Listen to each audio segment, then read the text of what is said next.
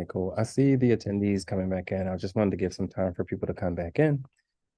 And looks like our settings are doing what they're supposed to do now.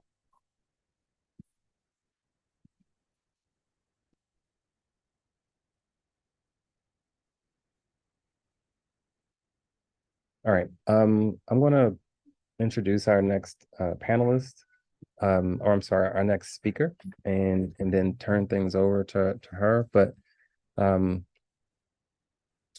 it's both an honor and a privilege to introduce our distinguished speaker for today's session, Dr. Demetrius, or D. Jordan.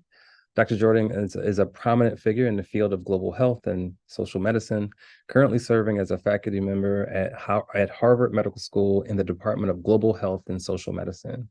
Her academic journey is nothing short of remarkable, holding a Master's of Public Health and Global Health from Harvard School of Public Health and achieving a dual PhD in Health Geography and Environmental Science and Policy from Michigan State University. Now, what sets Dr. Jordan apart is her groundbreaking achievements, marking her as the first graduate from the Department of Geography, Environment, and Spatial Science at MSU to receive a dual PhD, and the first graduate from the university to hold this unique combination. Her commitment to academic excellence is further underscored by her graduate certificates in global infectious diseases and geographic information systems. Dr. Jordan's research is at the forefront of addressing critical issues in public health. She specializes in investigating the spatial ecological determinants of disease risk, particularly focusing on emerging infectious diseases, vector-borne parasitic illnesses, and neglected tropical diseases prevalent in sub-Saharan Africa. Her work extends to broader concerns of health equity, social justice, and environmental justice, reflecting a holistic and interdisciplinary approach to healthcare challenges. In recognition of her outstanding contributions, Dr. Jordan holds a council membership at the American Geographical Societies, where I'm fortunate to share space with her as a fellow council member. Her accolades includes prestigious awards such as the Dean's Postdoctoral Research Fellowship at Harvard Medical School, a Burroughs Wellcome Fund Postdoctoral Diversity Enrichment Program Fellowship, and an NIH Loan Repayment Program Award for Health Disparities Research from the National Institute of Allergy and Infectious Disease. Beyond her academic pursuits, Dr. Jordan is a trailblazer in fostering diversity in academic landscapes. She's the founder of the Advancing Geography Through Diversity program at MSU. This program is a cohort-based initiative aimed at addressing the persistent underrepresentation of African Americans, Latinx Americans, and Native Americans in U.S. geography doctoral programs. This program not only identifies these gaps, but actively works to provide fully funded graduate education opportunities, creating a pathway for underrepresented individuals to thrive in the field of geography. And yesterday at our in-person experience, we talked about this difference between a trodden path and a paved path for success, and that's a paved path. So today we're honored to have Dr. Demetrius D. Jordan share her insights and experiences with us. Her journey and dedication serve as an inspiration to all of us engaged in the pursuit of knowledge. And we eagerly anticipate the wisdom she will impart during this session. Please join me in welcoming Dr. D. Jordan. And as I exit the stage, it's all yours, D. Thank you so much, my friend. When Clinton calls, you answer no matter where you are in the world, which happened to be our case. So you answer and you make things happen. So hello to the audience. I really wish that I could have been there with you in person, but I was traveling back from my research sites in Botswana and South Africa, and it just wouldn't permit me to get to Howard University's campus, the Capitol campus. And I'm grateful for you all attending today and supporting this work and being active community members in North Star's mission to change the demographic landscape of who and what can be geographers who can learn, study, and practice geography, who uses GIS, and who this technology should be used by and for, and how we use those technologies to elevate and create equity. So again, Clinton, for your visionary leadership, I thank you, my friend. I'm excited to be with you all this morning to talk about the impact of environmental racism on the health of people in underserved communities, and even more so excited to do it for North Star GIS Homecoming. While we often hear and read about racial discrimination, employment bias, discriminatory housing practices, and the other obvious ills of systemic oppression, there is inadequate coverage of an equally destructive form of discrimination, and that's environmental racism. The pollution of soil, air, and water are all environmental injustices that often shorten the life expectancy of residents in mostly minority and underserved communities in the US. As a health geographer and a spatial epidemiologist, I am interested in place-based health outcomes. Therefore, I start most research inquiries with 3 questions: the what, where, and when. This allows me to spatially conceptualize exposure risk, to determine if a health trend exists throughout space at different scales or over time, if the phenomenon is a single instance happening acutely, or if it's cyclical, occurring in these ebbs and flows, and if the phenomenon persists historically, meaning there has been a sustained presence of the same phenomena over history. To frame my talk today, I'm going to read an excerpt from Reverend Dr. Martin Luther King Jr.'s The American Dream speech. It's a fascinating speech for those who are interested in history and justice. I encourage you to read and or listen to it. Here, Dr. King is challenging the status quo's notion on sociological and cultural grounds that racial inferiority is the reason for the ills that befall communities of color. I'll start the quote now. Quote, "Well, the only answer that we can give is that if there are lagging standards in the Negro community, they lag because of segregation and discrimination. We must say to them that poverty, ignorance, and disease breed crime, whatever the racial group may be. These things are environmental and not racial. And it is a torturous logic to use the tragic results of segregation as an argument for the continuation of it." End quote. While Dr. King's perspective is well placed in the 1961 context of which it was stated, I argue that the consequence of segregation and the deficiencies thereof are in fact artifacts of space as a determinant of health, and endeavor to illustrate that through my presentation today from this lens of environmental racism. So let's get into some of the case studies. Unbreathable was a study of air quality and cancer risk among fence line communities along the Houston shipping channel. This project would in fact become the basis of my master's thesis. Environmental factors within communities play a significant role on the health and well-being of residents.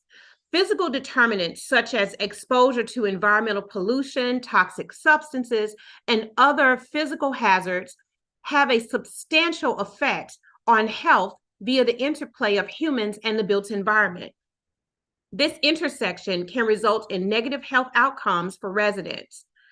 Health inequities among minority and underserved communities are amplified by the onset of location, policies and practices such as locally unwanted land uses, underpinned by environmental racism.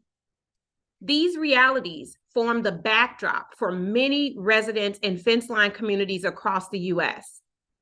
A fence line community is a neighborhood that is immediately adjacent to a company and is directly affected by the noise, odors, chemical emissions, traffic, parking, and the operations of that industry or company.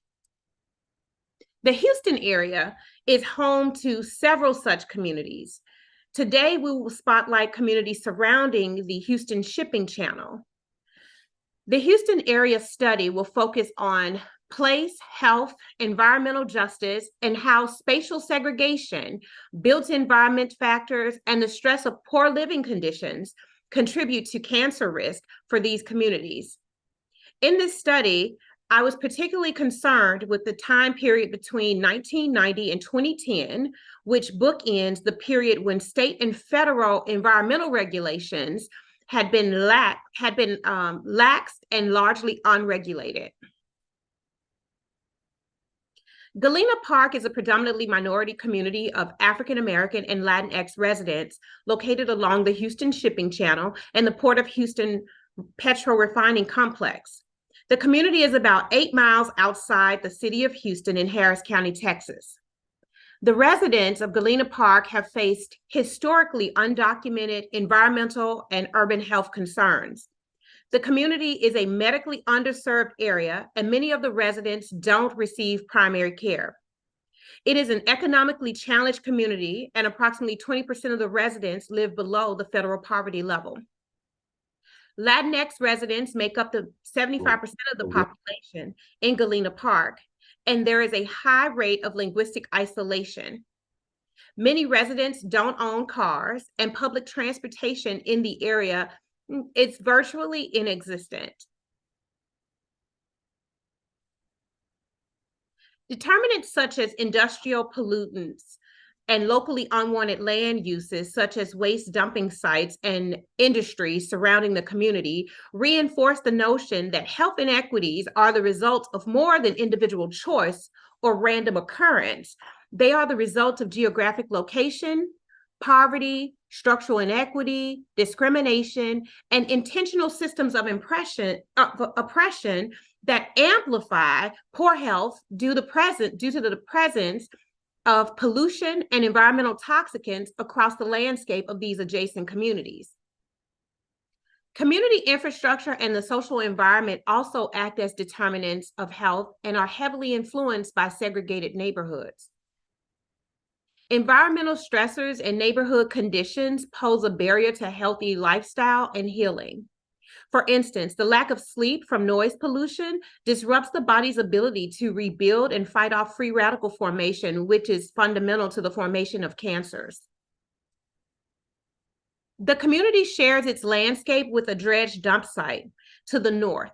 Petroleum refineries, chemical manufacturers, grain plants, and the shipping channel flank the south and the east of the community.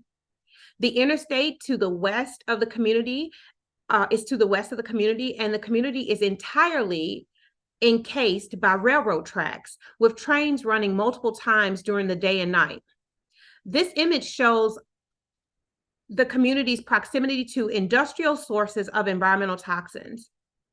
Of particular concern to the residents of Galena Park is the presence of benzene, which is a group 1A known human carcinogen.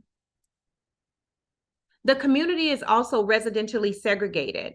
The image reveals the residential settlement pattern, some of which is inherited from past housing segregation policies. The rest is now by choice.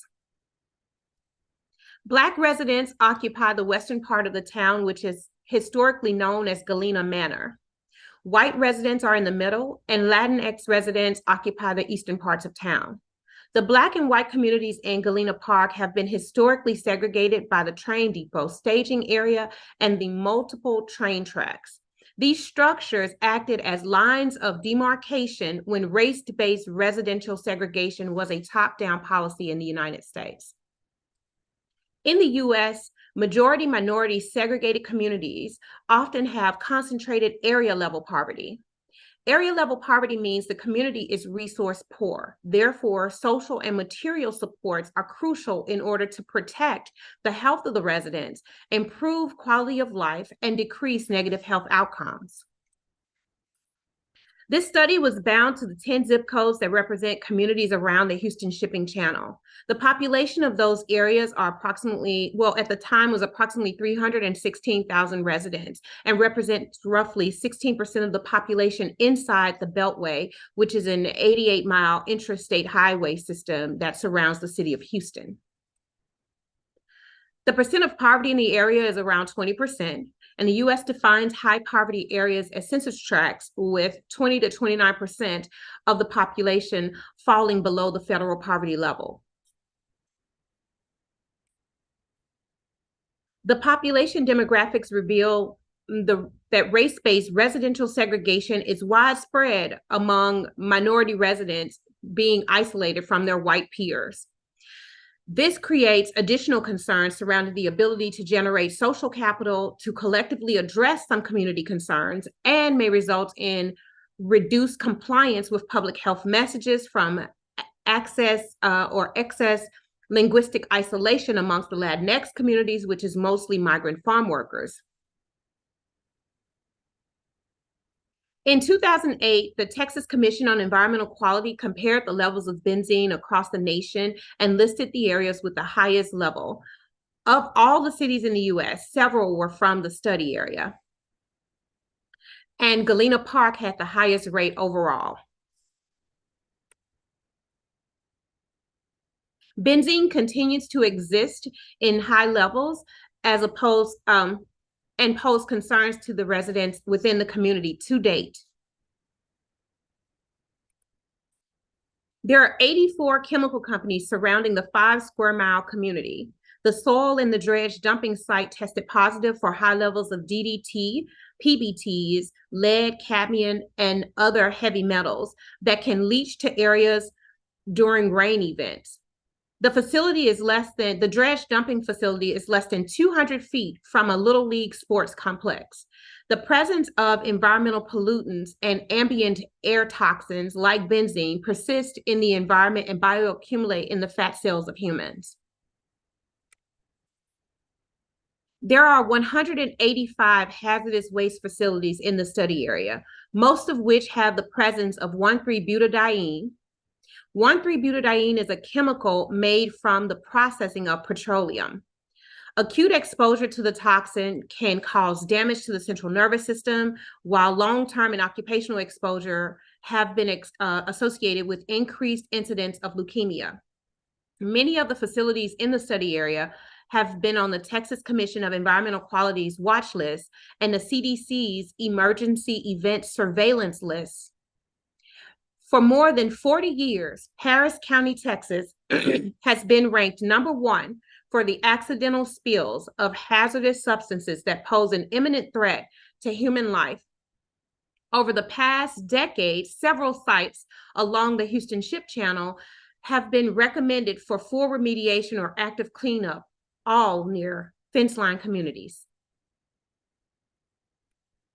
For the sake of time, we'll look at outcome snapshots at the end of the observation period for this study.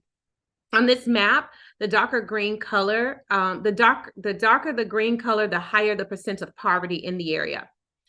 When we look at premature mortality against the poverty variable, the burden of premature death is greatest amongst those tracts with the highest levels of poverty. Similarly, when we look at benzene exposure, which is represented in purple, the premature deaths are spatially aligned with the exposure to the toxin and the chemical manufacturers within the study area.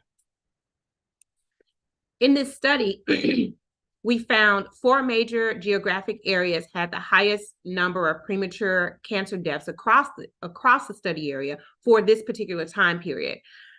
They contained about 36% of all premature cancer-related mortality inside the Beltway of Houston. They were all in medically underserved areas.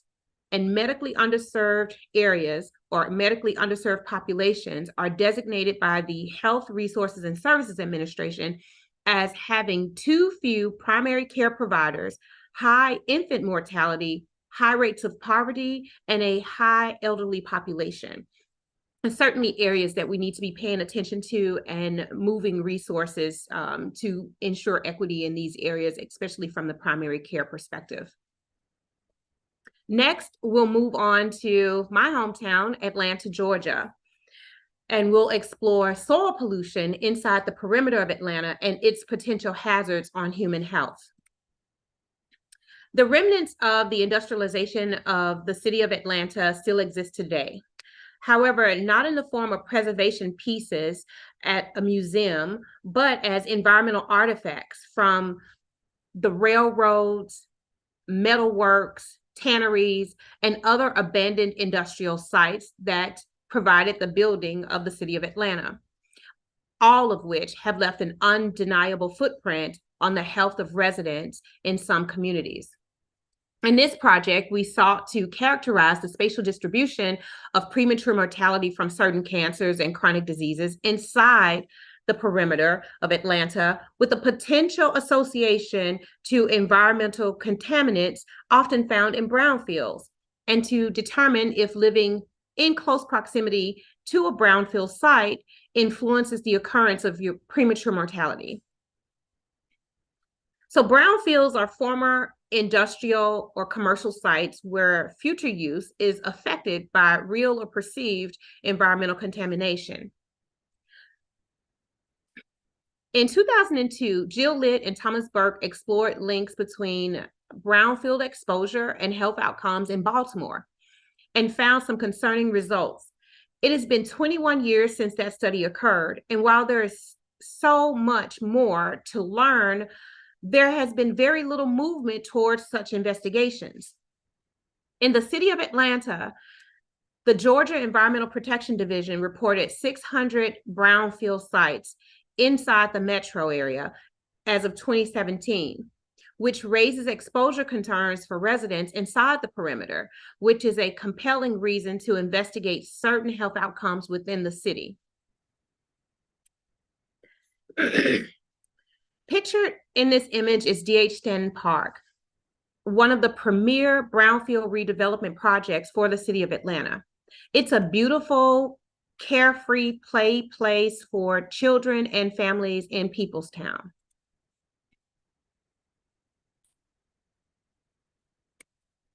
D.H. Stanton Park is located inside the perimeter of Atlanta and was formerly a large urban landfill.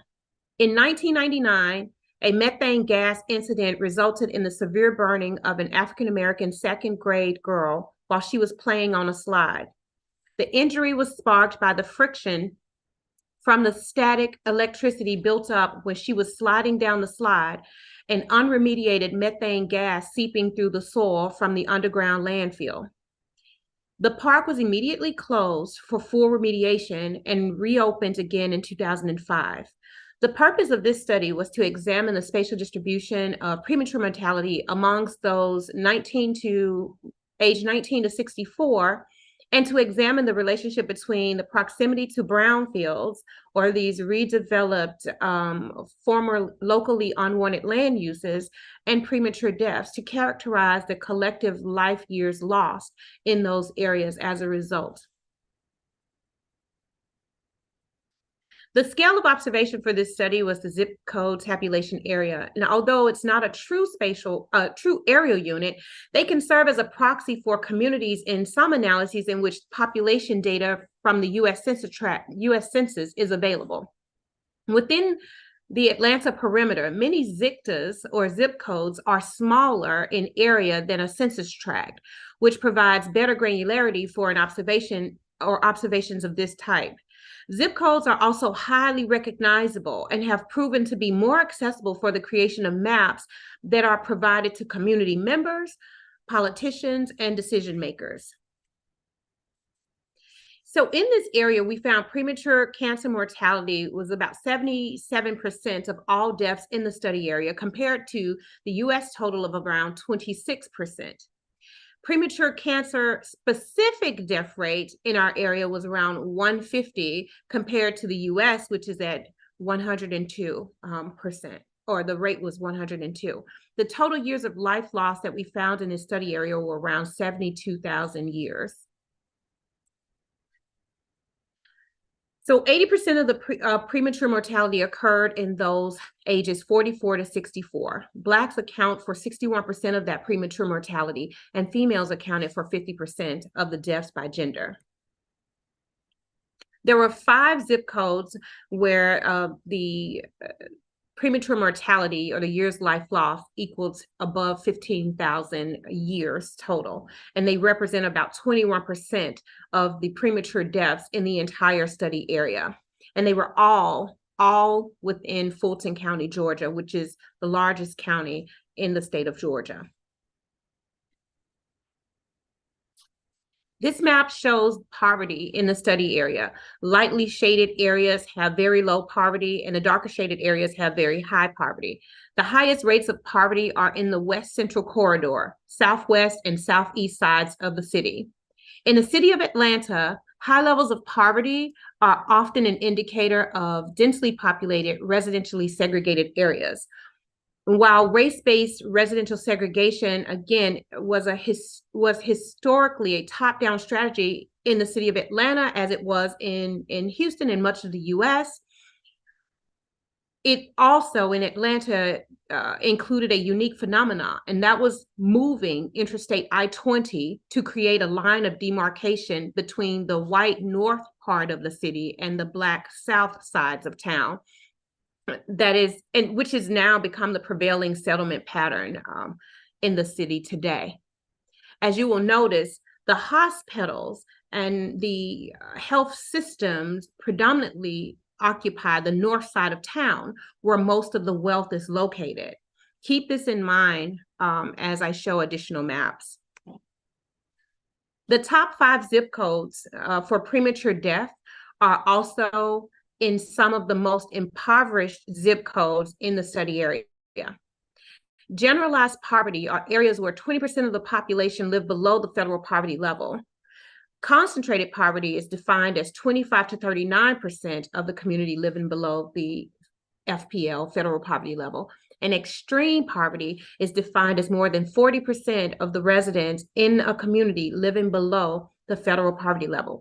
There are the top 3 within these 5 zip codes for premature death are in concentrated or extreme poverty zip codes. The Black death density map shows the areas with the highest concentration of premature mortality among African Americans. They are concentrated in the west, southwest, and southeast parts of the city. Remember, the location of the hospitals was on the north side of town. However, the burden of premature mortality is pervasive on the south side of town. So I call this a spatial mismatch because the health needs and the access to care and material support outlets are not in alignment in space with where health needs are the greatest. This spatial mismatch perpetuates and reinforces health desperate conditions for people of color and poor people who reside on this part of town. The years of potential life loss map shows the areas with the highest number of years lost for the study area. So YPLL will be greatest in areas where premature mortality is furthest away from age 65, meaning deaths were among younger people as indicated by the areas in red. This map also reveals the pattern of premature mortality follows the pattern of poverty, which trails the pattern of residential segregation, which, as I've previously stated, is a determinant of health disparities. See, these things do not occur in a vacuum. They are the cumulative result of systemic and institutional processes contained within, constrained by, and underpinned by one's geographic location. So I pose this question to the audience today. Is this justice, or is it just happening to some of us? In the words of Dr. Ruha Benjamin, the author of Viral Justice, how we grow the world we want. Remember to imagine and craft the worlds you cannot live without, just as you dismantle the ones you cannot live within. And we must choose justice. Thank you.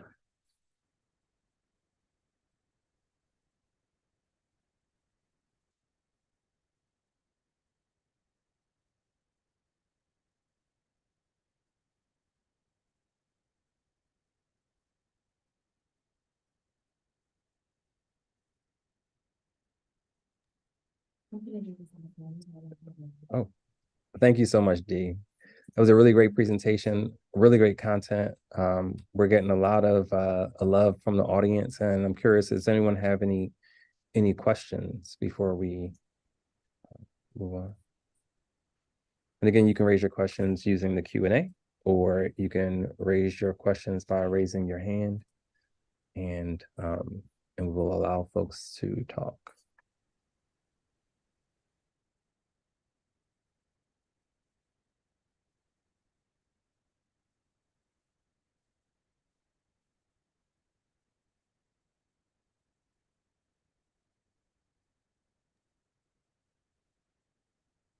Dee, I'm just going to ask you a random question.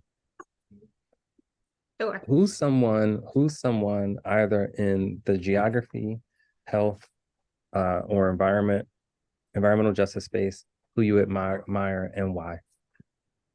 Oh my goodness. Well, so I mean, immediately two people come to mind because they form the basis of the scholarship that I do in environment and social justice, and they would be um, Dr. Joe Darden, who focuses on residential segregation and its impacts to the human condition, specifically in Black communities, and Dr. Robert Bullard, who I cite his book Dumping in Dixie. In fact, before Silent Springs, I read Dumping in Dixie, and he's the father of environmental justice. In fact, the first person to sue the United States for the eels, to sue and successfully win a suit on the United States for the eels created by environmental injustice.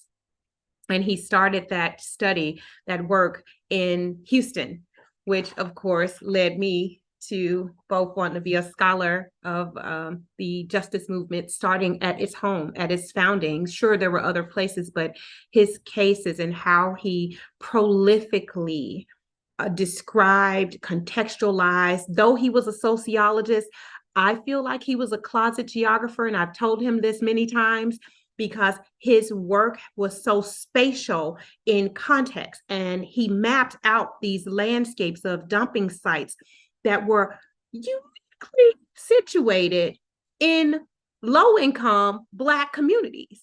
And so I say uniquely to be PC, but they were quite intentional in their placement. They were sited there after the communities already existed. So those would be my heroes most assuredly for environmental and social justice. Thank you for sharing that, Dr. D. And thank you for such great content. Where our audience is here for that kind of content. These are the things that we're interested in.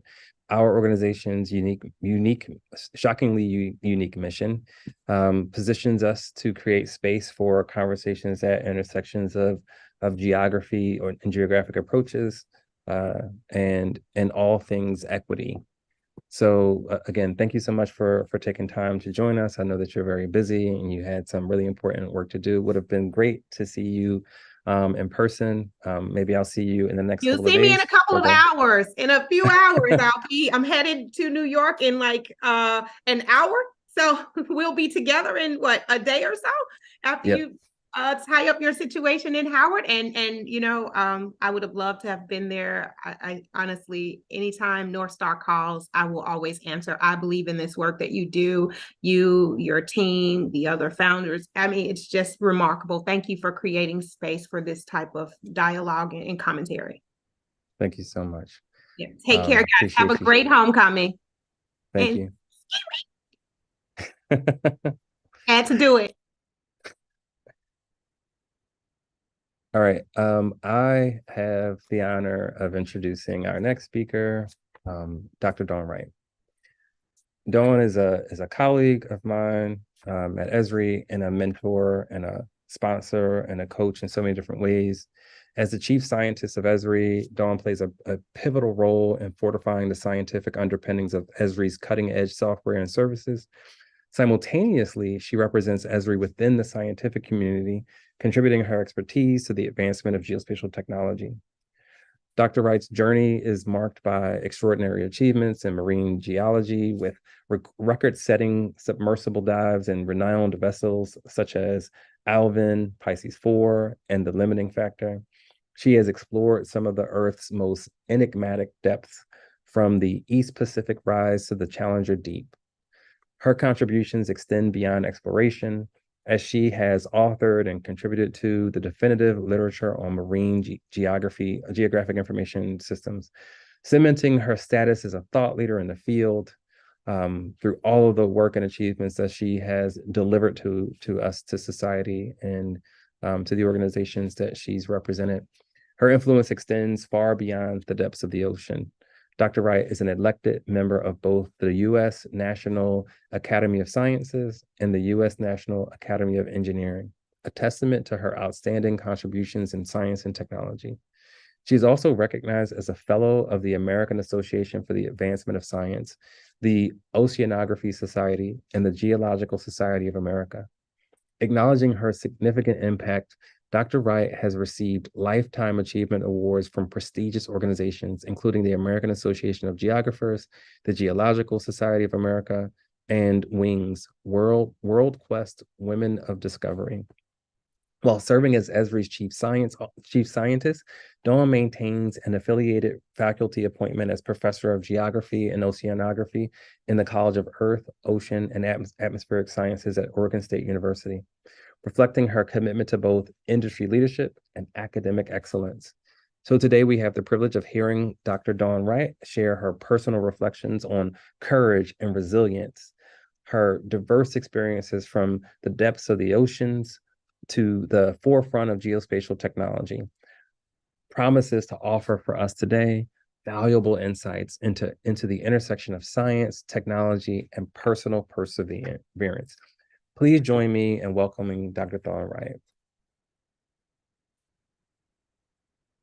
Well, my goodness.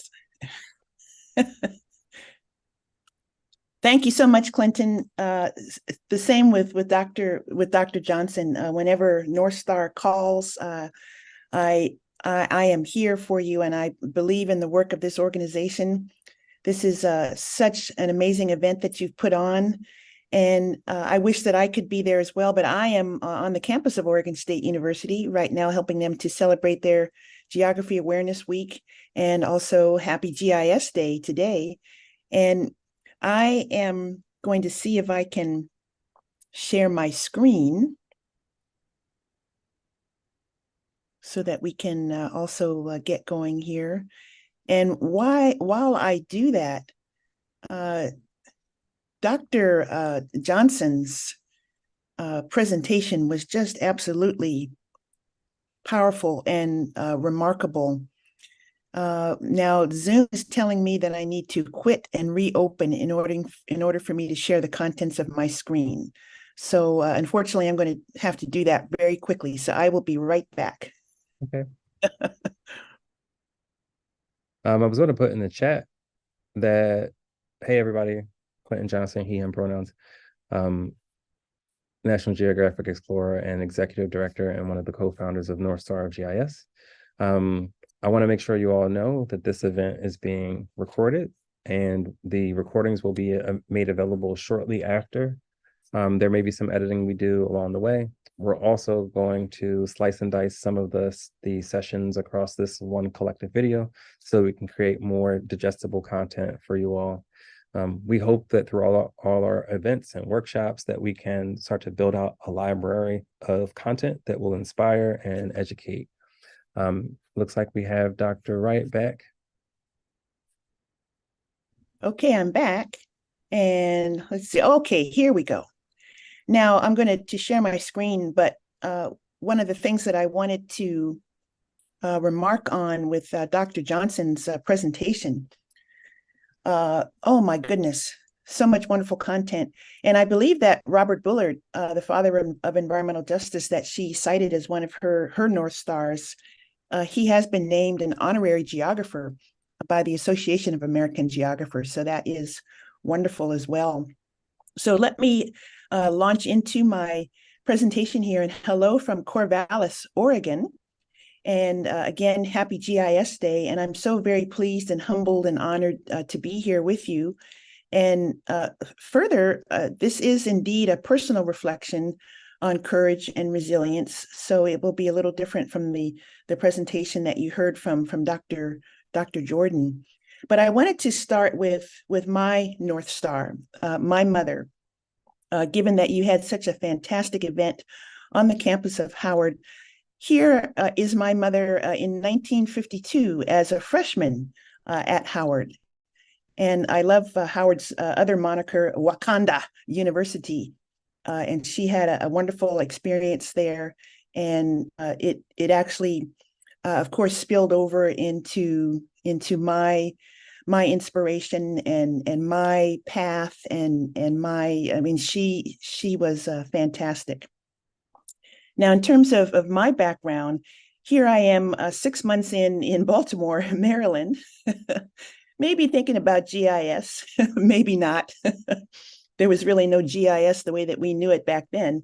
But my mother went on to raise me in the Hawaiian Islands. And as a child growing up on Maui, I was fascinated with maps, but there was no GIS back then. I was more focused on becoming an oceanographer and making the 1980 Olympic team in the long jump. But as a Hawaiian kid, I basically went through my childhood in bare feet. And when my coach told me how much faster I could run and jump in shoes, I resisted. I mean, I really resisted. And this is perhaps not unlike our Esri users who are still wedded to the standalone desktop instead of leveraging the modern, more powerful web GIS pattern. But I digress. But it is GIS Day, so I had to bring that in. The only maps that I knew of, and this is in the early 60s, mind you, were the book Treasure Island with its treasure map, or the pages of the National Geographic. And I loved Dr. Grayson's presentation earlier this morning. National Geographic is another North Star, and it's so fantastic that we at Esri are partnered with them on MapMaker, but also in so many other areas. And with Clinton as a National Geographic Explorer, we could not be prouder of Clinton with that designation and that path that he is forging. Now, GIS was nowhere to be found in my educational experience until I landed at UCSB for my PhD. So the deep, dark secret of Esri's chief scientist is that she had never heard of GIS until she got to her doctoral program. But give me a little consideration here, because this is back in the old days. This picture is from 1990, and things have changed so much since then, as we know. And I landed at UCSB for my PhD in 1990. And the rest was a wonderful path toward GIS and certainly toward geography. But before getting to that PhD level and before really becoming a geographer, there were quite a few adventures along the way. And I wanted to take some time to share a brief story, because especially given that this is a day that celebrates GIS professionals, and we've all had our ups and downs, our paths, but also the obstacles, especially as Black people. I wanted to share the story about courage and resilience in the face of a major obstacle that I faced in about a time when I failed, or I felt that I didn't want to even continue with my work, and what I was able to do to move beyond that situation. So I had a difficult time with my thesis research for my master's degree, and this was at Texas A&M. I was working with some data that was really hard to collect and further to understand. It was ocean floor data, marine geophysical data. And despite having a major professor, he was really too busy to guide me or to offer any real assistance. This was his first academic job as a young assistant professor himself. So I basically had to teach myself what I needed to do, but with the help of two senior doctoral students. They were in a different department even. And further, I had another professor telling me that what I was trying to do was too hard and that any further or similar studies in another part of the world, it would be impossible because it would be too hard to obtain the data. But despite all of this, I managed to finish my thesis and to defend it. But having done that, I was told by my major professor that although I had done a good job of putting together this study and defending it all by myself, that I had barely passed. And he further told me that I should give up on oceanography and that instead I should go to business school or to law school. The rest, as they say, is history, as my first professional post immediately after getting that master's degree was as a seagoing ocean technician. And I was out at sea for 6 months out of the year for 3 years. And I was assisting with and learning about all kinds of oceanographic science. And you'll see a little bit about this in the next slide. But further, that helped me to get into a great PhD program at UCSB. And it allowed me to do not only oceanography, but to merge that with geography, perhaps similar to Dr. Johnson's merging of fields to become the great scholar that she is today. The other part of this is important, and I think it's important for all of us who are in the GIS industry, in GIS academia.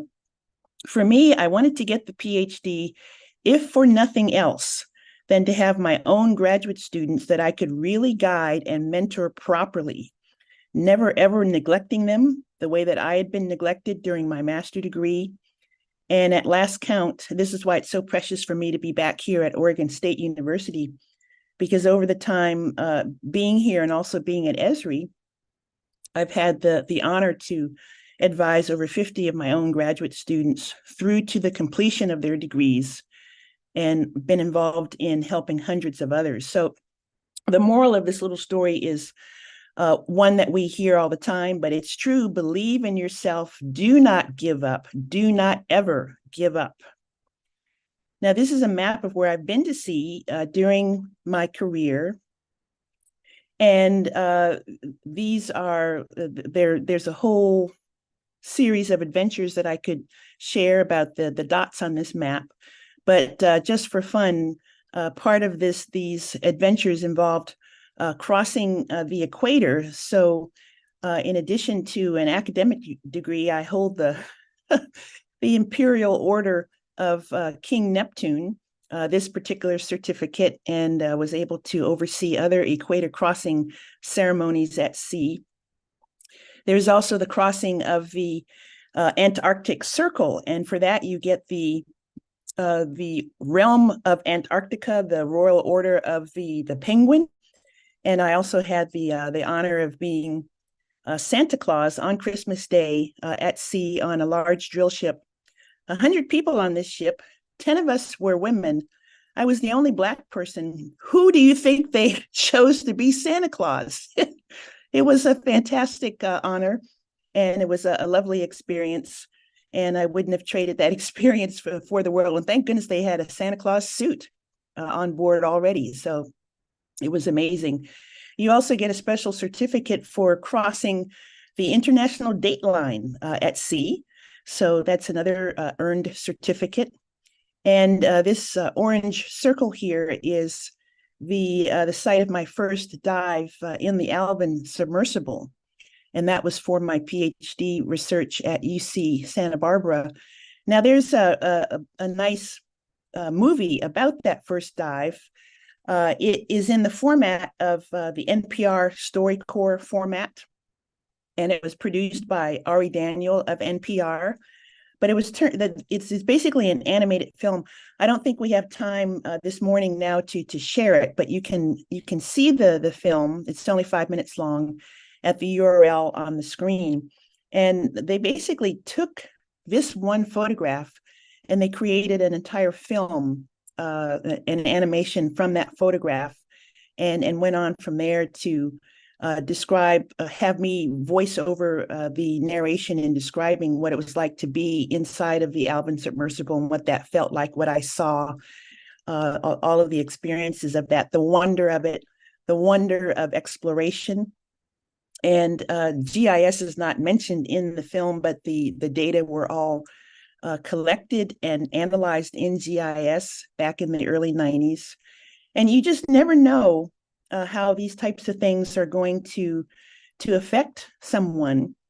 There is an 8th grader in Florida who's one of my pen pals on Twitter, but we have never met. But this little girl saw the film. I believe she saw it on YouTube, and she was so inspired by the film that she took this one scene and she made this portrait for me, and this out of Lego bricks. It's a completely, it's a Lego portrait. It's one of the most precious things in my house. There's a little Lego brick separator there in the lower right for scale. So that's another thing about GIS Day is inspiring and affecting our young people and helping them to follow in our footsteps or to follow their own path. And this little girl is an ocean warrior. She is all about ocean conservation. I believe that she will grow up to be a National Geographic explorer one day. Hopefully she will grow up to be a fantastic person in all respects, knowing and using GIS also. There's also the location here, which shows the dive to Challenger Deep.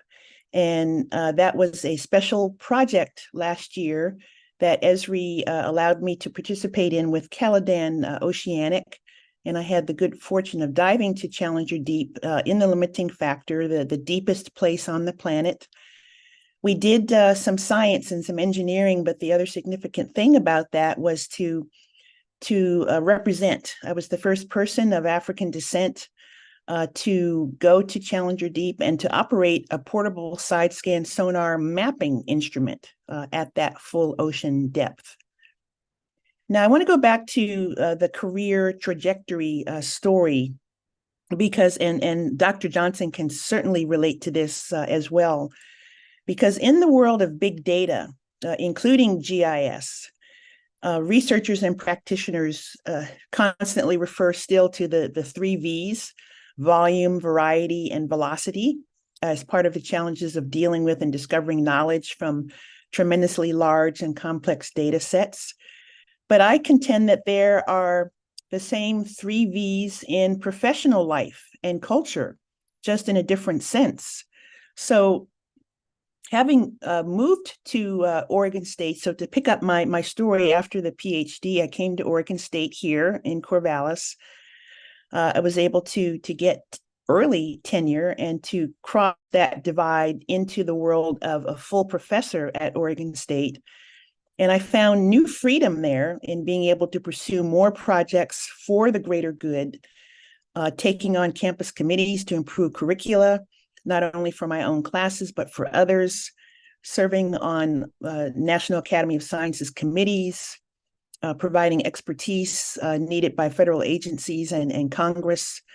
This is the type of work that has spilled over into my role at Esri, which is such a precious role to have on behalf of the company, but also on behalf of all of us, I think. And this involves thinking about ways to help communities and charities with my slightly larger paycheck. And yes, more and more of communicating science to policymakers and the media and the public. But I wondered, could I go even further? Along with my new freedom, I came up against the reality that, at least on my campus, that to whom much is given, much is required. So the question is always, what are you doing along those lines? What are your new publications in the highest impact journals? What about that 6-figure grant that you were in the running for? You need to take on and fund more graduate students to keep our graduate program viable. Can you speak for the college at this reception for our donors? Can you create more courses for this degree program? This is the lot of the GIS professor. I know many of you are out there going through this. Can you do this both in the classroom? Can you do it online as well for distance ed?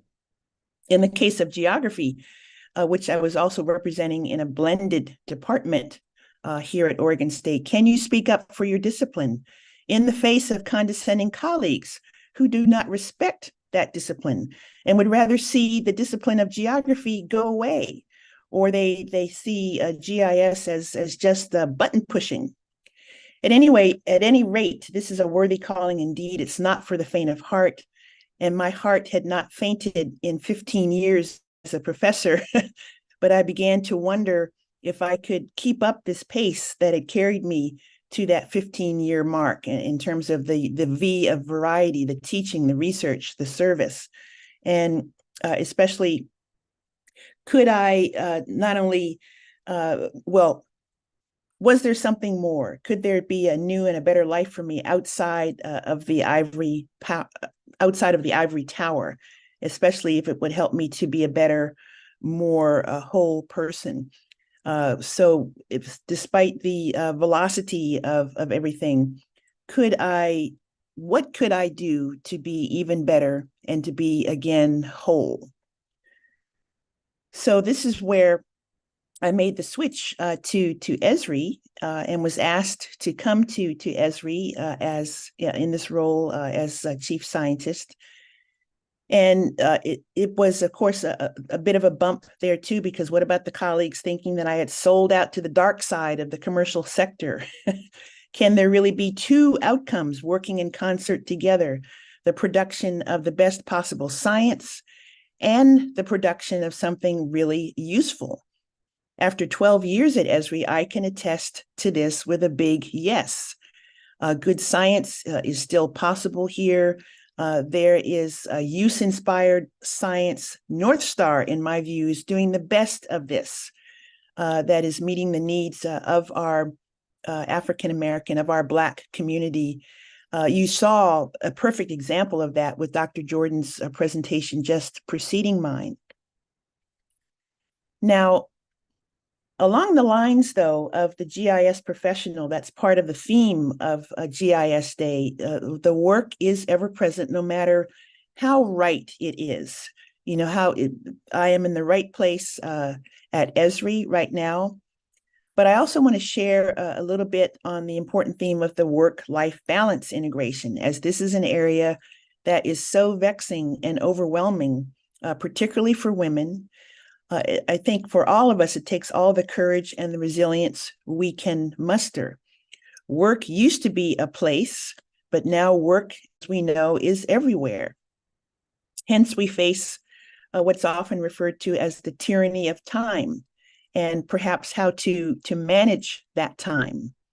And in dealing with this tyranny, especially Black people in this age of both continuing racism, ignorance, and also awakening, where the majority culture looks to us to constantly explain, constantly represent, is it a matter of just saying no sometimes? Well, as usual in life, we have to strike our own balance because I don't think any of us want to end up like this. This is a film that affected me quite a bit, Miss Sloan, where she says career suicide is not so bad when you consider the alternative is suicide by career. We don't want to end up like this, but I do confess to have coming close to that. It's been a real struggle, especially again with the calling, the expectation, the needs at Esri and the GIS community to represent. But I wanted to share just a little tidbit here in terms of this whole area. I have found that it's also really important to manage one's energy. There are only 24 hours in the day. There are only 7 days in the week. But if you do have control, more control over the energy that you feel, the ups and the downs, the ebbs and the flows, and if there's a way to tie the things that you need to do to the upflows in your energy, that has been revolutionary for me. And there's more about this in the blog post that is the URL that's at the bottom of this slide. So if you take a screen snapshot of that, or if you'd like, I can send this whole slide deck to the community so that you get some of these resources if you're not able to catch them quickly enough. I wanted to say a little bit also about Shonda Rhimes. on the now, one of the things about Shonda Rhimes, if you're not familiar with her, she's the creator of Grey's Anatomy, Scandal. She's the executive producer of that other series, How to Get Away with Murder. But she is described in her memoir of the Year of Yes, how she resolved to do the opposite. She resolved to say yes to everything that scared her. And she did this to build up her confidence. So for a prominent person like Shonda Rhimes, giving any interview, making any kind of public appearance, let alone speaking in front of large groups, these were things, perhaps they are still things that scare her to death. But the very act of doing these things took away her fear of public speaking and of acting, and she was able to say yes to her daughter's offer to play with her every single time. These are small but important things. And I think that you'll find her TED Talk to be really illuminating. I think this applies to us in the GIS world as GIS professionals as well. And through all of my own adventures and all the times that I got up the courage to say yes, including going to Challenger Deep, I've learned to keep my heroes close in terms of people that I've admired, people that I do admire. I've kept my mother close for my entire life. As I was growing up as a young scientist, there were no other Black women oceanographers that I knew of that I could look up to, but I chose Mae Jemison, the first Black woman to go into space. I think she's a chemist and a chemical engineer by training, but that was also a North Star for me, as well as Marie Tharp, who is one of the pioneers of mapping the ocean floor.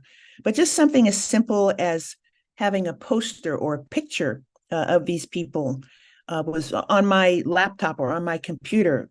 Continue to keep your heroes or your sheroes close in whatever creative ways that you enjoy. Keep putting up the posters in your workspaces. Keep following them on social media. Read their biographies.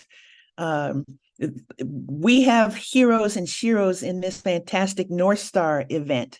And I have taken a screenshot of all of the speaker pictures, and I have that now as a file that I'm going to continue to look at. All of my colleagues, all of my heroes from this great event that you all have put together. And I nearly lost my mind when the film Hidden Figures came out. Finally, the story of engineer Mary Jackson, mathematician Katherine Johnson, and mathematician Dorothy Vaughan, who reinvented herself into a computer scientist. This is, if you have not seen this movie, I hope that you will put it on your list. It's about the role that women of color played in the success of the NASA Mercury mission in the early 1960s, especially John Glenn's orbit around the Earth in 1962. And there is this awesome poster, which of course for me as a Lego fan, just this is in my workspace. The Hidden Figures as minifigures. So it's not who you are that holds you back. It's who you think you are not. And I think all of these stories attest to the fact that we have continued to hold ourselves back sometimes by thinking that we cannot ascribe or we cannot aspire to some of these roles, some of these lofty places, even in terms of our own companies or our own universities. We are not seeing ourselves in these bigger roles. And events such as this, organizations such as North Star, help us to, in fact, see that. And it's very, very, very important. One of the things that has been a blessing for me, having come back from Challenger Deep, is to help in our own Black community. This is something that is open to you. You don't necessarily have to go to the bottom of the ocean, at the deepest place in the ocean, but being in these new spaces and places There are those of us out here who are doing this. I was pretty shocked when, after my segment on CBS News, Gayle King made a quip about, well, this is great that this one woman did this, but in general, Black women don't get their hair wet. So good on you, sister. But, this is something that is really strange, really weird. Missed opportunity. No, no, no. There are women out here we're getting our hair wet. We are starting our own companies. We are leading GIS projects. We are leading GIS companies. We are doing all of these things. Men, all of us are doing all of these things, and we are flipping the script. And we don't want to keep the old stereotypes going, even in our own communities. So I so appreciate this opportunity to share some of these deeply personal reflections, and I thank Clinton and Vero and Aisha and others for asking me to give this type of talk. And it was all about the courage to escape academia, to go to the private sector, the courage to reinvent and to fortify resilience in terms of managing energy as well as time. And I hope that these reflections have been helpful. And I also hope that I've not gone too much over time. Okay, I think we're good. So thank you again.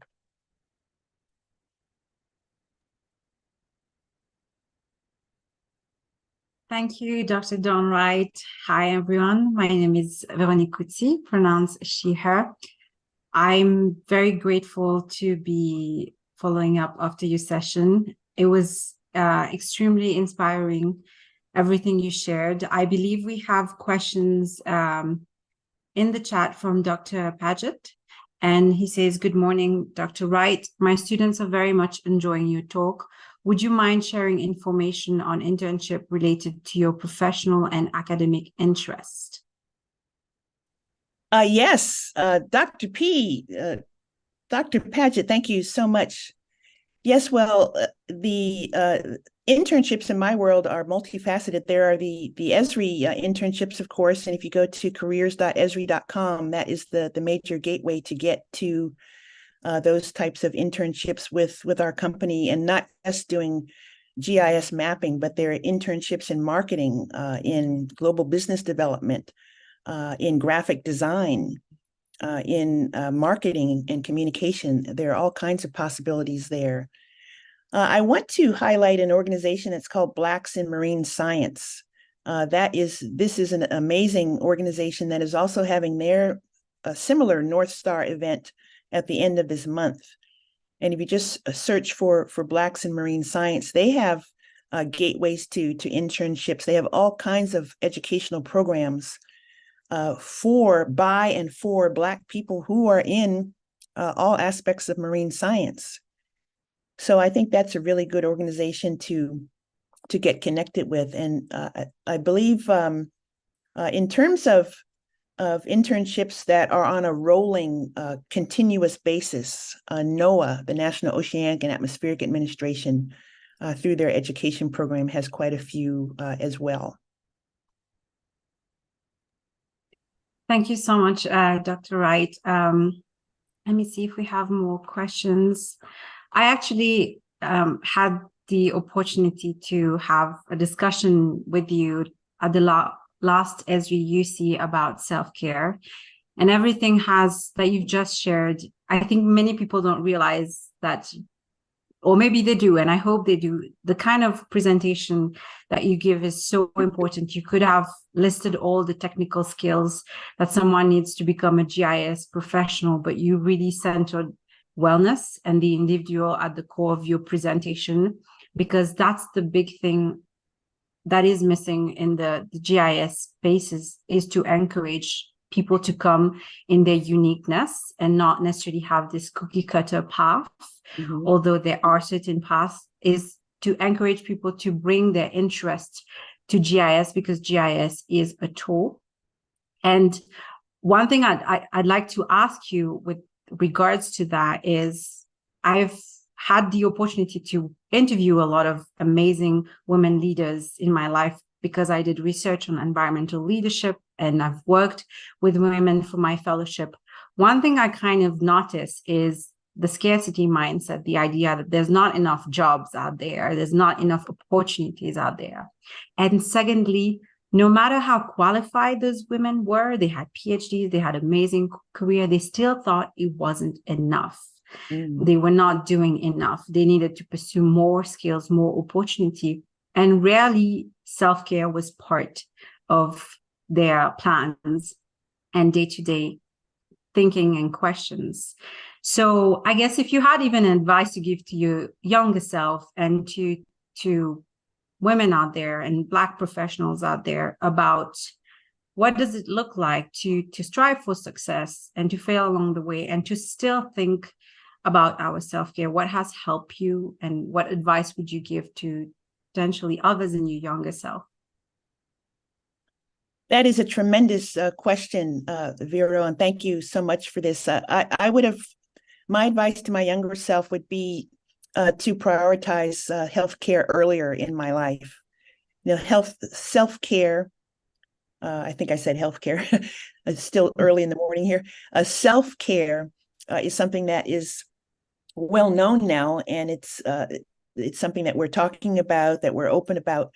But as I was coming along in the 1980s and the 1990s, you never heard about that. And even the simple idea of getting enough sleep. Sleep is absolutely key.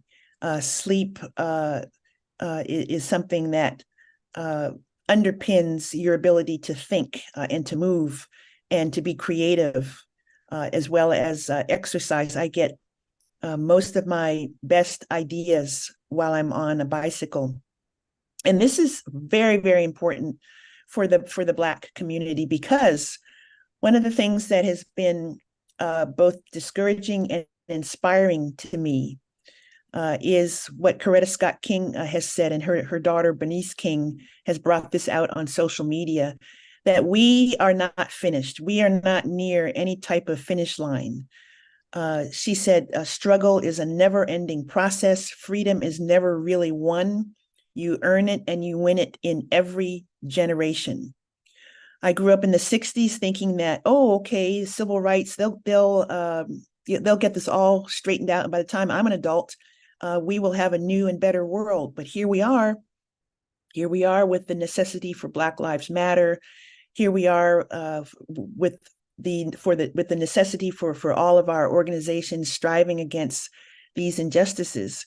So we have to understand that strategic, love-centered engagement and self-care in this multi-generational struggle requires us to keep our wellness at peak level so that we can continue to strive and to fight these battles. Thank you so much. And let me verify that we don't have any other questions. No. And one thing I wanted to ask about this also, I know we have time and we're going to transition into the next session that I will be moderating.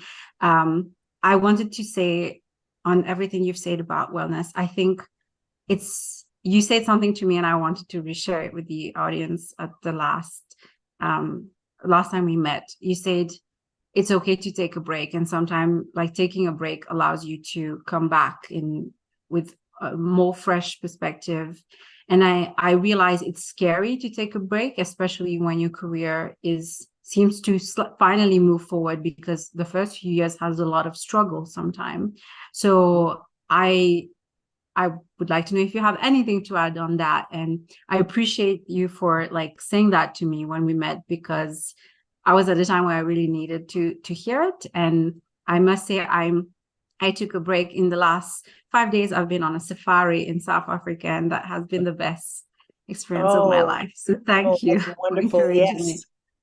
Yes. And I remember our conversation. Yeah. And I'm so happy to hear about that for you. Yes. I don't have anything to add to that. I think we must prioritize this. My dear mother, my North Star, used to say to me, you are not going to be worth anything to anyone unless you take a break, unless you take the time. You've got all these demands on you all of these needs, all of these problems to solve.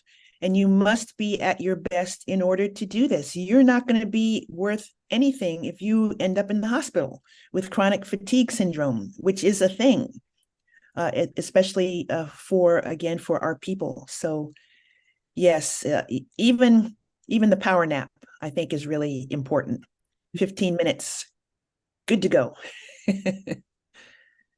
Well, thank you so much, Dr. Dawn Wright, for this wonderful keynote engagement with us. And I really appreciate your time.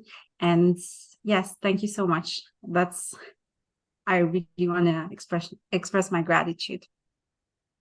Thank you so very much. And congratulations to all of you for this wonderful, wonderful event. And I will continue to follow along. Thank you for the virtual option, for sure. Wonderful. So I've already introduced myself earlier. My name is Véronique Couty. My pronouns are she, her. If you're joining us again for this next session, which is titled Geography in Africa, A Woman's Perspective. This session was very important to me because my two other panelists that are currently on the call, we actually live and come from different part of the world and different part of Africa.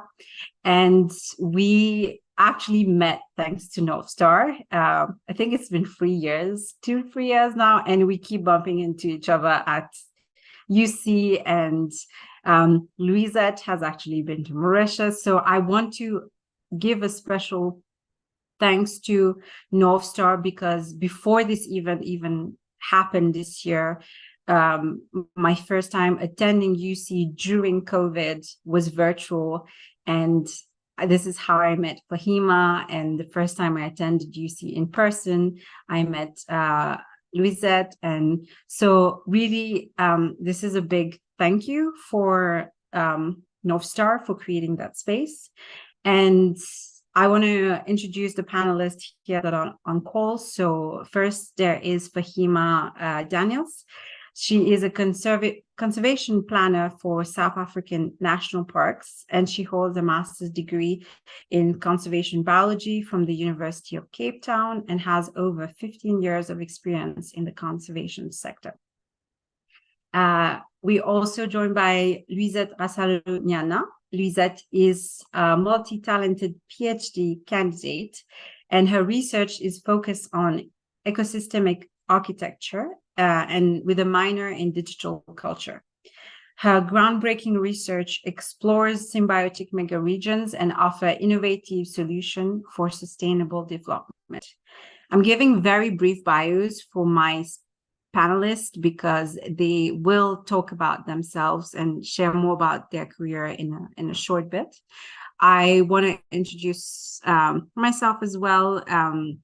I am the founder of Geospatial Equity Tech, a consulting company that offers GIS services and consulting services at the intersection of equity and GIS, especially focused on conservation and women leadership and leadership in Africa. As part of my consulting company, I also founded the AfriTech Fellowship, which is a program that has to this date empowered 20 women as digital transformation geospatial leaders in my community. It is a program that brings me a lot of pride, and I really enjoy uplifting and highlighting other women across Africa. Why is this session really important is because there's so many cliches about Africa. There's so many things you think you know about Africa. There's 54 African countries, and even within each one of them, there's so much uniqueness and differences that even if we wanted to represent everything on this session, we would fail. But what I wanted to showcase today is how your cliches about Africa are probably really wrong, but also how there is also so much talent and intelligence in Africa. There's so many incredible work that's happening, and it's not just like the poverty and the sufferings. Those are very real, but these incredible women and panelists here like will talk about their work and their hopes and their future and share their advice. So without waiting any longer, I will pass it to Fahima Daniels. And the question, which is for both our panelists, if you can like reintroduce yourself, tell us a little bit about your background and what sparked your interest in geography. Thanks, Vero. So yeah, so my background is really in conservation biology in general. So I've been in the biological field for a while, but my studies were very much biology related, and I never really did much GIS or geography, similar to what Dawn was sharing. It was only when I got to my honors and master's years where I had to do a bit of project work that I needed to use GIS as a tool to answer some of the questions that are quite critical for some of the species and ecosystems within South Africa. And the only way we could do some of those things was really to leverage GIS and the use of spatial information to do so. So I've come from a very strong biological background, but I use GIS like pretty much daily now to do my work and to be able to answer questions. Sorry, I'm still recovering from the flu still. But yeah, so I've been working at the South African National Biodiversity Institute for a while, really looking at how we can implement spatial plans across the landscape. And now I work very specifically within parks since I moved to South African National Parks. But we'll chat about that a bit more later. And I'm very happy because I have seen that logo a lot this weekend. Like, can you imagine? So it's been nice to actually like see the work of SANParks in action. And I must say the Kruger National Park, where I was, is incredibly beautiful. And even it made me realize how unready my brain was for the beauty that exists in South Africa. So thank you for sharing that. You're welcome. And Louisette, I'll pass it to you to also tell us about your background and what sparked your interest in geography. So my name is Louisette. I hope the sound is okay because here it's the monsoon, so we have a lot of rain. So okay, fine. So I was born in Madagascar, one of the major islands in the Indian Ocean. I have Austronesian origin from Africa, and I'm a pure product of that region of the world. And I more and more relate to that specifically as it represents a typical mindset of a melting pot region crossed by multiple culture and multiple origin. Since I left Madagascar at the age of 5, I felt myself like I was like a little son. I grew with the fear of getting lost. And I used to mark my pathway with little, let's say, pebbles like marks. You know, I was just like a promise to myself to not get lost. So I pay attention to changes in the landscape, making sure that I would remember some landmarks like rivers, like hills and mountains. Along the way, I've realized that I learned to read the world as a geographic material, and I was at the intersection of like between Earth and sky phenomena. And for me, it was a source of meaning. And I felt like I was among any living species. I'm an architect and urban planner, and surely that relationship with geography has shaped my professional abilities to bridge each step and the ability also to project. And to project, it's also the ability to see ahead. And I really come to realize that reality is something very material, and geography is all about that. It's about being down to earth and be able to trace pathway of possibility. I believe that my job is how it relates to geography, and we are looking for North Star. You know, we are looking to be able to trace the right path to reach where we want to reach. Yeah, so we need guiding light. We need star to live our life. Yeah. Thank you so much, Louisette. And I think, like, Marie, can you hear us? Yes, I can hear you. Wonderful. So Marie is our third panelist. She was experiencing some technical difficulty, but now she's here.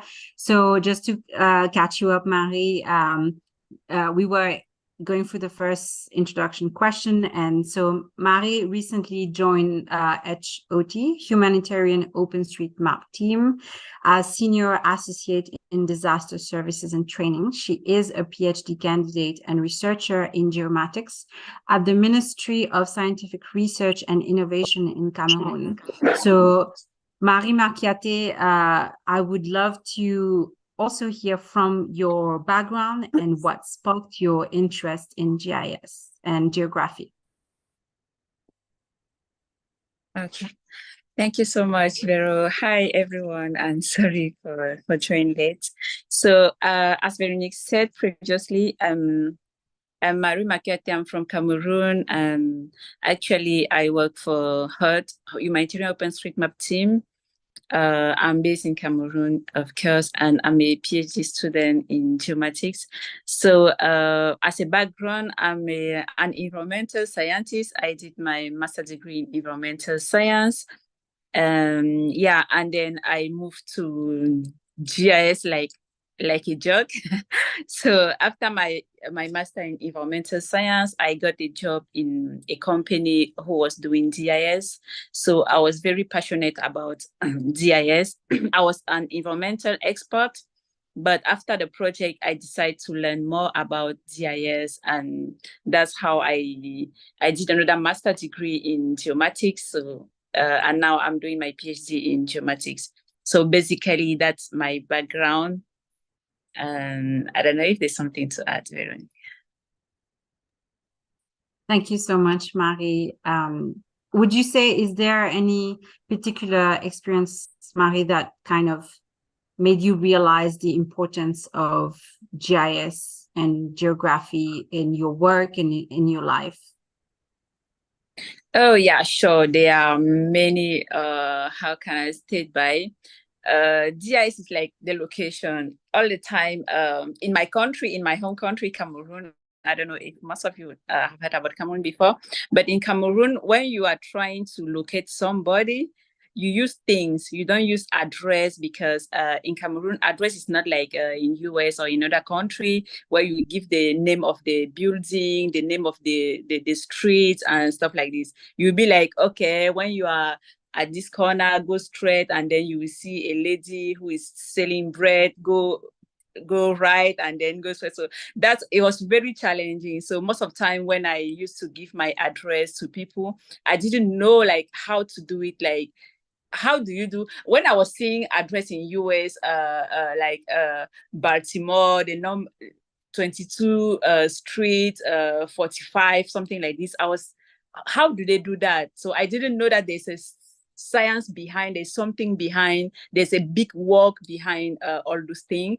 And I was really challenging. So I was like, okay, maybe we can try to do something like this for Cameroon. That's how I started contributing as a volunteer with OpenStreetMap community in Cameroon. So we used to map a lot in Cameroon in terms of building, in terms of streets. So actually now we have an application like Yango or Uber, who use some kind of address. It's not well structured now, but we are trying to give the address by the name of streets. And so that's the story I like to tell, because it's my story, it's a real story. And many African countries are facing this kind of challenge. We are facing the challenge of addresses. So, and I think that the way to solve this issue is to make GIS like, please, let's map, and then we have a great address in our country.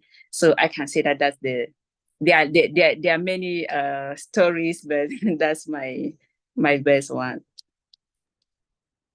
Thank you so much, Marie. And Mauritius as well, we don't have house number. And so people, when they try to send me stuff to Mauritius, they get really confused about why but the postman actually knows where the houses are based on family names and everything like that. So because it's such a small area, Mauritius, it's 50 miles, I think it's 2,000 like kilometers square. So it's very small. And the next question is actually for you, Louisette. You know, you have had the opportunity to work in different countries and to experience this career in geography, but just as a woman, as a professional, I know we've talked about this. How do you say being a woman, especially an African woman, like has influenced your journey and your contribution in this geography industry and in your career? Actually, Vero, I know that we exchange a lot about it, and prior to the venue, I really thought about that question. And I've just decided to refer to my latest experience in Africa. I'm now in Mombasa Island in Kenya, and I'm just from having a summer school with climate change especially. And I was very surprised, really, really surprised to realize that scientists nowadays are paying attention to what we call traditional technical knowledge, that is called tech, whereby scientists nowadays do not want anymore to suppress knowledge, that Western knowledge. So it's more like traditional way of knowing is being put at the same level. So this is a real change of attitude. So I wanted to reflect on that. And as a woman, I was very touched with this, what to say, how woman knowledge we are not given the right level of visibility to our mothers, to our sisters, and this new attitude is allowing that. So this is a really drastic change, and yeah, I was very surprised to see that.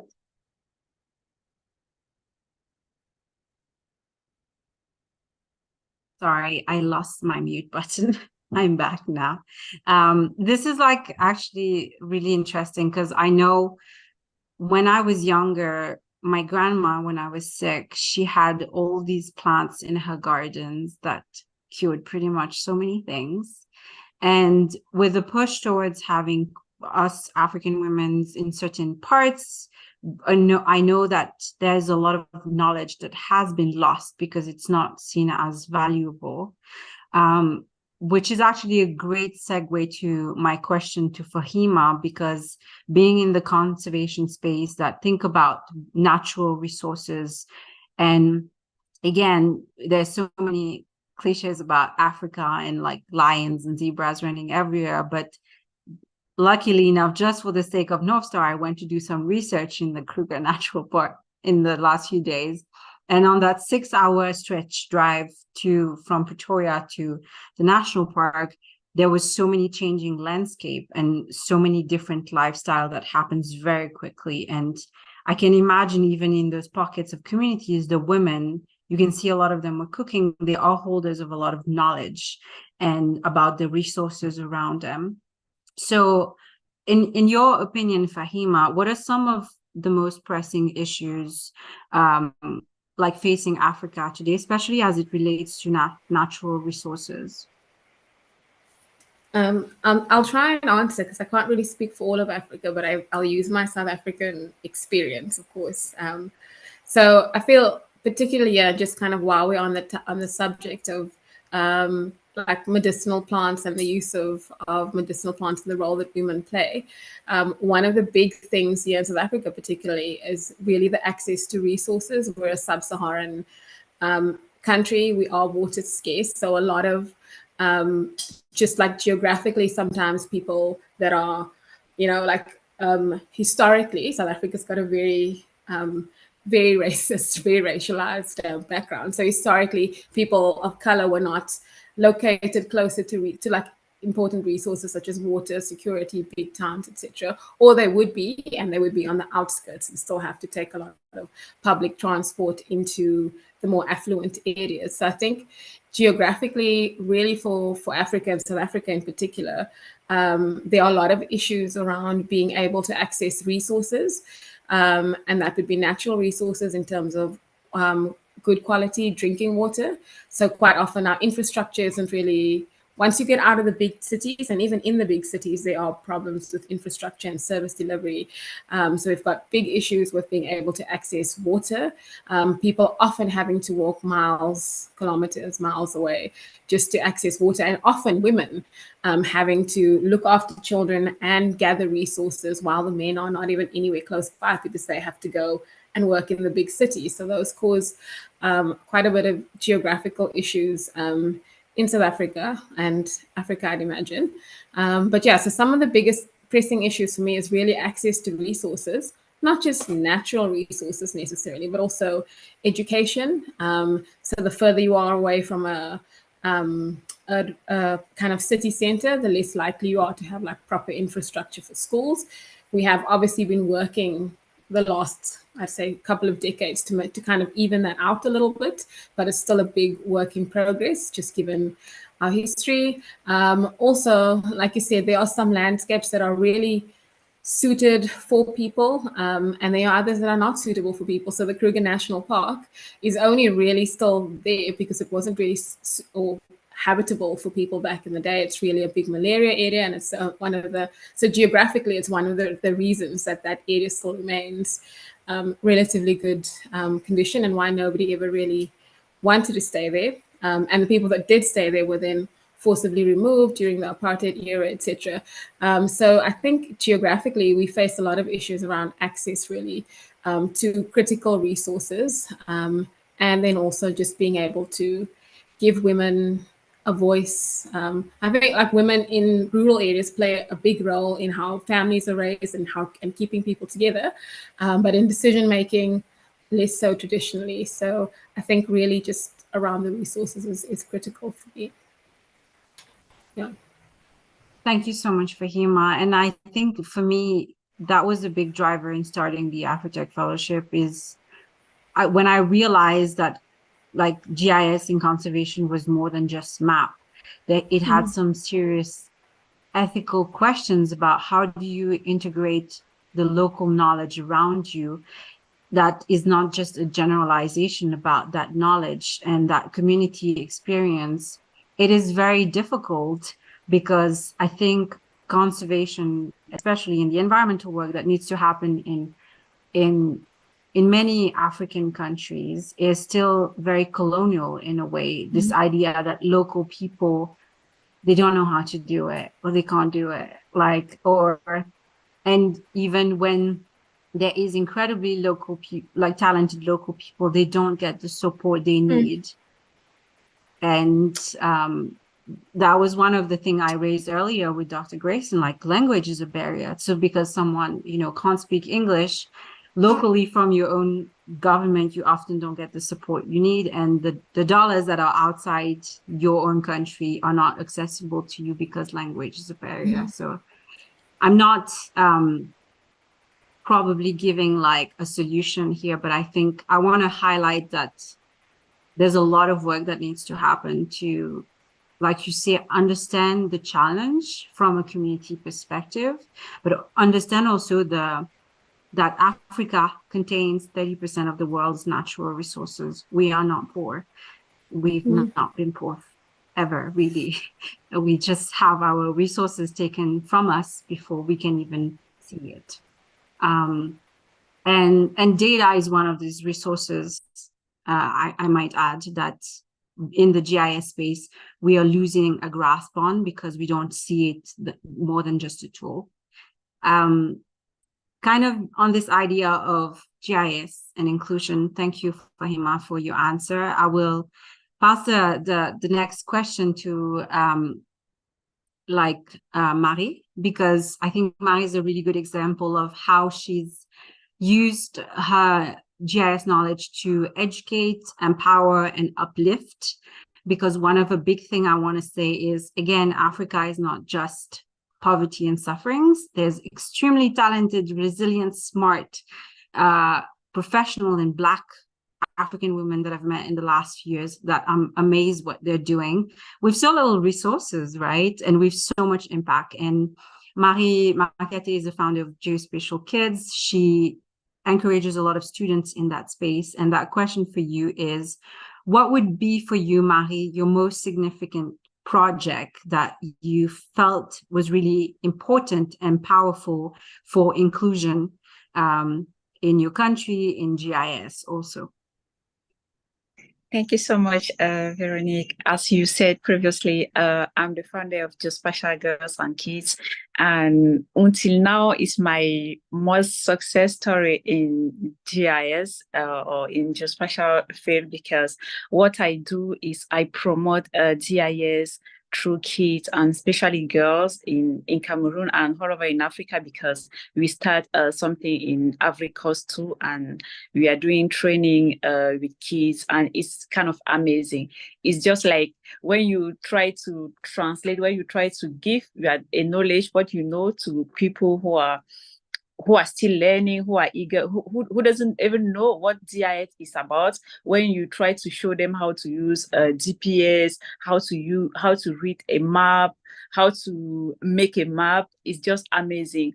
And for me, it's like something I'm not sure that I'm still starting my career, but I'm not sure that there's something else I'll do who will go up to that experience. So education is the base. Try to teach to people what you know, try to translate your knowledge to the young generation is my passion, and I think that is the most successful action I've made until now. Yeah. Thank you, Marie. And I've been fortunate to be on one of the panel that Marie. So I think, it's very important for us African women to continue uplifting each other and uplifting women in our communities, because one thing I can say is that what I see in my community in Mauritius, women are so talented and resourceful. You give them a little bit and they do so much with it.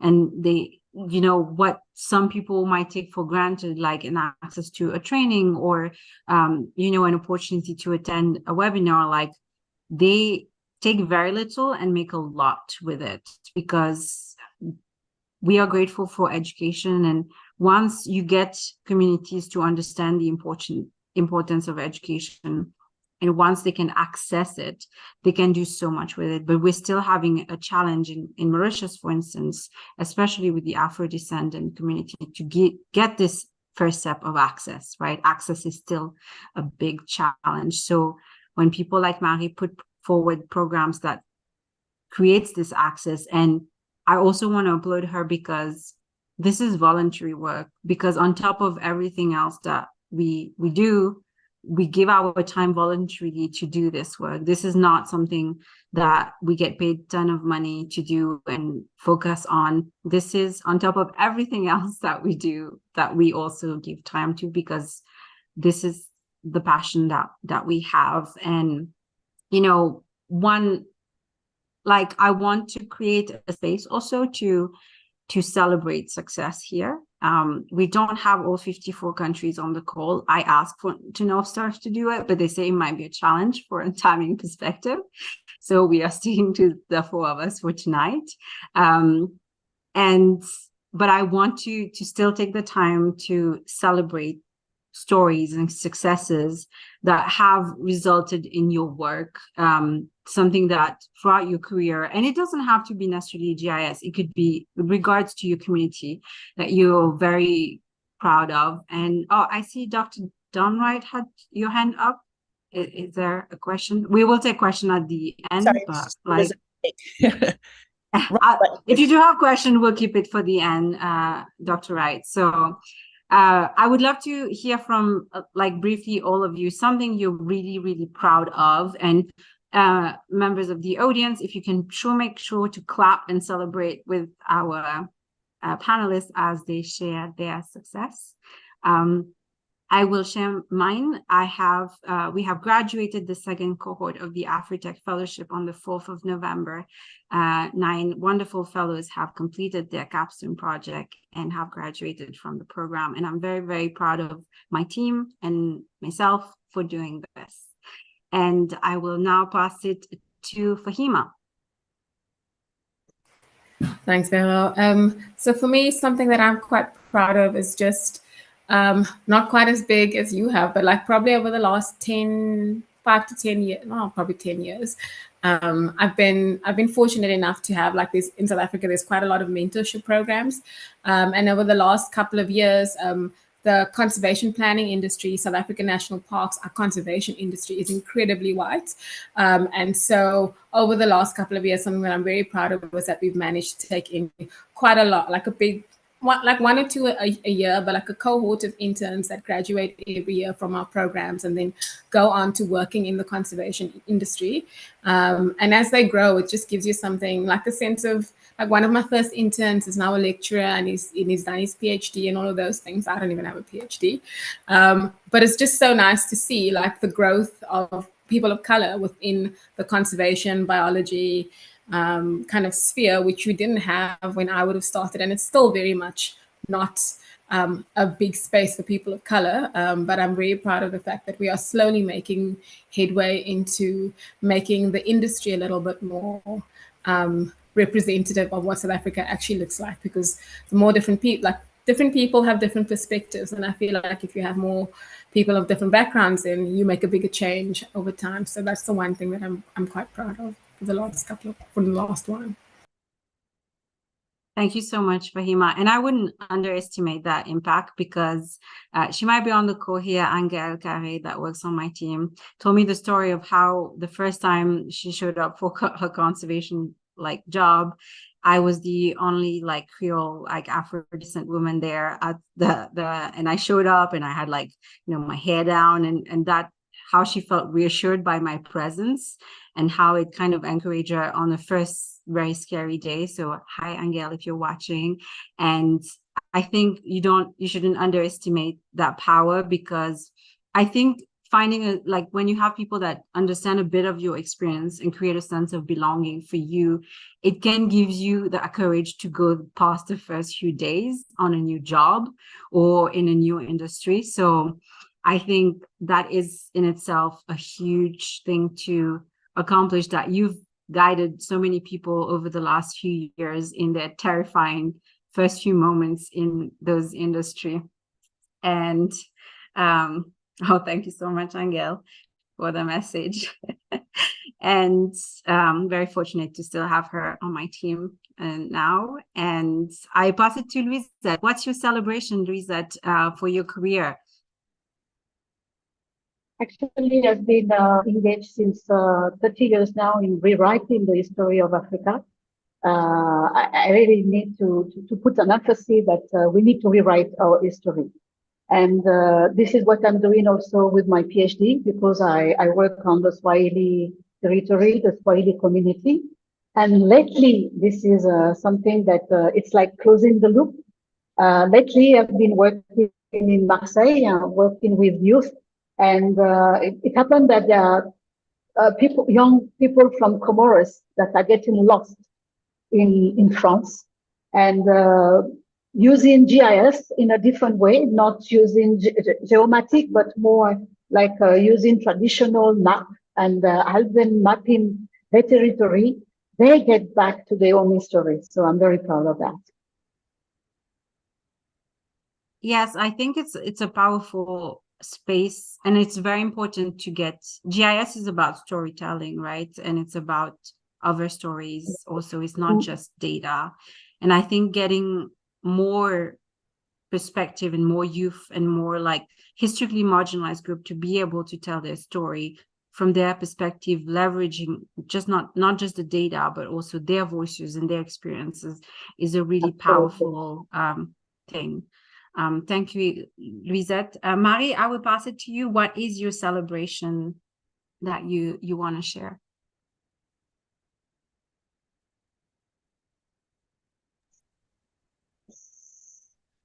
Oh, yeah. Thank you so much, Vero. My celebration is like, and I celebrate it every day, is every single day, every single Saturday when I have a training with a team of teenagers.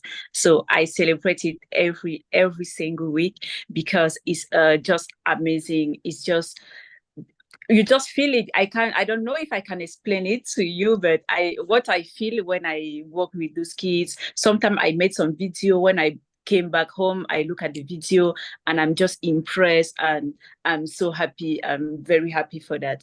Another celebration I can say is about an app I've built with a team who help African youth to learn geography.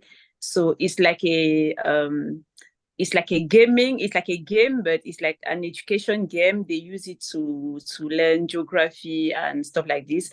It's not yet I've not yet shared the link with it's not yet open. I'm still trying with my team, but when it will be open to people, I'll share the link with you, and of course with the whole team, and maybe you can try in your country. But it's something when I look at it, I'm happy and I say, yeah, in Africa, we have a lot to do, and we are going to do a lot to make our children, our brothers and sisters happy for us.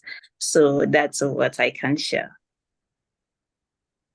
Thank you so much, Marie. And yeah, notice this, we have, all of us panelists have accomplished many things in our careers from an educational perspective, travel perspective.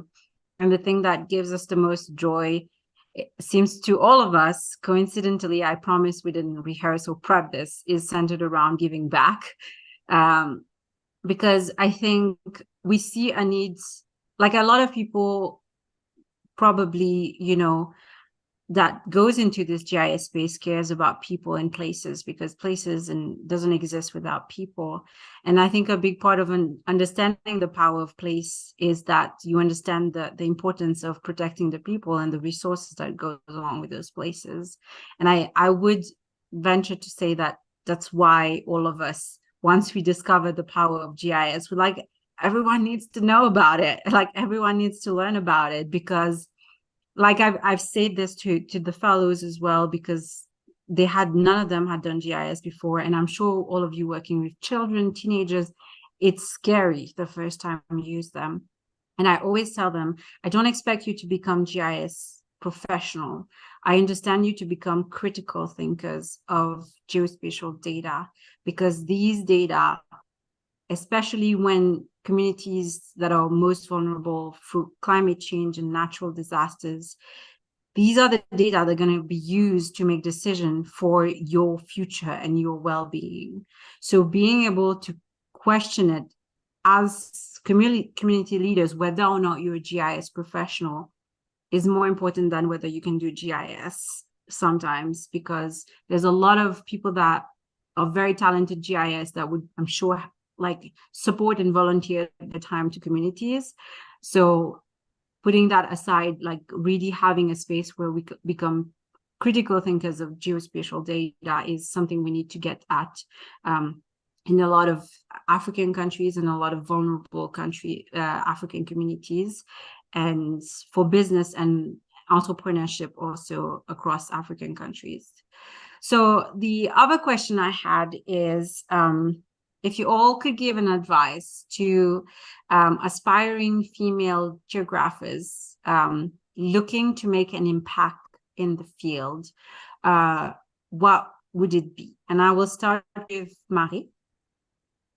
Oh yeah, thank you so much. There's a lot to say, but to my younger GIS female, I recommend you to develop a strong foundation in GIS.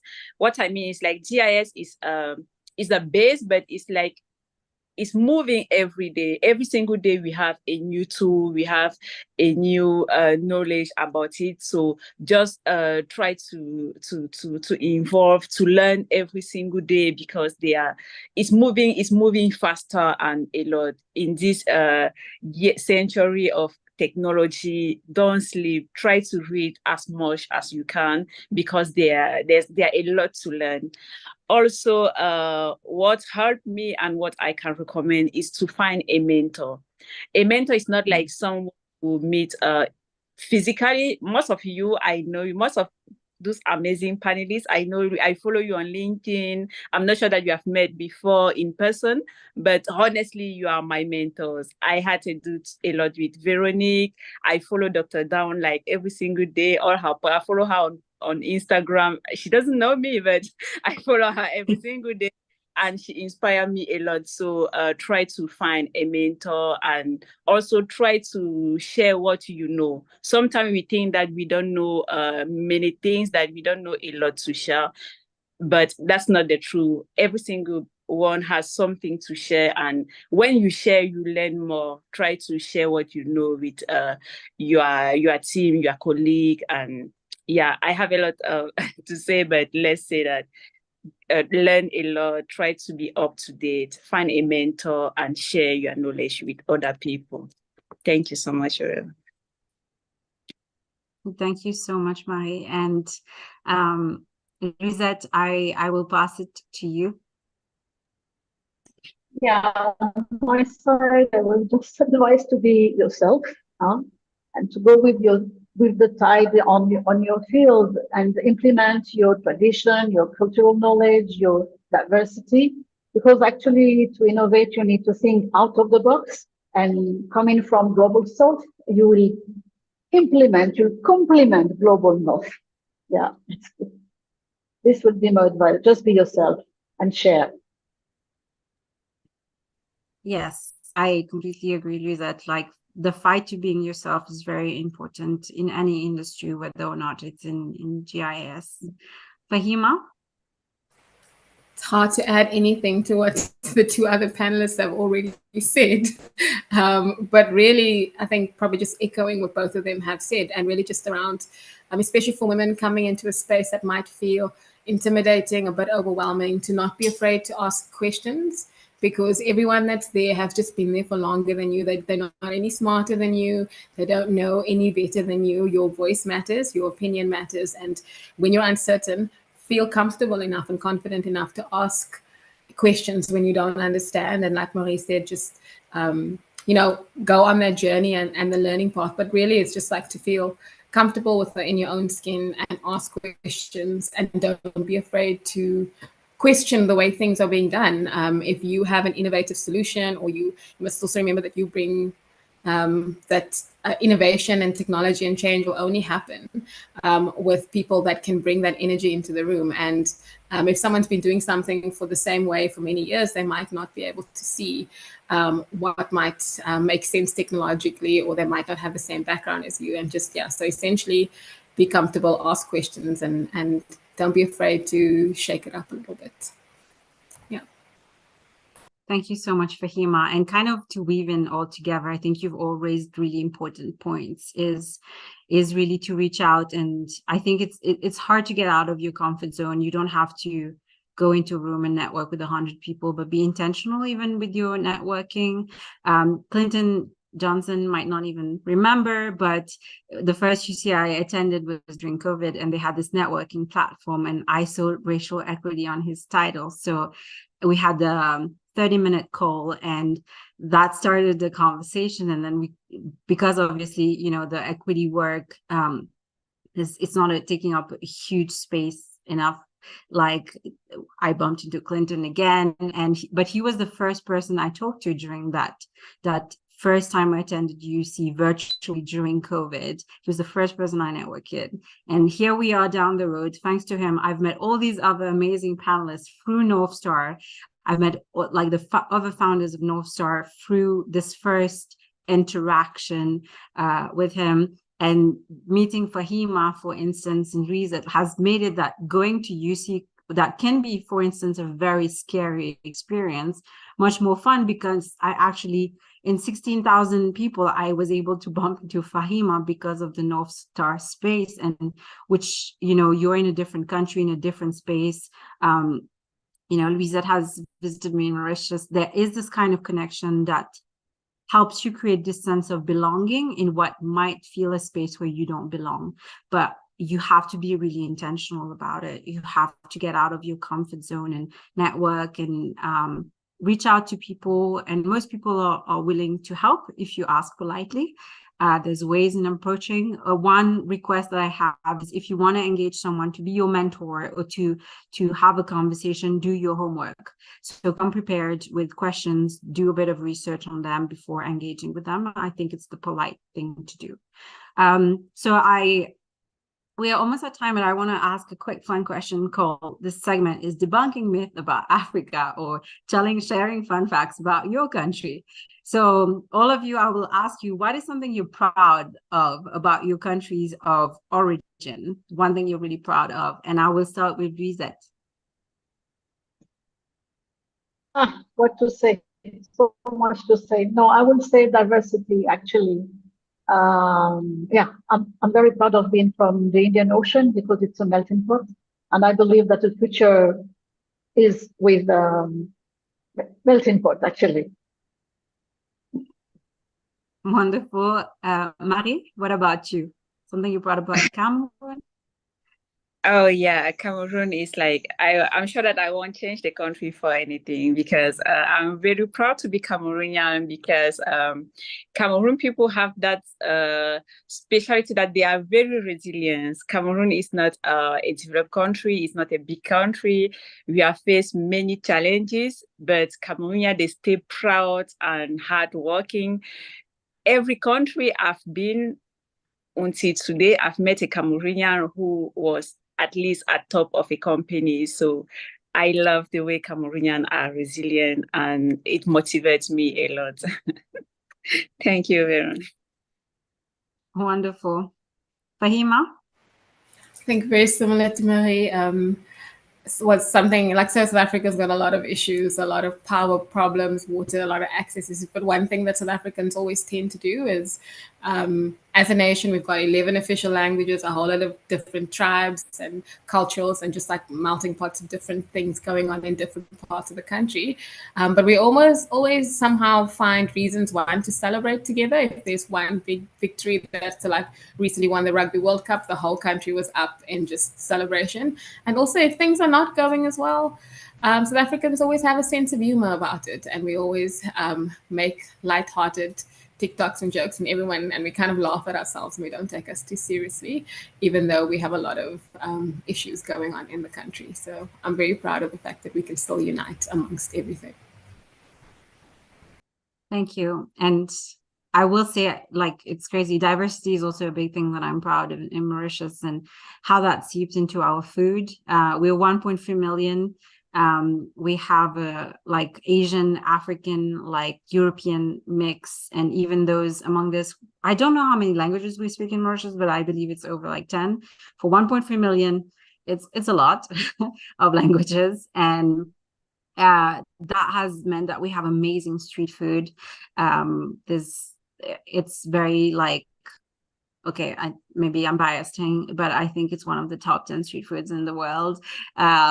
So, you know, I will say that that has something that it was very interesting being in the United States and having my identity questioned so much because people didn't know what I was. And, you know, it helped in a way, make me reflect, but it also made me realize how people in the Western world might not really understand that, like, Africans are like such a melting pot of diversity and culture, of languages, even in an island as small as Mauritius.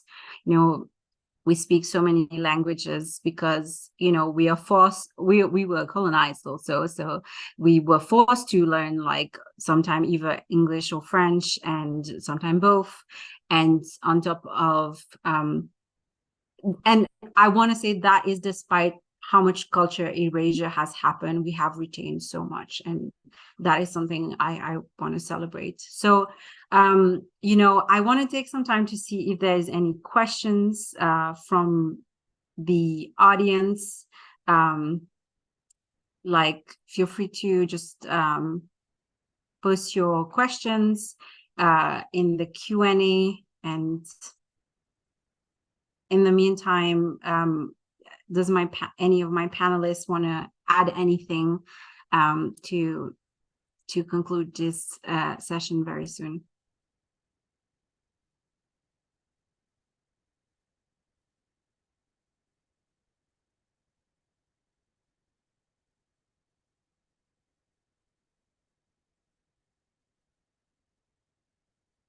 Oh, we have a Dr. Dawn Wright. It's yes. Yes, I've enjoyed this so very much. What a wonderful, beautiful panel. And I wondered about African Women in GIS, that organization, if they are still active. I tried to go to their website recently and couldn't reach it, but I see them on LinkedIn, but I wondered if there was a connection there that all of you have to them. Thank you. I know of them, and I follow them on LinkedIn. I know they regularly share on LinkedIn and social media. Does anyone else on the team you know, have worked with them more closely? And I haven't worked with them very closely, but they do have a very active set of WhatsApp groups as well. I think Marie probably knows better than me. So there is a lot of resources and opportunities that they share just amongst each other. I think there's a Southern African and a West. So there's also a breakdown in terms of just geographically, just because, I mean, Africa is big and just the languages and etc. But maybe Marie can add to that a bit more. I am on the WhatsApp groups, yes. As Fahima said, it's a huge community of African women, talented, motivated women. I used to serve as a trainee, as a trainer for the team for 2 years. Yeah, so they are represented in almost more than 40 African countries. Like, it's really diversified, and we have a lot of activities. Sometimes we can organize some talk like this one. We have a mentoring program. There are a lot of activity that we do with a lot of company, a lot of organization. So it would be nice to maybe organize such kind of event with African women in GIS. Yeah. Thank you so much. Wonderful. I think we are at time almost. I want to take the last minute to thank each of you panelists for working on setting up this session. We very much co-created these sessions and the questions that how we wanted to present it. I'm very grateful for the time you volunteered today to be part of this panel and to share your journey and stories, and to continue the work to diversify the narratives around what does Africa look like for African women and that what we presented today was a sliver, a very small percentage of the stories out there. So if you want to learn more, like, I think, like Dr. Dawn Wright said, African Women in GIS is a great resource to follow on LinkedIn because they do a lot of work following our individual panelists. You can follow me, because we do tend to try and re-highlight other practitioners in this space. And it's a great way of discovering what's happening in the industry on the other side of the world. So thank you so much, everyone, for your time. I will now pass it to our next speaker, which I believe is Nick Okafor. Hi, Nick. You ready? Hello, how's it going? So good to be here. It's really great to have you here, and I'm really excited to have you be the next presenter. So you're set to start in 5 minutes. So if anyone has more questions, you can post it in the chat for the other panelists. And oh, hi, not Hi Clinton. Clinton. So I'll pass it to you now. Yes, well, we can still have about 5 minutes, and I'll be back to introduce Nick Okafor for the next session. Just a minute.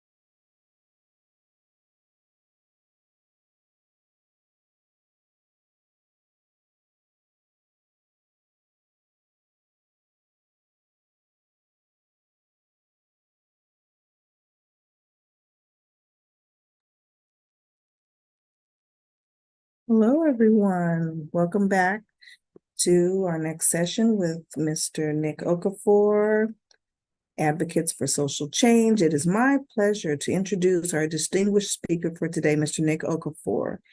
Mr. Okafor is not just a technologist, he is a visionary and catalyst for positive change.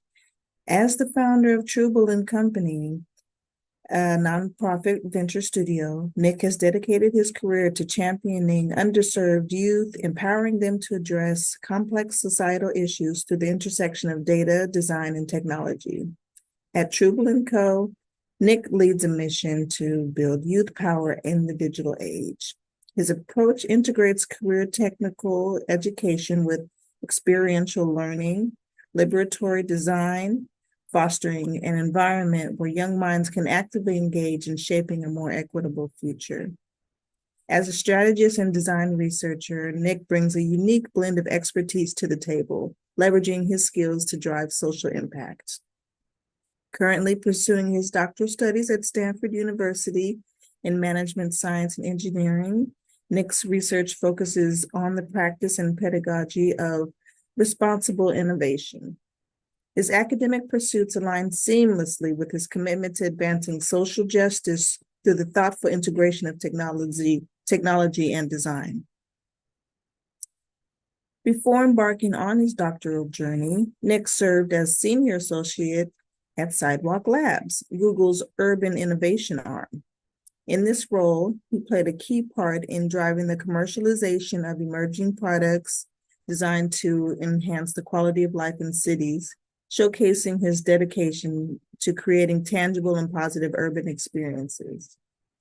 Nick's educational background includes a BS in mechanical engineering and sustainable development from Washington University in St. Louis. However, his advocacy goes beyond degrees and certifications. Nick is a vocal proponent of reimagining the tools used to shape our society, advocating for a radical shift towards a more just and equitable system.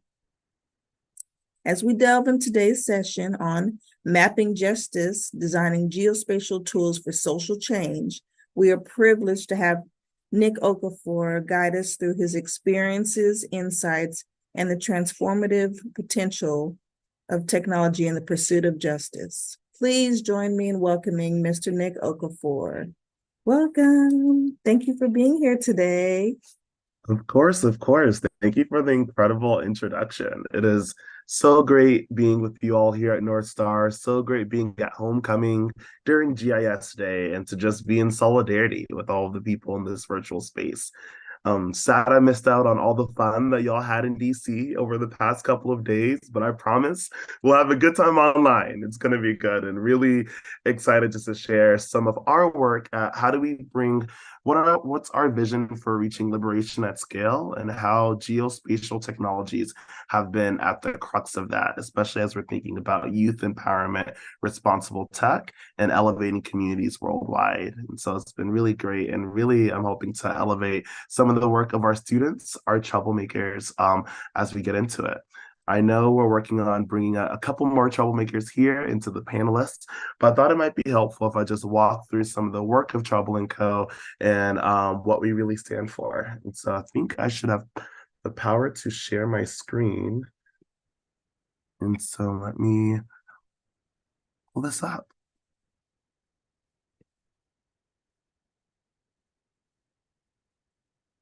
Wonderful.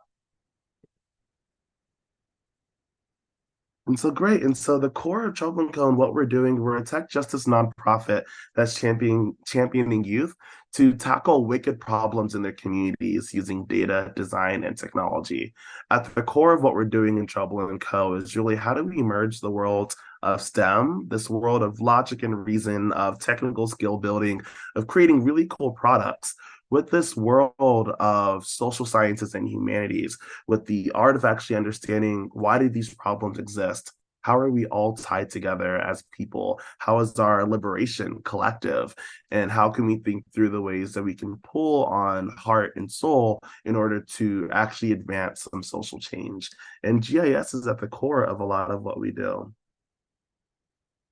And so our main belief is that in order to tackle society's most complex issues, we're going to need more drivers of responsible and liberatory innovation. And when we talk about liberatory innovation, it's this integration of three main components. One is equity. We want to do something. A lot of you are in this space already. You're thinking about how can we use GIS to advance equity within our communities. We're looking at solving problems, promoting access, and disrupting some of those disparities. Secondly, we're looking at this world of responsibility and ethics. How can we mitigate harm? Technology is an incredibly powerful tool, but often technology, especially for Black and Brown communities, hasn't only led to good, it's led to actual harm, especially as the digital world is growing rampant and we're not course correcting from some of our past mistakes. And so we think a lot about responsible tech, ethical AI. What is this world of misinformation? As geographers and analysts, we have power with data.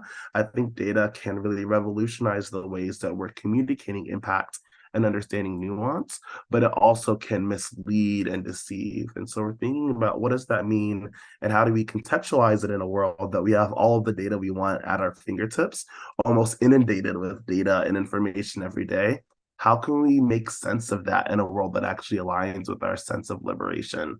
Then we look at how do we advance justice. We know that the issues within equity and the issues of responsibility have roots. And so we're thinking about how do we actually dismantle some of those systems of oppression using technology, using geospatial tools in order to get there. And so we're merging these worlds of, we see that there's a large technical deficit within the worlds of STEM, within GIS, right? We're here because we're some of the few Black leaders and practitioners within the GIS world, and we want this number to triple, quadruple, right? And so we know there's a deficit there, but there's also work in advancing social responsibility.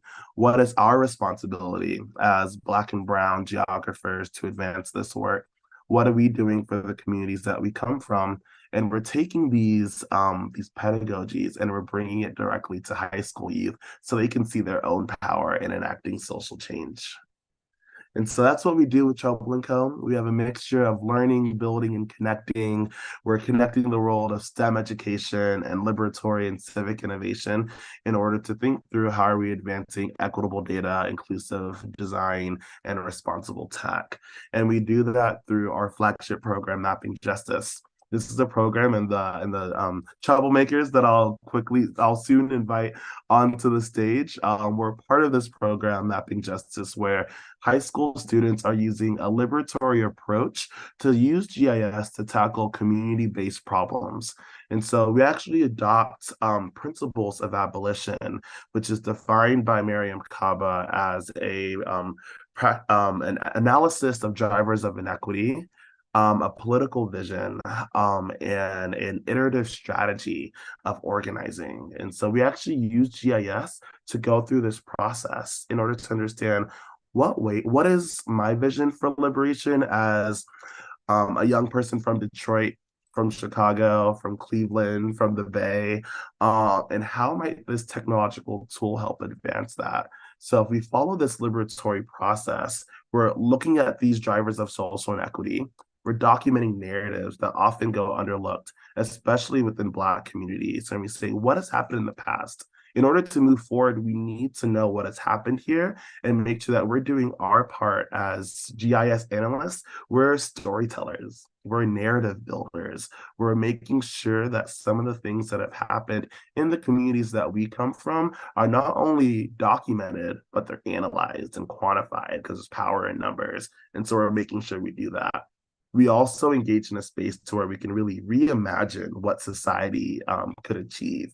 We go into design thinking and brainstorming. Abolition can be an incredibly insightful space to reimagine the world that we live in. And we invite our 16-year-old troublemakers to do just that. They have a lot of power and citizen insight to determine what should my community look like. They almost have the most investment because they're the ones who are going to live in that community, right? They're building for their own futures. And so we think through how can we reimagine some of those spaces. Then using GIS, we're designing those tools to direct social change. So students are looking at issues such as how might we mobilize and support those affected by transgender voter discrimination, to how might we identify and assist communities that are experiencing disproportionate fast food influence. They're looking over their own experiences, their identities. What have I gone through? What have communities who look like me gone through? How can we document that? Imagine a liberatory future and use GIS to go from one to the other. I'll pause there because you all didn't come to hear from me. We're really here to hear from the students. And so I'm really excited to invite our student panelists onto the stage in order to really hear from them about what is their experience as a young Black GIS analyst, what power GIS has in order to transform communities, and dive into their own dreams for liberation. And so currently it looks like we have Alex with us, which is incredible. And Jules should be joining us here in the panel as well. But Alex, how are you? Hi, I'm doing pretty good. Yeah. Amazing. And so I see that Jules is with us, but maybe not on the panelists. Just want to confirm with the North Star team. Yes, she's been promoted to panelist. So, Juliana, if you're able to figure that out, otherwise I can allow you to talk also. Oh, looks like you declined to be promoted to panelist. A lot of power. I understand that, but I promise we don't bite. Could we put another invite? I can allow you to talk if you're willing also. Amazing. Hey, Jules.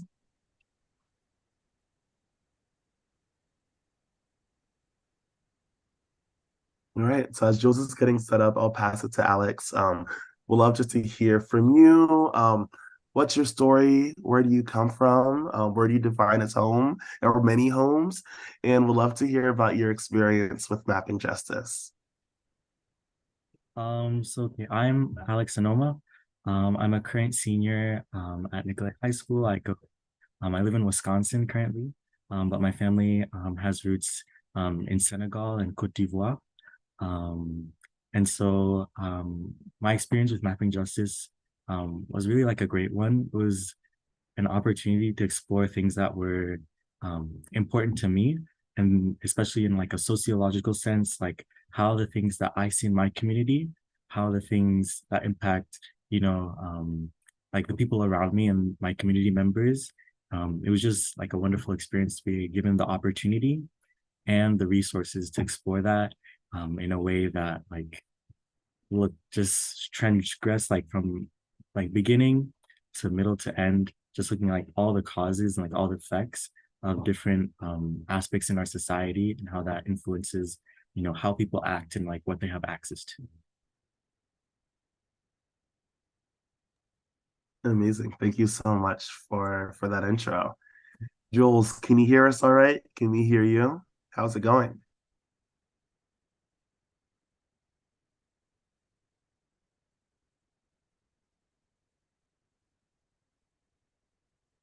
So we currently can't hear or see you, Jules, in case it is an audio or a video issue. But please, I'll ping you once play around with the settings. Once we hear and see you, I'll let you know and pass over the mic.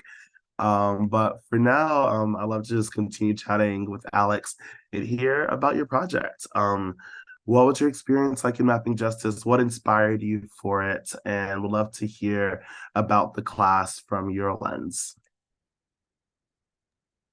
So I went into mapping justice, I guess like a bit, I don't know how to describe it, but like a bit overwhelmed in a sense and like a bit like worried, because when I was first like brought in, we were given the opportunity to explore like a variety of like different topics.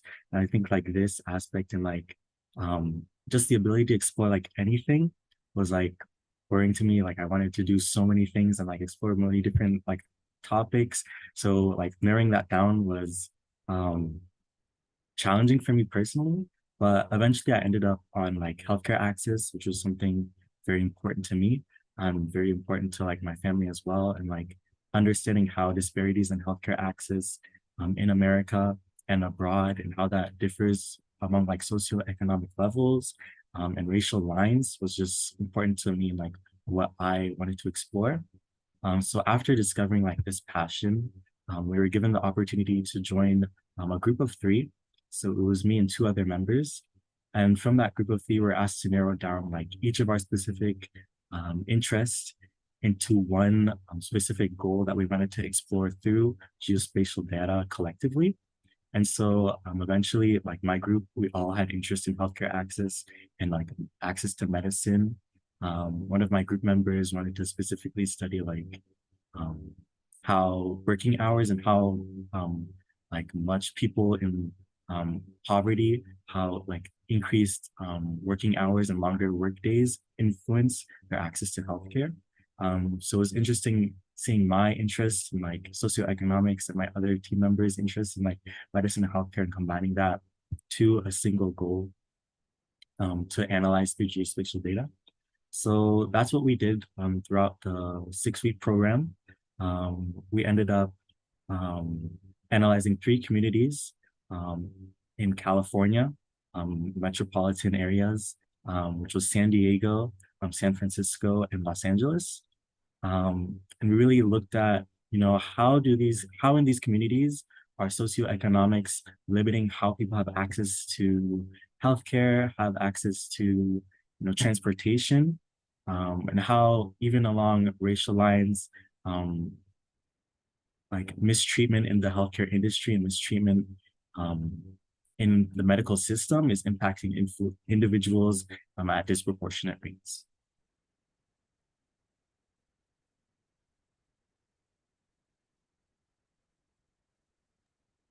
Amazing. This is so great. And for those who are seeing the screen, we're about to drop the link to the story map that Alex and his team made so you can dive into it yourself. And such incredible work and incredibly helpful. I think actually last year's North Star event focused on mapping Black health and some of those intersections. And so I think it's something that it's really important. And I'm so glad that you are starting to explore this. I'm curious. Let's say you're in class. Well, we're probably like in between classes right now, being realistic. So thank you for taking some time out of your school day for us. Well, let's say you just finished physics class. You're talking to your friend about your summer. You said, "Yeah, I did this GIS based summer program," and he says, "What is GIS? Why does it matter? And why should I learn it?" What's your response? So for me, going into mapping justice, GIS was like a new experience for me too. I'd honestly like never heard of it before, you know, analyzing what I did over the summer. But I'd say GIS is just looking at how sociological factors intersect with geography and with like planning on a urban level and on a municipal level. So like GIS is just looking at geography and how like different sociological like factors and like economics, race, like environmental issues, how those all intersect into one like succinct analysis. And so I think GIS is especially important because I feel as if it goes underlooked in certain senses. A lot of people, their first go-to when looking at like sociological factors, especially in sociology, their first go-to isn't like urban planning or isn't like geography. And I think at times that can be overlooked, especially when a lot of the focus is on like legislation and like laws. And while these are very important, it's also important to look at, you know, how this legislation and how these laws intersect with geography and how these two factors come together to influence how people live and how people go by their, you know, day-to-day lives and processes. Thank you. And you brought up intersections, which is really at the heart of a lot of what good troublemaking is, right? We think through how do we bridge these worlds that are seemingly in reality sometimes very separate. Also, that's a hypothetical. Let's say you have the ear of all of the STEM teachers that you have in your high school, and you have this great opportunity over the summer, right, to not only see STEM as technical skill building and workforce development, but as a tool of liberation and justice and of civics education and community reform and policy impact. What would you recommend to your science, technology, math teachers in your high school in terms of what's the benefit of bringing in civics, or why would other students care about that? I think this is like a very important question, because at first glance, I know for a lot of people, like STEM and especially like things on the more liberal arts side of things, they seem to be very separate spheres. But I think at the end of the day, nothing exists in a vacuum. So if an individual has access to develop like a new, you know, way to cure cancer, or like a new way to provide aid to people with diabetes, if that cure is not um, directed in a way that can provide access to the greatest amount of people, regardless of their socioeconomics, regardless of their race, regardless of their upbringing, um, then at the end of the day, the value that's brought about by that cure and by that development is not as, beneficial as it could be. If STEM innovation is by um, limited to a certain class of people, and limited to a certain sect of people, and access is not equitable for everyone, and its impact is not as um, influential as it could be. So I think looking at STEM and looking at sociological factors, looking at liberal arts, and looking at ways to combine them in education and even beyond education in the workforce, in our day-to-day lives, is how, improvements can be made about to the greatest number of people, regardless of whether it's in the healthcare industry, regardless of whether it has to do with the arts, regardless of whether it has to do with engineering or math or science. Looking at how these factors come together to benefit the most people and provide the greatest opportunities for the most people is built by looking at how GIS, how liberal arts connect and intersect, and how like these things can come together to, build up. All right, speaking truth to power. I didn't realize we were getting gospel today, but that was such a great overview of like your view on how to blend those worlds. So thank you so much, Alex.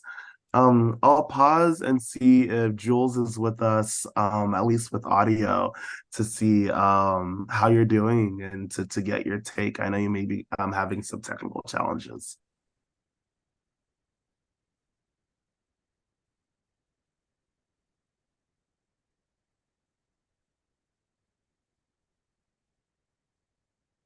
Oh no. Well, I hope that you'll be able to join us by the end of the panel. Maybe North Star can help course correct for any audio or technical difficulties one-on-one. And so I'll let North Star try and help out with that. But I'll turn it back to Alex and hope you can join us, Jules.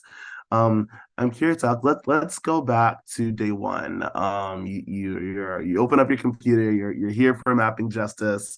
You're like, what is GIS? What were some of your challenges? Some of your like primary frustrations in working with the software and challenges on that process? I think all of us here in the room can remember our first months with GIS. Yours is pretty recent, so I'm curious on what was the most challenging for you. So I know I mentioned earlier, like when I first went into GIS, like my biggest worry was like having just a huge scope of projects and like ideas to go off of.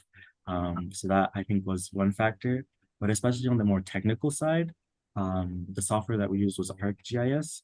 And so in this software, there's two versions.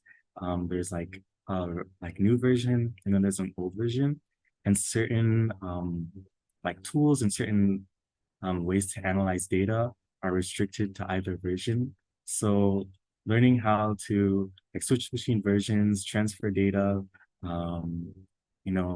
look at data, whether it's in the new version or old version, was like difficult for me to like get used to and understand. I think in another sense as well, since GIS was new to me, I went into it more looking like I thought of it as like Google Maps or something. So I wasn't at first I wasn't able to use all the tools, and it took like a lot of research and a lot of looking at tutorials and things like that to understand how I can actually use GIS to find data that's relevant to me instead of just looking at like travel distance or like the amount of people that live in a certain district, like making sure to analyze specific factors that were interesting to me and interesting to my project was like one of the biggest hurdles that I had to overcome. Thank you for sharing some of that. I know we have some Esri architects in the room, so opportunity to do some user research and work out some of the kinks, but totally hear you on merging some of those challenges. I like to pivot a little bit and think about the identities that we hold, especially as we're here with North Star, thinking about what is it like to be a Black GIS professional engaging in this space. And I'm curious from your perspective, how have your identities influenced the work that you're hoping to do, maybe the project over the summer, and the careers that you're exploring? So I think at its core, my interest in healthcare, which was what my eventual Mapping Justice project was about, stems from my identity. The majority of my family lives in Senegal. And so, especially coming out of the pandemic, seeing how, in America, we had greater access to things like vaccinations. I could go to my local Walgreens and I get one, things like medicine, things like face masks. Whereas the other half of my family, they lived in areas that, didn't have access to this, whether it be to rural problems, whether it be to lack of, economic power. So I think this interest in healthcare stems from this identity in one sense. And in another sense, it was combined with my identity of like being Black in America as well. I'm sure like a lot of people know, and it's like things we explore in school, but the stories of people like Henrietta Lacks and the history of like medical abuse in the United States as well against, Black individuals that are still seen today with problems like Black individuals, doctors, assuming that people of Black descent like have higher pain tolerances, and thus that leads to mistreatment in the medical force in many instances. So understanding the intersection between my heritage as a Senegalese American and my understanding of the medical system in America and its mistreatment of Black individuals was like the greatest factor that led me into conducting, this Mapping Justice project and looking into these factors and ways they came about, and by analyzing the ways they came about, understanding how we can provide solutions.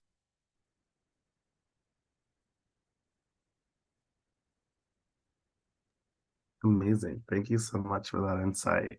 I'm really curious as we're thinking about the roles that youth play in the world of GIS, in the world of tech.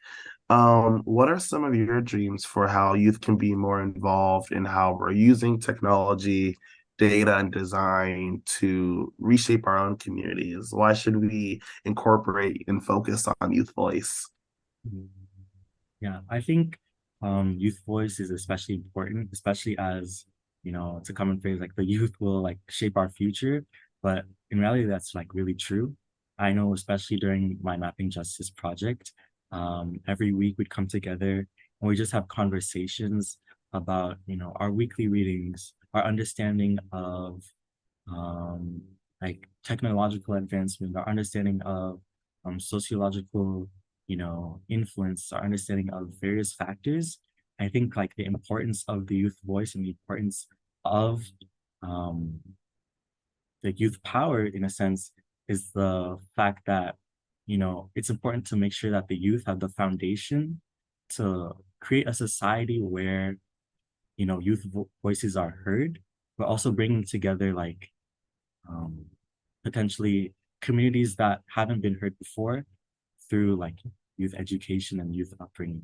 So I think in this sense, like understanding how the youth can provide change is especially important.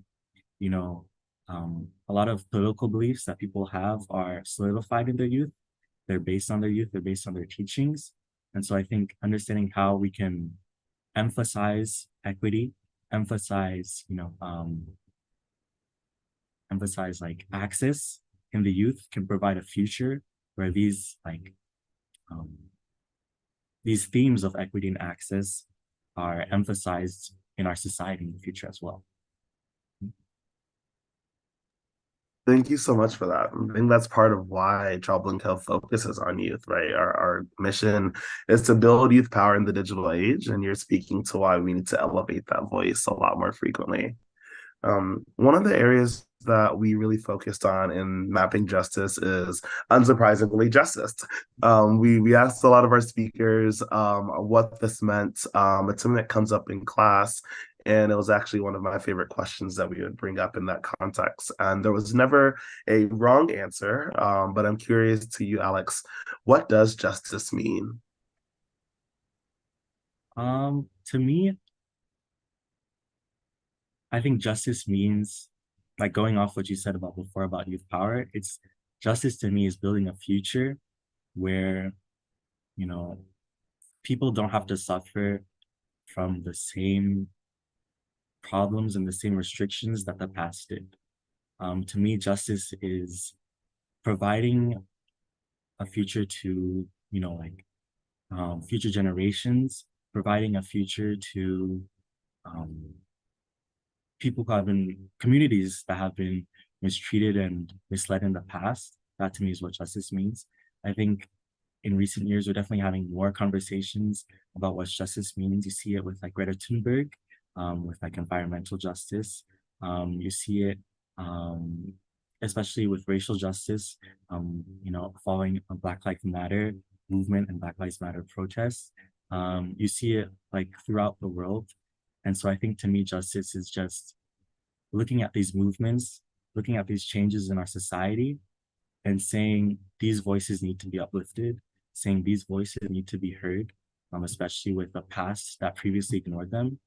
In a sense, justice is making sure that the future does not suffer from the same mistakes and the same problems that the past did. So powerful, making sure we don't follow the same mistakes, looking at the past as we've moved towards the future. Thank you for that. I also want to invite additional questions from those in the room. I should have clarified this earlier. We love hearing from other folks. And so I believe, I'm not sure what sections are enabled, but I think there's at least a Q&A function for those in the room that you can throw in. So you have questions about Trouble & Co., questions for Alex. Of course, please, we invite any additional thoughts. I have my list of questions, and so I'm definitely good to go on, but would love to hear additional voices in this room, especially as we're thinking about what role does youth empowerment have in the world of GIS and NFL technology. And actually on that goes to my next question. As we look at this world of data, design, and technology, I guess 1 to 2 questions I have for you, Alex. Is there anything that is really inspiring you or is really exciting to you in this world of data design and technology? And or is there anything that's kind of scary or anything that you're like, oh, we should pay a little bit more attention to this area as we're looking at the ways that technology is growing in its capacity? So I guess I'll start with a positive. So I think one thing that I love about, recent developments in data and recent developments in understanding of data is just the ability to see perspectives that were ignored before. I think especially with the 21st century, we're seeing increased access to internet, increased access to like cell phones all over the world.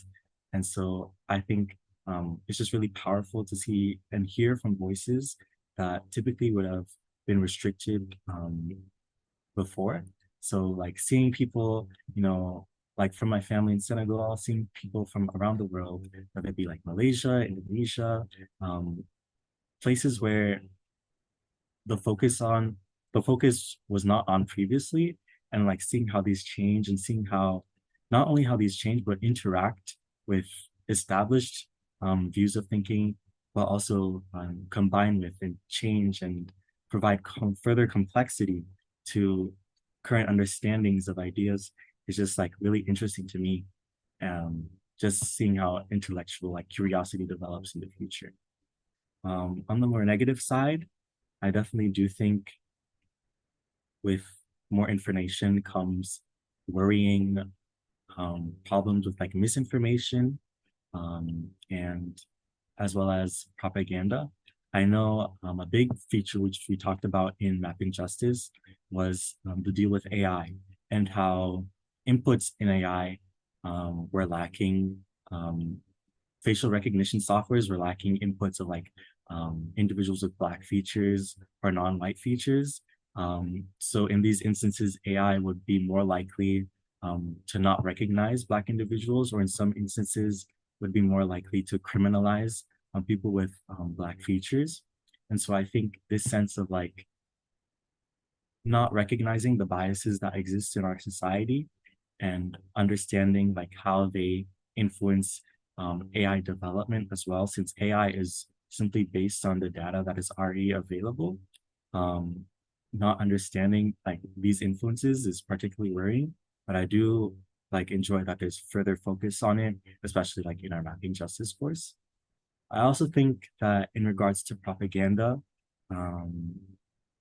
I think it's like well documented and well known that in recent years it's been just so easy to like rely on the internet and like create false narratives that people will believe in and conspiracies that people will believe in that lack, you know, the data to support it, that lack the information to support it, and rather rely on emotional ties and rely on confirming biases that people already have.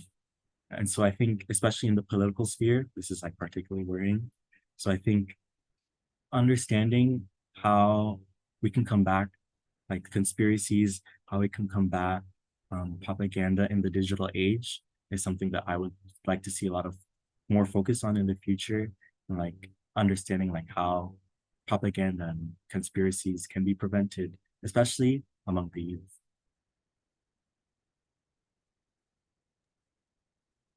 Thank you for that. Really appreciate that insight. I saw that we have a question in the Q&A. I'm not sure if that's exactly for us, but maybe I can interpret it within the context of some of your experiences. But I'm curious, as you think about the power of networks and the power of communities, how do you tap into that? And what role does that serve for your day-to-day or your visions for your future? So I think like, especially with networking, the MITES program, where I was first introduced to mapping justice, like gave me a huge opportunity to meet with people that I would have never like even dreamed of meeting before. Especially with both programs of mapping justice and MITES focusing on, you know, equity and providing access to resources to people that typically wouldn't have access. It allowed me to recognize the importance of networking in a sense, in understanding like how, you know, networking and building relationships with people of, you know, all backgrounds can help strengthen and embolden my world point of view, and my understanding of how things operate, but also provide me with the opportunities and provide me with, you know, um, the links to things that, you know, previously I would have never even dreamed of. So I think in this sense, like networking and like providing relationships between one another is like just so important and like should be emphasized among all people, regardless of whether it's in the workforce, but even like in the day-to-day life, like speaking to your friends and like having a good time with them and like understanding where they're coming from. You know, networking is not always from a professional point of view, but also, you know, networking is like an everyday thing. and it's something that you can practice daily, hourly. So I think, yeah, it's especially. I love that. I think it really speaks to the little moments and the subtle moments that we don't always focus on, but that's truly what brings the power of a network, right? We cherish the moments of just being able to connect and able to just be in moments of leisure and in solidarity, and that's what really builds those ties. So we can really lean on each other, especially when we're thinking through solidarity and justice and liberation, and building upon that community. I appreciate that. Going back to your project, one incredible work, and so it's so great to hear more about your work in exploring healthcare through GIS. I'm curious from your perspective, the class is pretty short, and in your iteration of Mapping Justice, it's just 5 to 6 weeks. Let's say you had another couple of months. What do you think would have been the next steps of your project? Where would you have taken it, and what questions are still on your mind?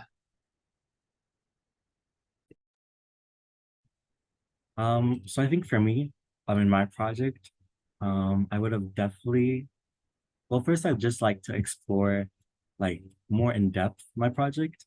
As you said, it was a 5 to 6 week program. And the groups I think were formed around week 2. So really I only had like 4 weeks with my group members to develop this like mapping like justice, you know, inquiry into like healthcare. And so I think first, if I had more time, I just like to go in more in depth. I'm in my like research into how socioeconomics and things play into these. Um, After that, I definitely love to like reach out to, you know, systems and power already in place. I know a source of a lot of our information was from the California, um, you know, GIS department of like geography and like data. And so I think like reaching out to them more and like even providing them with some of our findings and building that kind of relationship to strengthen like our data and also just do more research into like what we were interested in, I think would just be a wonderful thing to explore and like wonderful thing to just to like provide more maps and more data to people who are interested in it. I think in another sense, I'd also like to explore how healthcare affects people, you know, outside of the communities that we chose to explore. One limiting factor in the ArcGIS data set is that a lot of the most refined and most accessible data is restricted to either United States or Canada. And so I think looking into how, you know, communities, you know, we looked into San Diego, but even how neighboring communities, you know, in Mexico, in Tijuana, how these disparities exist along a border, how these disparities exist, you know, across oceans, I think would be a very interesting lens to look at and one that I would love to explore given more time and yeah. Such a great thought to close on as we're crossing borders, integrating communities, and really thinking through what justice may look like from an expanded geospatial lens. Alex, thank you so much for spending today with us. It's great to hear your voice, great to hear your visions for the future, and really appreciate it. And I just want to give Alex a round of applause for just being able to share his story and grace us with these thoughts of youth liberation.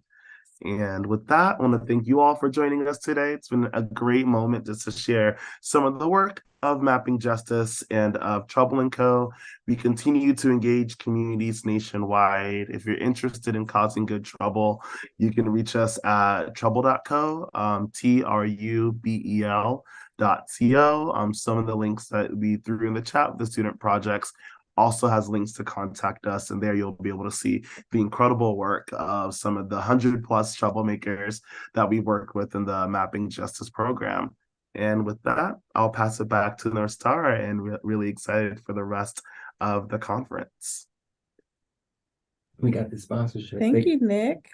Thank you, Nick and team, for the wonderful presentation. That was awesome and inspiring, and look forward to seeing more work that you guys are doing.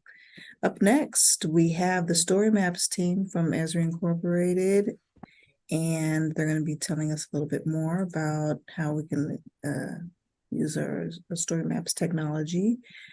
We have Ashley Dew, Christina Canizares, and Ross Donahue. And give us just a couple of minutes and we'll be back. Thank you.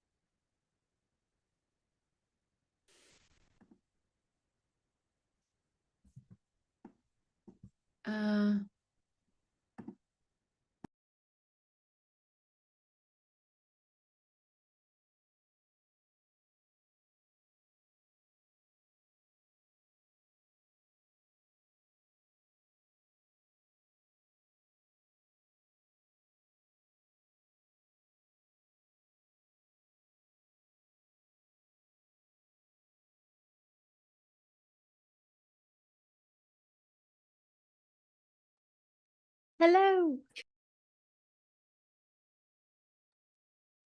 Hello, I think it's a good time to check the mic.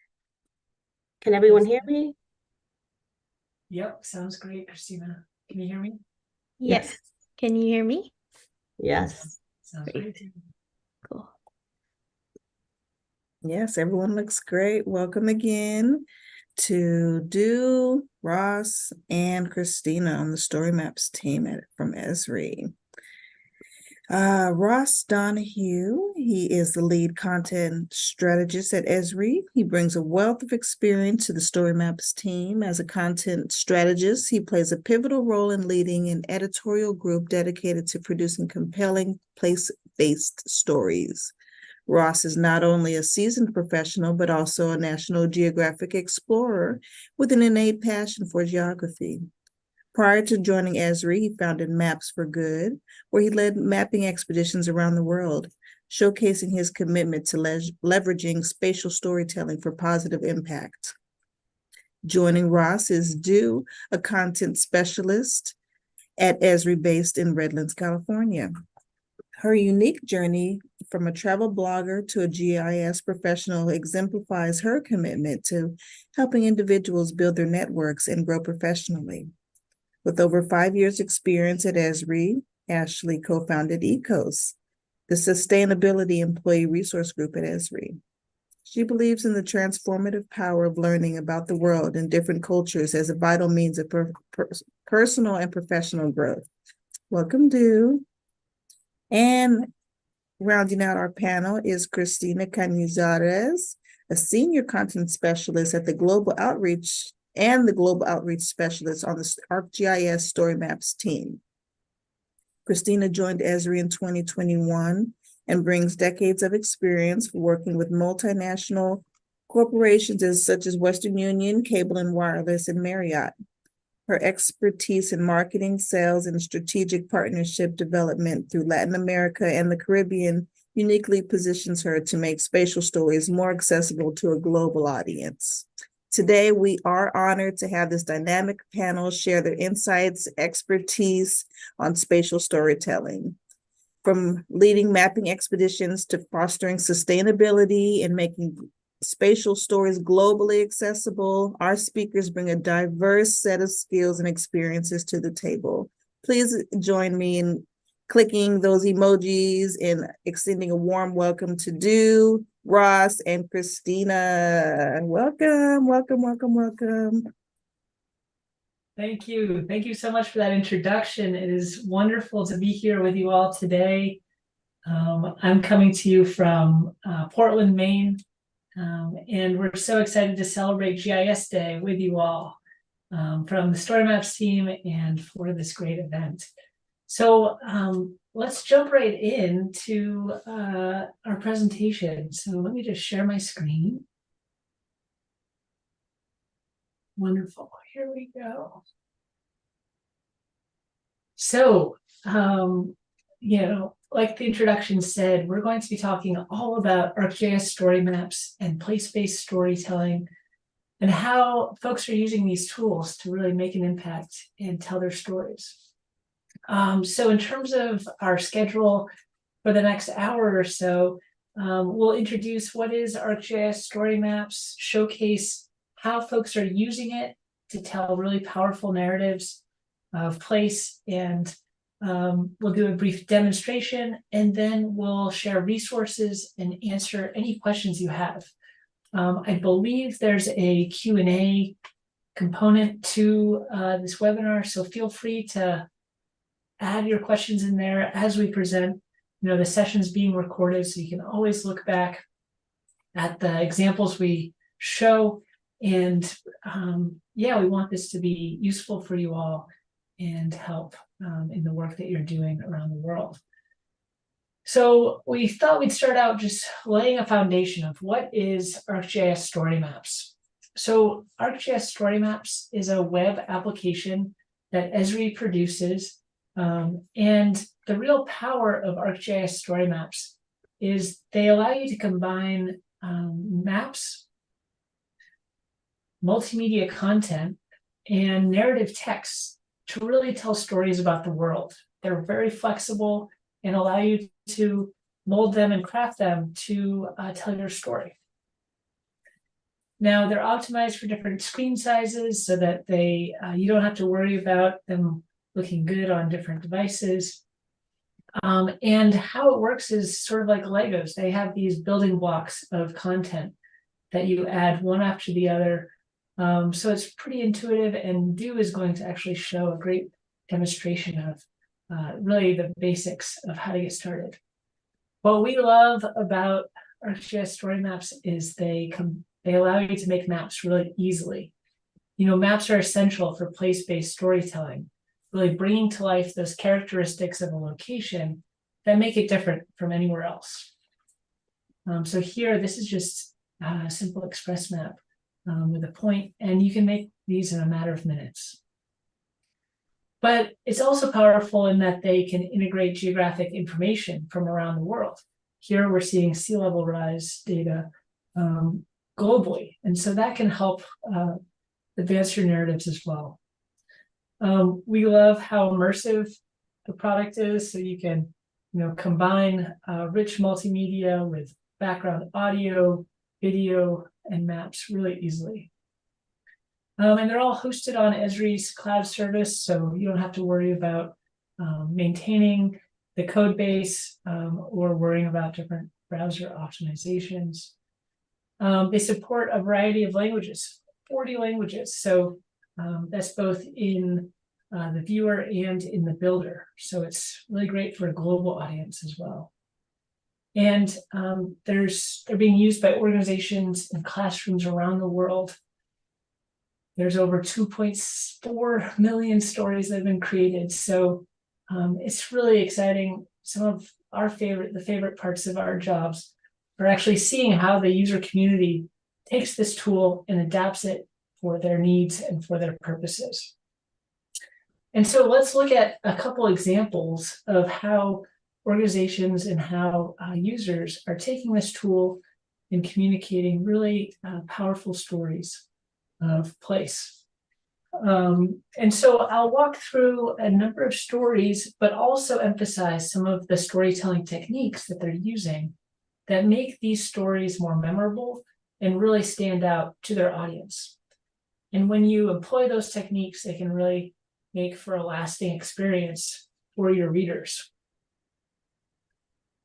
So first, I love how this story has a beautiful cover image that is immersive. It's this unique perspective that catches your eye, but it's not so detailed that you're confused. You can still read the text really easily. And this story does a great job of really elevating these amazing people from around the world and incorporating place into their stories. So you can see there's this beautiful gallery here of images. And there's this quote. And, this is place-based. So you can see that, this map is helping to provide context and make this story more memorable. And so it's really easy. You can even zoom in and engage with this map. And again, Do is going to show a great demonstration of this. Now, the authors of the story also use some graphic design to really emphasize these beautiful portrait images. This is an immersive block where you're able to scroll and see media on one side, text on the other side. And you can see you can incorporate videos really easily. So again, it makes for these multimedia reading experiences that are engaging and memorable. So I'll just slowly scroll through the rest of this story, and we'll make this available, this collection of stories available to you all to look at any time.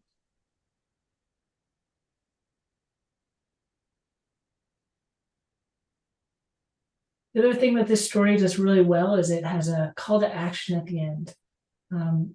This was developed for Black History Month, and it has this take action message so that, as readers become engaged with this topic, they don't at the end just kind of be left with no action to take at all, but it has a clear call to action at the end. And so highly recommend using buttons, using links and other methods to be able to engage your audiences.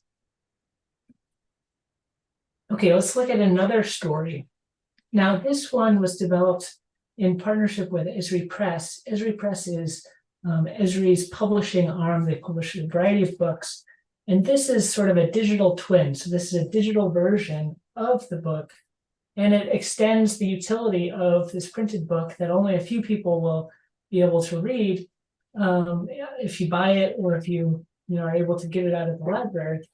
By having a digital companion, you're able to reach a much broader audience. So anyone who has access to the internet can view this story and learn about this topic.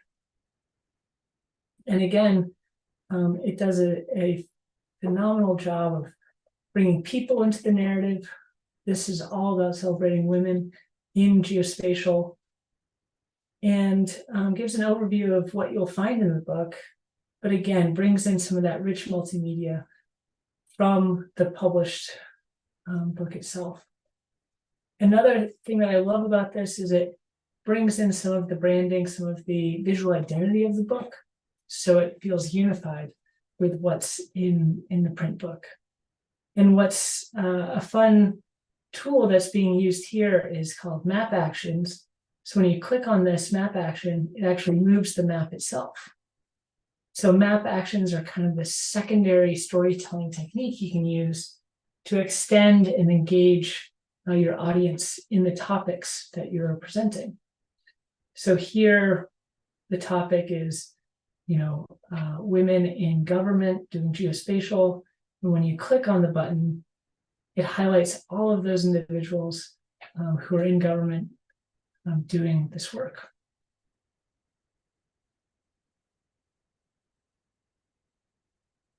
So it goes kind of sector by sector, industry by industry.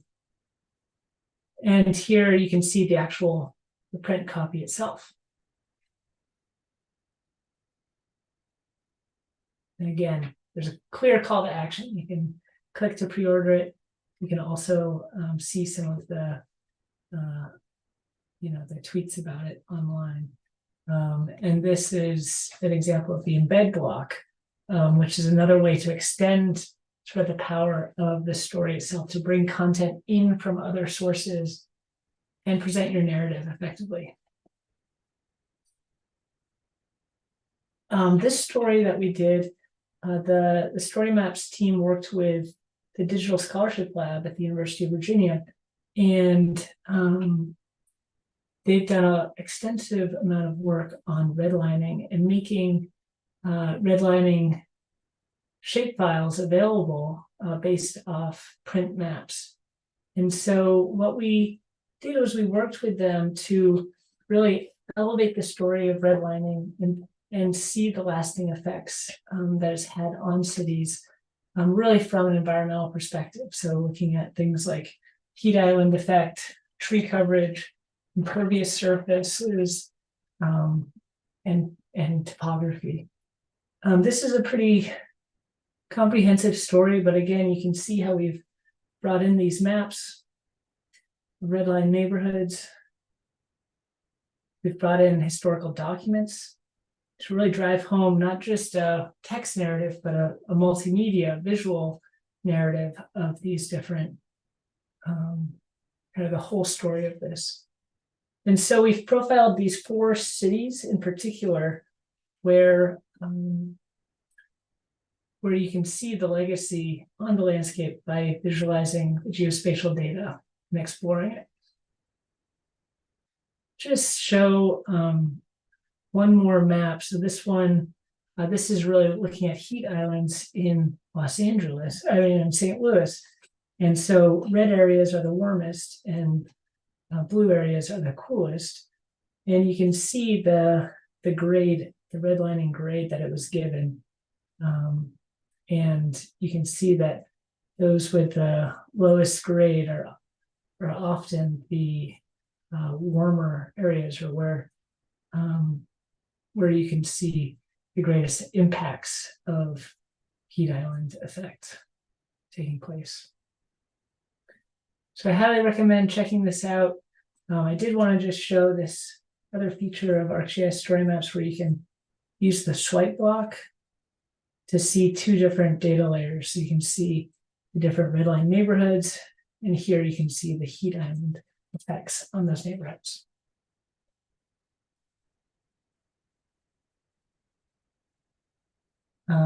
And the last story I'm going to show features Don Wright, who I know is part of the conference and just had to leave, but we had the honor of collaborating with Don Wright to create a story about her deep sea dive into Challenger Deep.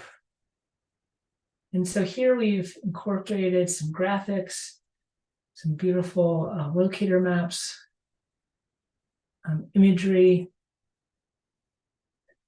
and stunning video to be able to bring people into this amazing research and this scientific exploration that they did.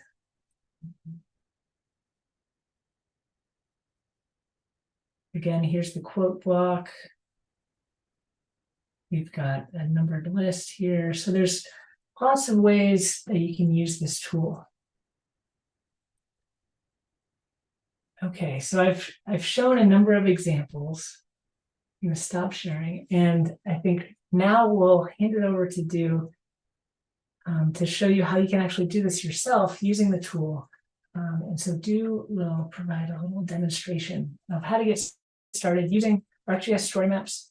And again, if you have any questions, feel free to put them into the chat or into the Q&A area as we go along. And then we'll move to our live Q&A afterwards. Okay, over to you, Du.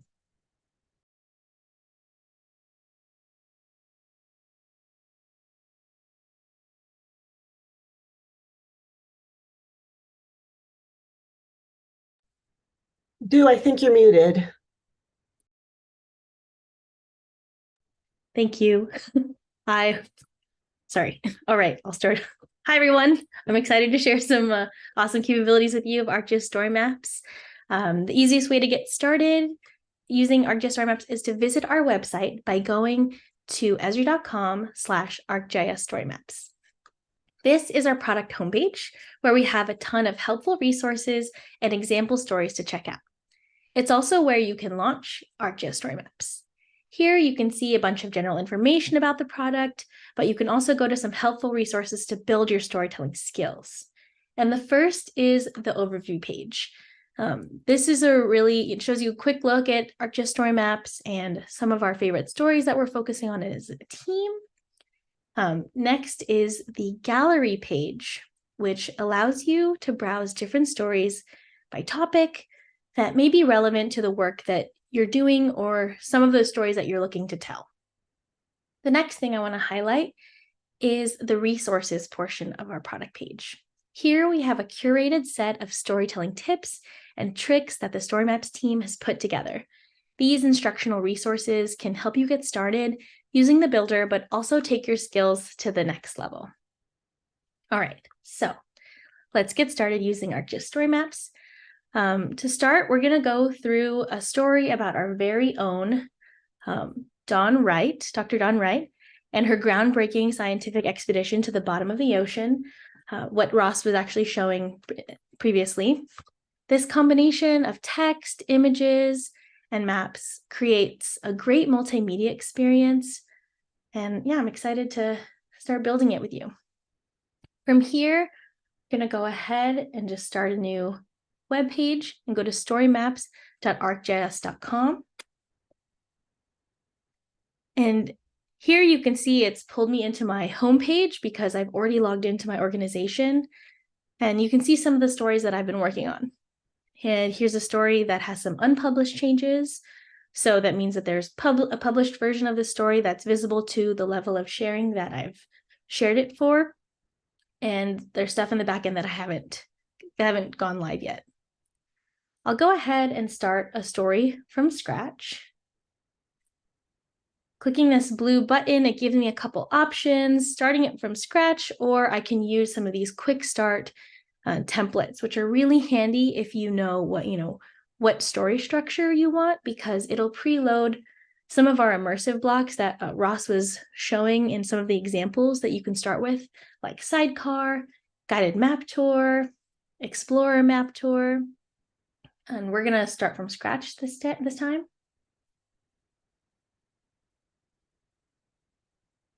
As it's launching, now we're in the builder.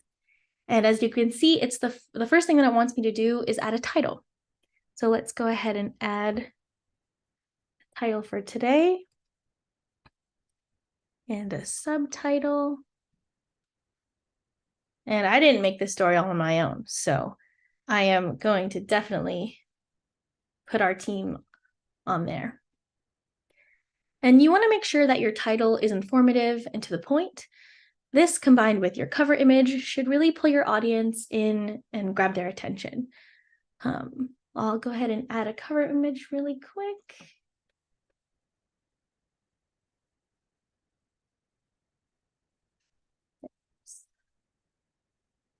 And, I'm not really, it's loading still, but as it's being pulled in, it's cutting off the image a bit, and I'm not really a fan of how it's looking. Maybe if I change the focal point, maybe it'll help. No, it's still not my favorite. So what I'm going to do here is go to the top and click on design. And this gives me options to change my cover style. So right now it's in minimal. There's side by side, and then there's also full page. I really like the side by side option, but do to what your heart's desire, because I can see the entire image of Dawn going into the submersible.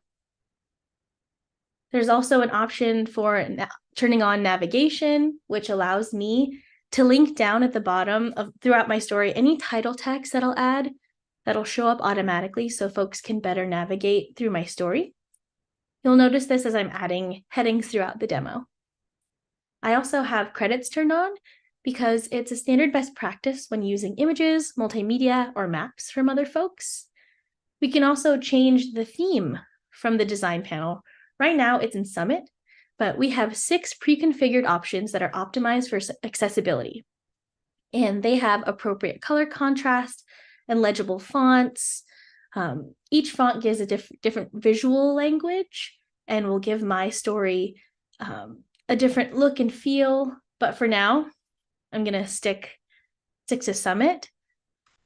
But you can also make your own custom themes using the theme builder, which I will go over at the end. So let's go ahead and add some text into here.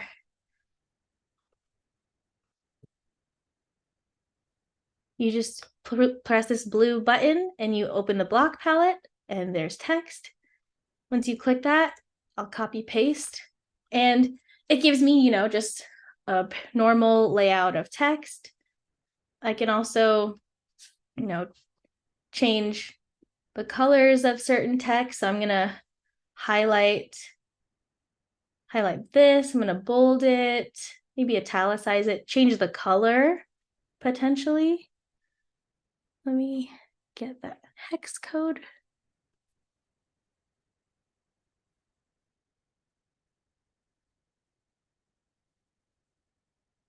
I can also change it to like different size of heading. And you can see that now that I've changed my heading, it's affected the navigation bar. But I don't want to have that whole entire text in there, and I can just change that really quick. And now when I click on that section in the navigation bar, it goes straight into that part of the story. And so now that we have these text effects, let's go ahead and add in our first image. Using the same block palette, I'll click on image, add in one of the photos from the story. And an exciting addition to the builder is our image editor. You can now edit images right inside of ArcGIS story maps. When I click this pencil, you're taken to a crop and markup menu bar and you're able to change the shape. So I'll do a square, kind of centered it a bit, do a circle, and I can also mark up. So I'll add in maybe a number to show where the submersible is. And in a matter of, seconds, I'm able to add a simple edited image right into my story. Let's go ahead and add in a quote. Quotes are really, really important to just help, certain parts of your story stand out. Within, adding text, while you're adding text, once you select the entire section of text, you can change that formatting and click on quote. And it's important to know that any sort of quote I pull in is going to match the formatting of my heading. So if you set different fonts for your header and your body font, your quotes will come out in that body font just slightly bigger. But I can also, I can bold it, italicize it. I'm going to keep it the way it is right now, but they're really, like I said, it's a great way to call attention to important parts of the text or top line things you want your readers to really take away from the story if all they're going to do is, scroll through it.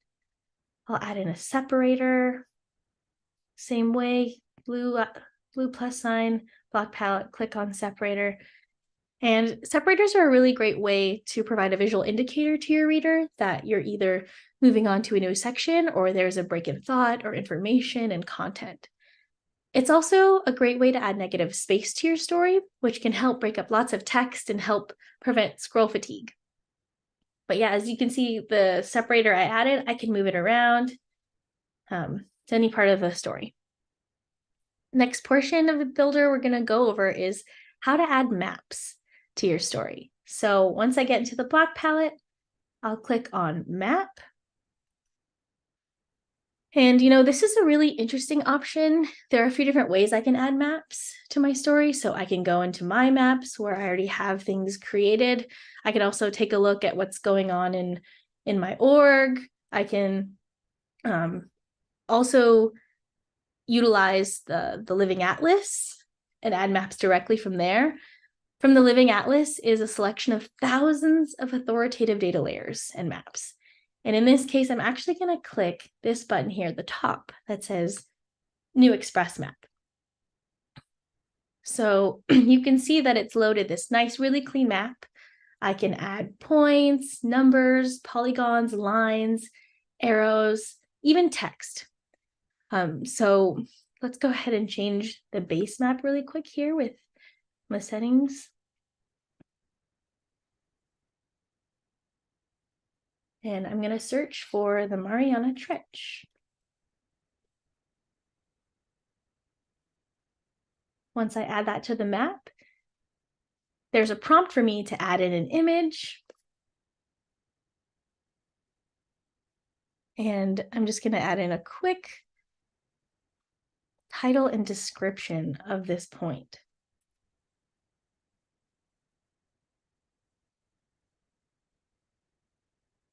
On top of all of these, all this information I'm adding to this point, I can also change the style. I can do a custom image that I have for the point, or I can change the size and color. I'm going to keep it the way it is. And now I'm going to place this map.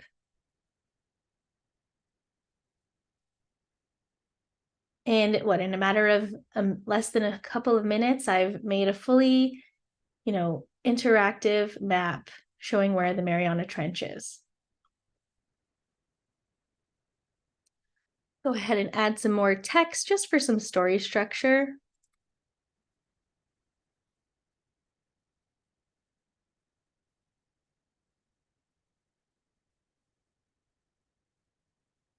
And the next portion of the demo I'm going to go over is Sidecar. So it's asking if I want to choose from a docked panel, which is a great option to use if you have more information or text that you want to highlight, and a floating panel here, which is really great if I have immersive media like imagery, or a slideshow option for a horizontal experience. In this case, we're going to go with a floating panel. We're going to add in some quick map choreography to the sidecar, creating movement for our audience when scrolling through it. So map choreography is a really great way to guide readers through a series of places, changing the map extent in each slide. So here I have a map layer of bathymetry data. All I'm going to do is search for the Mariana Trench. I'm going to have it zoomed out just a bit. I'm going to place that map. Add in some quick text. And I'm going to duplicate it. See how quick that was? Now, once I'm in my second slide, all I have to do is edit that extent of the map, zoom in, place it, and add in my second set of text. And as you scroll through, there's that map choreography of just zooming right in and just exploring a specific part of that map. With Sidecar, you're also able to add images, videos, embeds with like websites, swipes, and just a color. So I'll go ahead and add a video because there's just so many great videos from that expedition. So I'll add in some text. Yeah, this is a really, really great tool to to utilize for all your kinds of media. Here you can see the submersible going in, and it's very, really cool video in my opinion. But anyway, let's add in some more structure. I'll add in a separator and a little bit more text.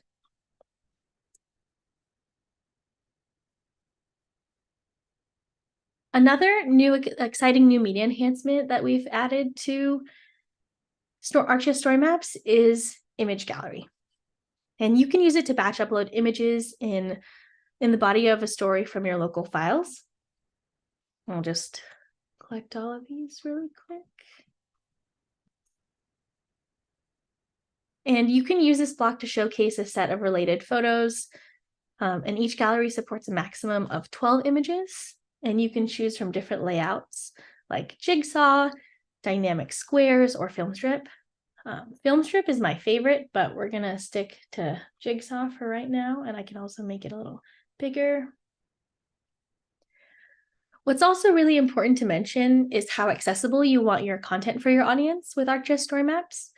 So you're able to add alternative text to your media. And all you need to do is click on this options menu, click on properties, and copy paste, type in your alt text.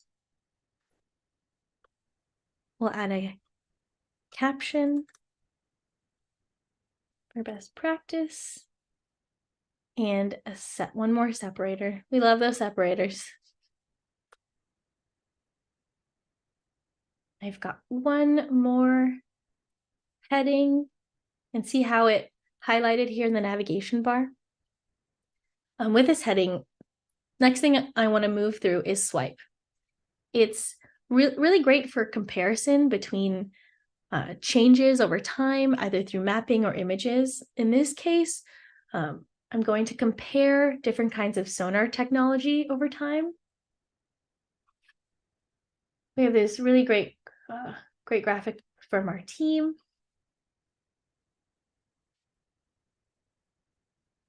So by comparing these two images, one can observe how, changes in technology affect modern underwater mapping. But yeah, you can use it for just maps and data as well.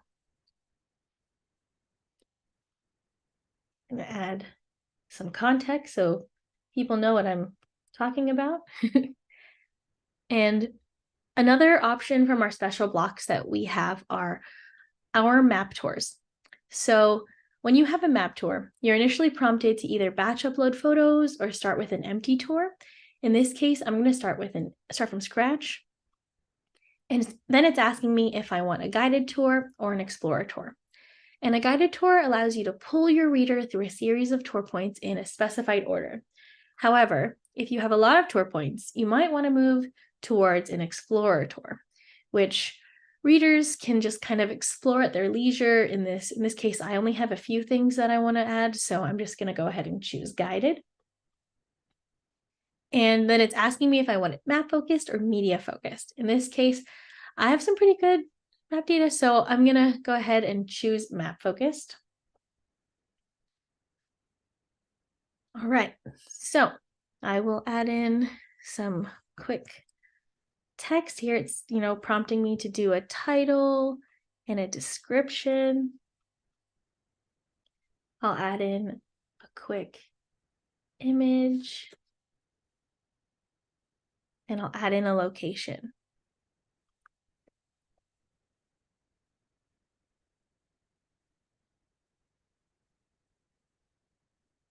And to add in another slide, all I have to do is click that blue button on the right and do the exact same thing. Put in my location, title, description, and an image. And search for that location.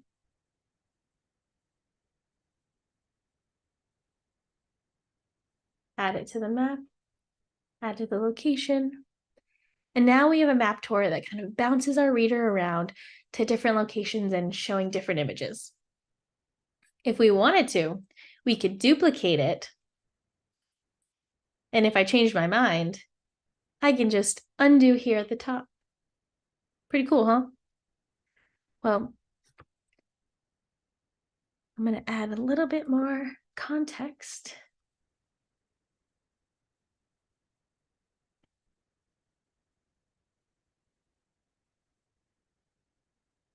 And at the end of our story, it's always great to have a call to action, as Ross is actually mentioning, by sharing resources and inspiring your audience. And one of the best ways you can do that is either by adding in a button to link to, a certain page, and just adding that link at the bottom. And once someone clicks on this button, it goes straight to that page. Another way is to embed. So all you have to do is click on that embed, as I did from the block palette, click in that link, add it, and now it's pulling in this embedded website of ArcGIS Living Atlas of the World, specifically about the ocean. For this story, I think I'd like to stick to the embed card. You can customize your card with changing the title, the description, even that thumbnail that's there on the right. And another thing that's really important to highlight is the credit section. So, this story wasn't, I may have created this story right now in front of you all, but a very large team and really great people made, that Challenger Deep story. It took a good while and really hard work. So gonna credit there. And one of the last things I want to bring attention to is the theme builder. So as you saw here, there are 6 themes available, but I've already made a theme actually for this specific story. And specifically here in Subtle Ocean, all I have to do is click edit, or I would create a new theme at the top right. That went too fast. So right here on the top right, you can click new theme, and it'll give the same menu as I'm about to go into edit mode for this theme. So I've done a light background, chose different colors, had my specific topography, buttons, quotes, links, separators, base maps, and logos. What's really amazing about the theme builder is also showing how legible your theme is. That color contrast is very important, just to make sure your story is accessible. And it gives you a score, and it does that also with your fonts onto your background. So from here, I'll go into my themes, click on Subtle Ocean, and look at that. It transformed my entire story just with the click of the button, changing those quotes, those custom separators, even the base maps. What you can also do before you fully publish and finish is preview your story. So you can preview it through on your phone, tablet, desktop, or just a normal page. And now that our story is ready, I can publish to my organization, to the public, change story details.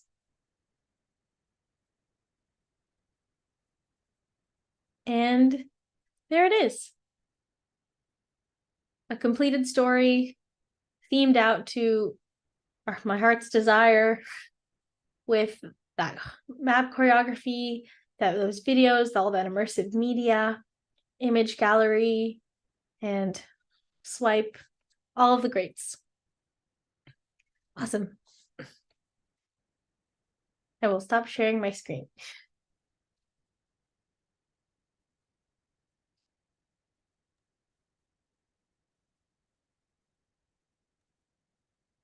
Thank you so much, Du and Ross.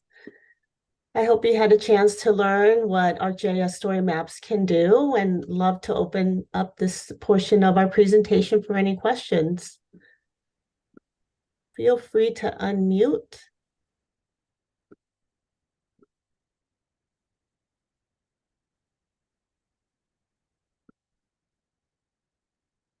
Yeah, you can unmute or put your questions in the Q&A area. There was a question earlier that came in about how much will this cost? And it's a great question. So ArcGIS Story Maps is part of the Essential Apps bundle in ArcGIS Online. ArcGIS Online is kind of Esri's ecosystem for web mapping tools, and that's where you'll find ArcGIS Story Maps. There's also a public account you can create if you want to try it out. That's free, but there are limited features. There are paid features, and some of the things you saw today are only part of the paid features. So again, there isn't kind of an easy answer to that question. If you are a nonprofit or a student, there are also subsidized or free accounts available through those accounts. So yeah, happy to clarify or follow up with additional information if that's of interest. Yeah, let's see. So Du did such a good job of showing all these features. I was going to say we could show some additional features, but I'm racking my brain because he did such a good job too. You know, it might be worth revisiting our resources page and going into a little bit more information there.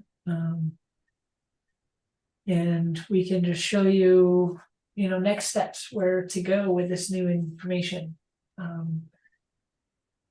And if we get more questions, we will be sure to answer those. Do you want to share your screen? Yeah, sure. Yeah, and then I can just we can all chime in and share our thoughts. Cool. I was actually pulling up the resources page that you mentioned. Perfect. Great. So this is an excellent place to get started with this new information.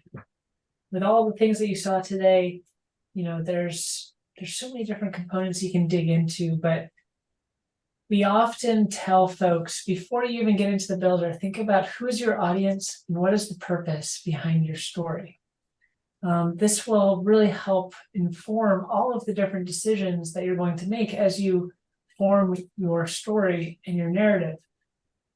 So for instance, if your audience are policymakers, you're going to use different techniques, different storytelling techniques in different language than if you're trying to speak to perhaps a scientific audience, right? And so knowing who your audience is will really help you make those decisions so that you make a bigger impact with your story. You know, the other thing, oh yeah, go ahead, Christina. I was just going to chime in. We actually got a question. What kind of other things is this used for? And it's limited in terms of what you can use ArcGIS story maps for. Well, there is a gallery that we can use that you can use as inspiration. Thank you, Du, for bringing that up. And it's got all kinds of use case by category, by features, by industry. You've seen anything from annual reports to you know, conservation, and stories about social justice and equity, nonprofits, just a variety of different sort of use cases. And the gallery is a great resource for sort of looking at some great examples. We're always inspired by the ways our users take these tools and run with them. You know, we've seen students create personal resumes or a visual portfolio of their projects as they pursue, job prospects. We've seen folks, like Christina said, annual reports showing the impact of your work, and instead of printing out a big or creating a PDF that's kind of static and very text heavy, you can create this interactive story that you can share just with a URL. And then, like we did today, we create presentations with them too, which can be a really effective way to sort of get out of the bubble of PowerPoint and think about how you can bring maps in that really help keep your audience engaged and tell your story. A nice use case as well is nonprofits. They use it as sort of a calling card of all the great work that they're doing, and also a chance for to solicit donations from larger organizations or to get some exposure to the work that they're doing. That's another great use case that we see constantly. For sure. And folks are making stories in multiple languages, which is really exciting. So at the beginning of a story, they'll actually say, if you want to read this in Spanish or in French, click here. And with one click, you can then load a non-English language story. And so here are some of those languages that are supported. Yeah, as Ross mentioned, we support 40 languages. And that's the website and the builder and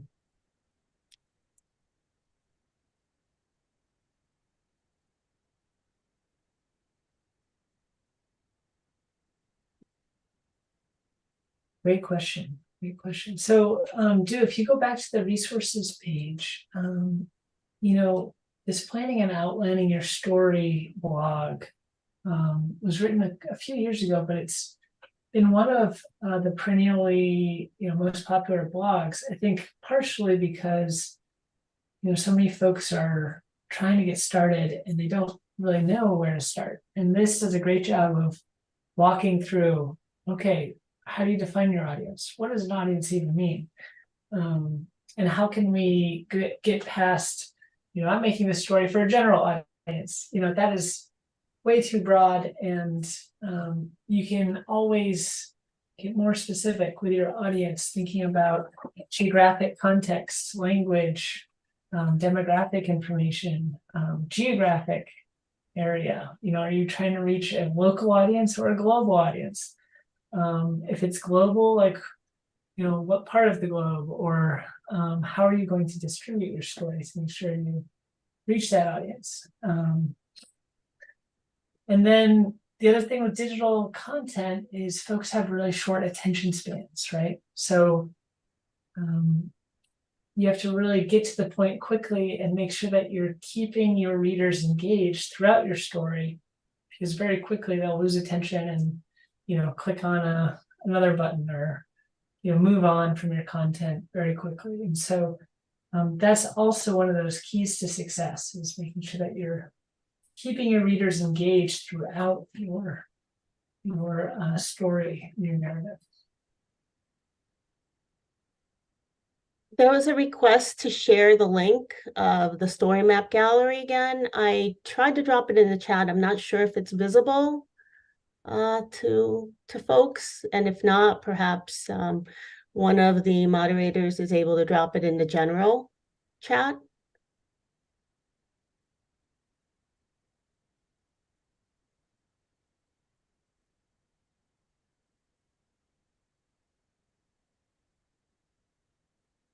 We can also share our presentation from today, the collection of stories that I showed at the beginning, and put that into the chat. There's a few more stories in there that we didn't get to show, but you all can take a look at and enjoy One of them is, all about storytelling principles. And a lot of those do touched on, and I touched on, but it's a great summary. There's kind of 9 steps to effective storytelling. Give me 1 second. I'm currently looking for the link really quick.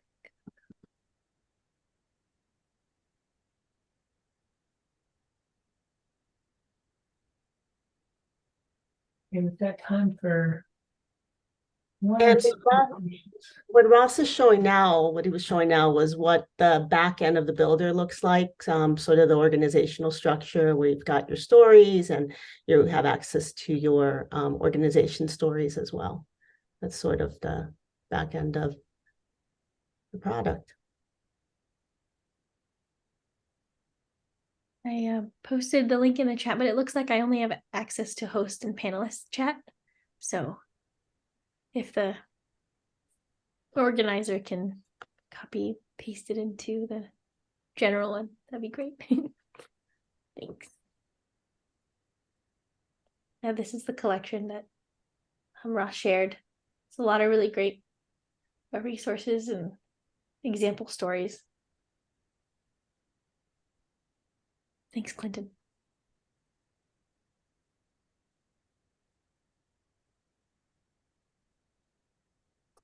If you want to click on that Lands of Freedom story real quick, that's got an example of a language, a different language version story that can be done with story maps.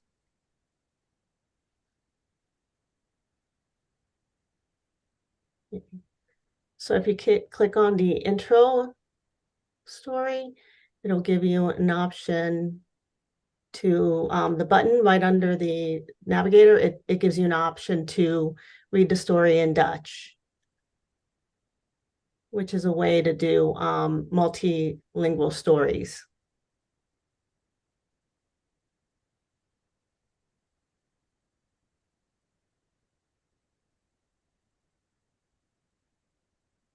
Cool.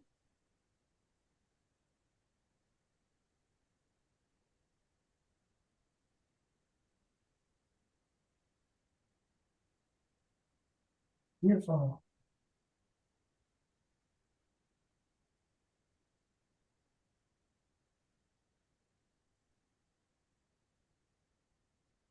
Great. Well, let's see if there's no other questions. We really appreciate you all inviting us to participate in the event today. We love your questions and we're always here to answer them.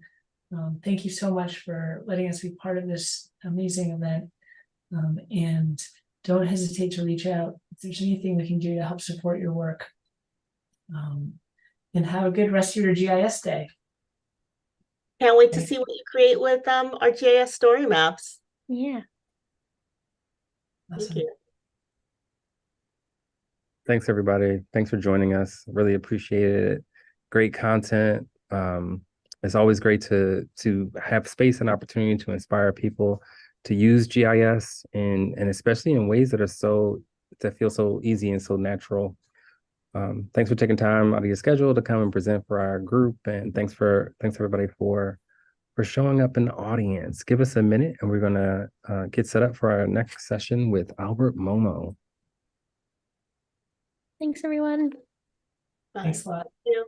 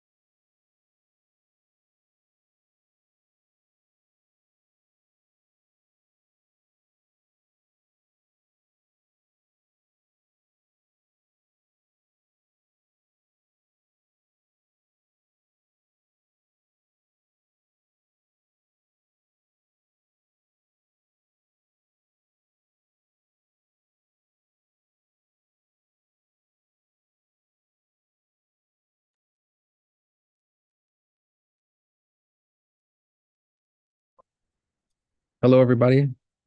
Welcome again. We are thrilled to have you join us for a session that promises to be both enlightening and inspiring. Today, we have the privilege of hearing from Mr. Albert H. Uban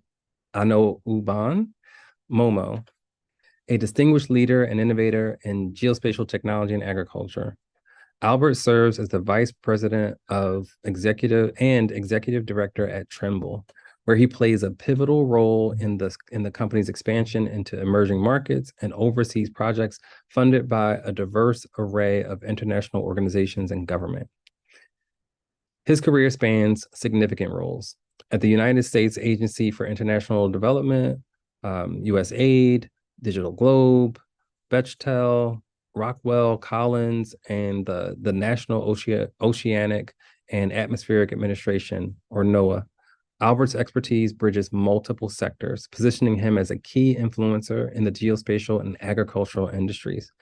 In his capacity as a member of the Applied Sciences Advisory Committee of NASA, Albert merges scientific knowledge with practical applications, enhancing the impact of geospatial technology in real-world scenarios. His leadership is further exemplified in his role as the chair of the board of directors of the Cadastre Foundation and the chair of the DEI Committee of the World Geospatial Industry Council, where he champions diversity, equity, and inclusion on a global scale. Albert's global perspectives is enriched by his involvement with the United Nations, including his co-chairmanship of the International Advisory Committee of the United Nations Global Geodetic Center and Geodetic Center of Excellence, and his membership in the United Nations Committee of Experts on Global Geospatial Information Management. His academic achievements are also notable. With advanced degrees from Johns Hopkins University, the University of Maryland at College Park, and the École Polytechnique de Yaoundé. Sorry, I wasn't ready for that pronunciation. My apologies. In this session, Shaping the Digital Physical Landscape in Industries, Albert will delve into the transformative role of geospatial technology in agriculture and its intersections with DEI initiatives, offering valuable insights into the future of these vital sectors. Please join me in warmly welcoming Albert Momo. Albert, would you join us on the stage? Feel free to turn on your camera.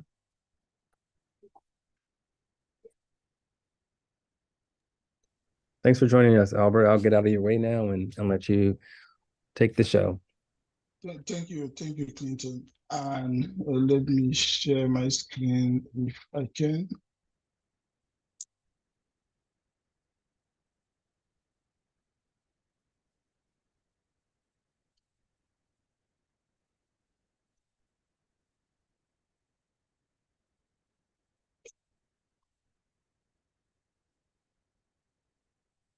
Yes, good morning, good afternoon, everyone. I'm calling from Kingston, Jamaica. So if my connection is not as good as you wanted it to be, don't blame it on me, blame on the Wi-Fi of my hotel. And of course, happy GIS Day to everyone.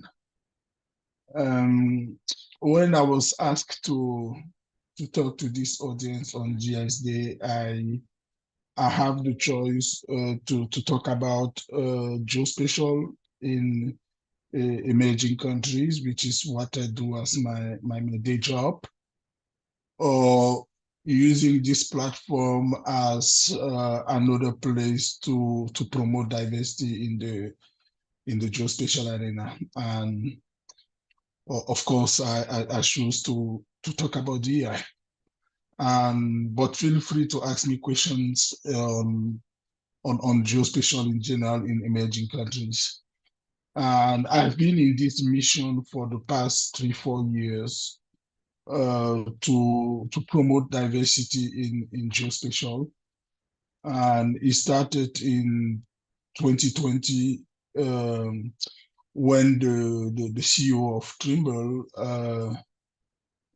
sent an email to the entire company regarding the George Floyd issue. And there's only, it's not a big secret, there's only 2 Black people at Trimble with the title of vice president. So I felt like it was my duty to react and to not only to appreciate the email that he sent, but to push for more action, more, and that's exactly what I did. And with that started our DEI journey within Trimble. And because I was also involved in the World Geospatial Industry Council, I also push at that stage to do more when it comes to DEI. And of course, it was decided to create a committee on DEIs that I'm chairing, and now I have six members in that committee, including Clinton, who just joined. And of course, we appreciate him joining and bringing all the talent and all the knowledge that he has on DEI. Only this year, I've been in many panels or presentations where I'm asked to talk about diversity in the geospatial sector. And at GeoBiz and also at Geospatial World Forum, I actually came with the same presentation that happened to be only 2 slides. And you may have heard about what is considered the shortest correspondence in the history. It was a French author, Victor Hugo, that you probably know, who, after publishing the book Les Misérables, sent a letter to his publisher, and that letter was only a question mark. And the publisher replied by sending him an exclamation mark. And that is considered the shortest correspondence in the history. So those were also my 2 slides when at GeoBiz and at Geospatial World Forum. And the first one was the question mark, because the question at hand was, what is the status of diversity in the geospatial sector? And of course, my exclamation point was, it's not as good as we want it to be, it's actually worse. So I'm not doing that to you here at this audience because it's GS Day and because I love the idea of homecoming from North Star. So I'm going to try to be a little bit more explicit, even though I'm going to try to, not to say more than I should. But I want to use this platform, of course, to continue raising awareness, but also pushing for more action to promote diversity, equity, and inclusion in the geospatial community. And I will do that by showcasing what we are doing at WGIC and hopefully engaging with you on this GIS Day by answering questions that you may have, and also by getting the input that you can provide and that I hopefully can use either within WGIC or within Trimble. And WGIC, as you may or may not know, is the association of most companies representing the geospatial industry. So all of the big players that you know in the geospatial arena are part of WGIC. So I think whatever we do in DEI within WGIC will have an impact for all those companies that are part of WGIC. And once again, even though I want to talk about what we have done so far and what we plan to do, I really want to take this opportunity to engage with people who probably are not involved in WGIC and getting your input, getting your ideas, and try to push those within the member companies of WGIC, because there's really, really a lot that still need to be done when it comes to DEI within the geospatial community. And it starts with the companies. I understand we can also have the same conversation, or in the public sectors if we want more diversity, if we think that there's a need of more diversity within the public sector agencies that are involved in geospatial. I'm thinking, for the case of the US at NASA or USGS or NOAA and all those agencies, federal agencies that have something to do with geospatial. And I don't know who is at this meeting. I hope we have a more diverse audience than what we are used to when we are at those geospatial events. And there is always a lack of diversity that is very profound, being diversity of race, being gender diversity, being diversity on national origin, or all other areas of diversity that you should be or you are aware of. And I think every single one of us should have a mission of being an advocate for diversity. We are much better as a group. We are much better as a sector when we have a diverse group of people thinking about issues, when we have a diverse group of people addressing some of the challenges that the geospatial community is facing. So the key objectives of the committee that I lead at WGIC are what you have there. So it's provide a foundational understanding of core principle of diversity, equity, and inclusion, and develop and propose a DEI strategy for WGIC members, and propose metrics to measure DEI progress within WGIC. Those three objectives may look very simple, but once again, if you have the slightest idea of what the diversity is now within geospatial companies, you will understand why those simple objectives are, till this day, what we should work on and what we should try to push our companies to embrace, and what we should push our company to take actions on.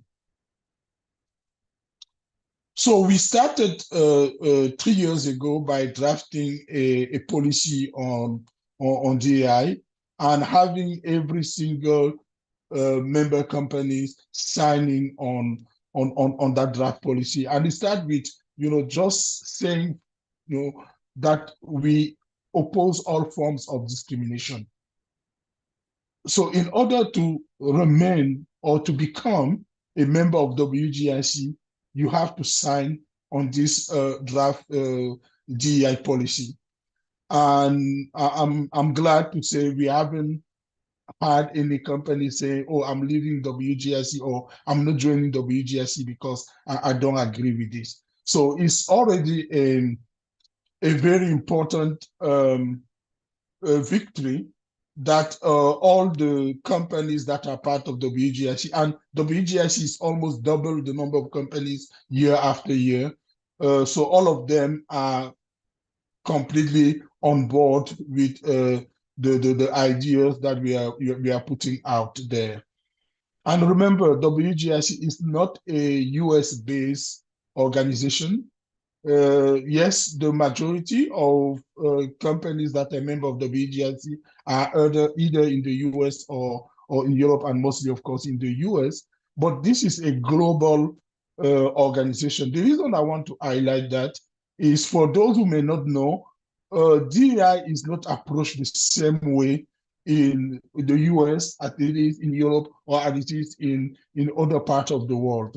And I will just give you one example that was very fundamental in the way I wanted DEI to be captured within WGIC. As you know, in the US, when we say DEI is diversity, equity, and inclusion. In most parts in Europe, they say diversity, equality, and inclusion. And I'm one of those people who think we cannot fight for equality. Equality should be given. You don't fight to say to someone, I'm your equal. Because if you have to do that, so that means the issue is actually worse than we thought it was. And I'm glad that people follow my lead on this, where I think equity is really what we need to put forward, not equality. If someone considers you not to be its equal, I mean the conversation and there's no need to keep discussing with that person because it's actually disgusting.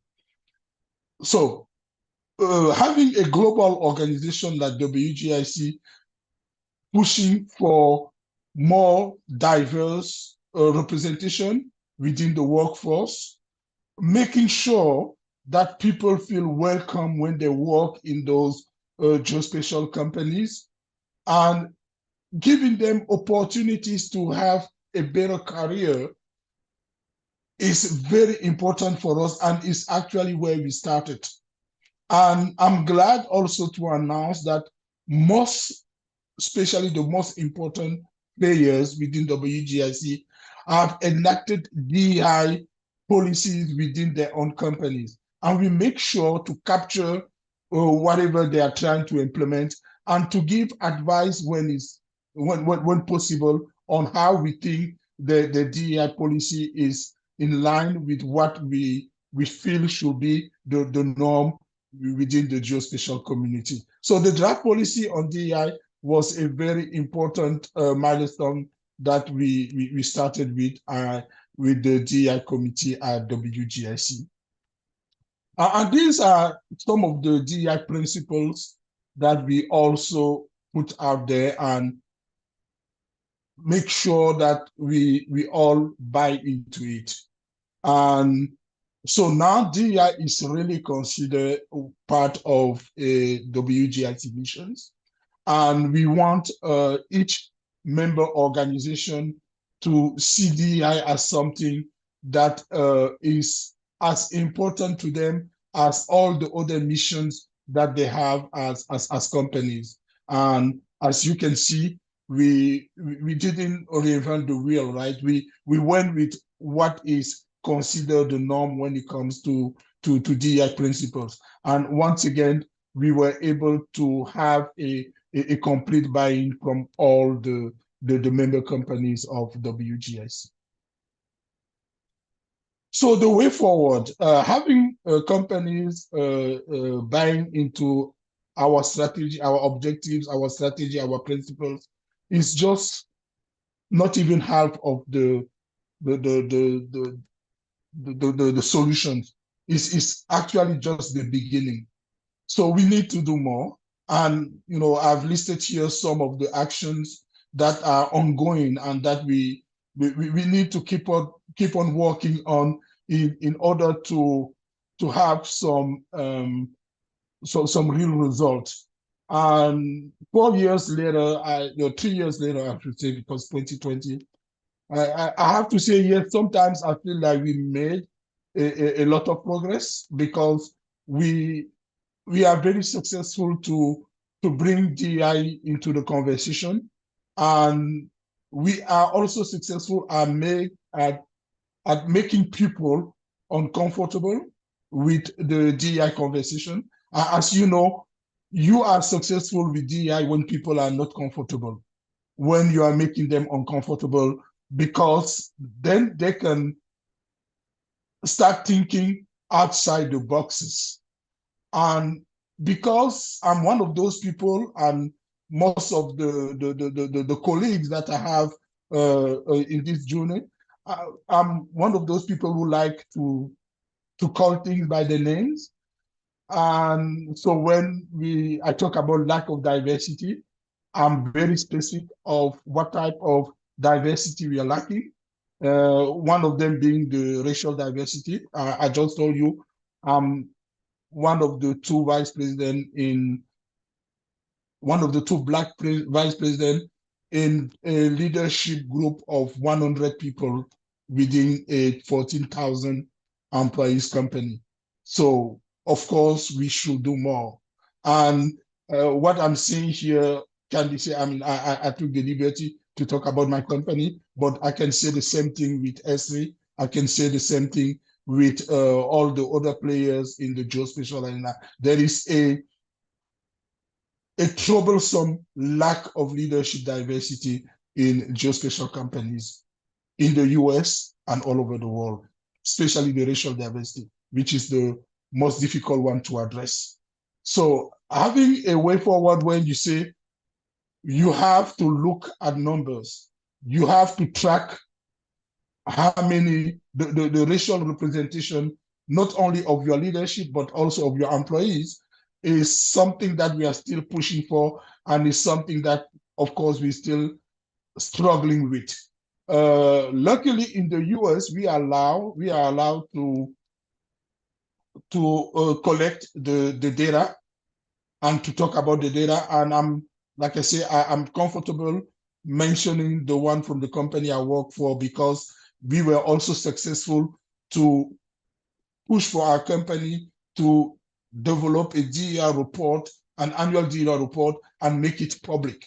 So the information that I'm sharing here is actually public information. And I also want to continue challenging other companies to do something similar, to have a DER report where they, instead of those posts where they put a Black person just to show that they have Black people in the company, but they can actually have a report telling the whole world how many, the percentage of Black people, the percentage of women, the percentage of people with a different sexual orientation, and all those in a report that is public.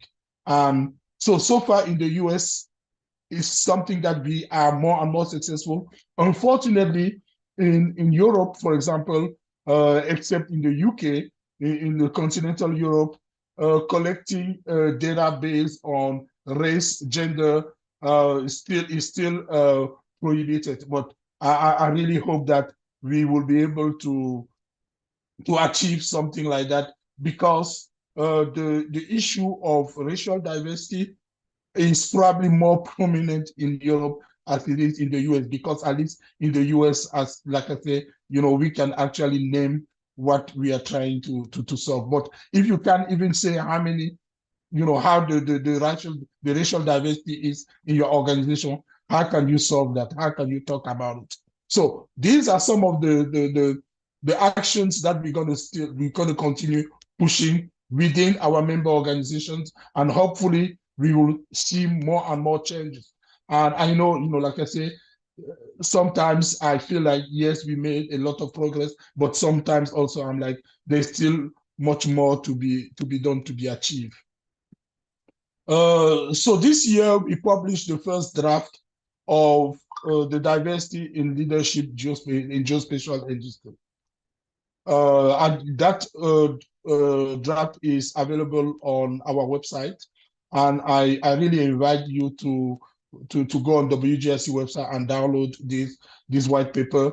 It's going to give you an idea of what the challenges are, because like I said, the lack of diversity in leadership for geospatial companies is worse than you think it may be. It's actually worse. But in the meantime, we don't want to put a report out there just to complain or just to talk about issues. We also highlighted in some of the case studies what some of our companies are doing to address the lack of diversity in the leadership. And we want companies to be able to share what they're doing and to learn from each other, and to learn from the committee on actions that they can implement to be more successful on that part. The plan is to release the second version of that report on that in February 2024 during the Geo Week in Denver. And that second version of the report will have more information coming from a large survey that we are conducting now.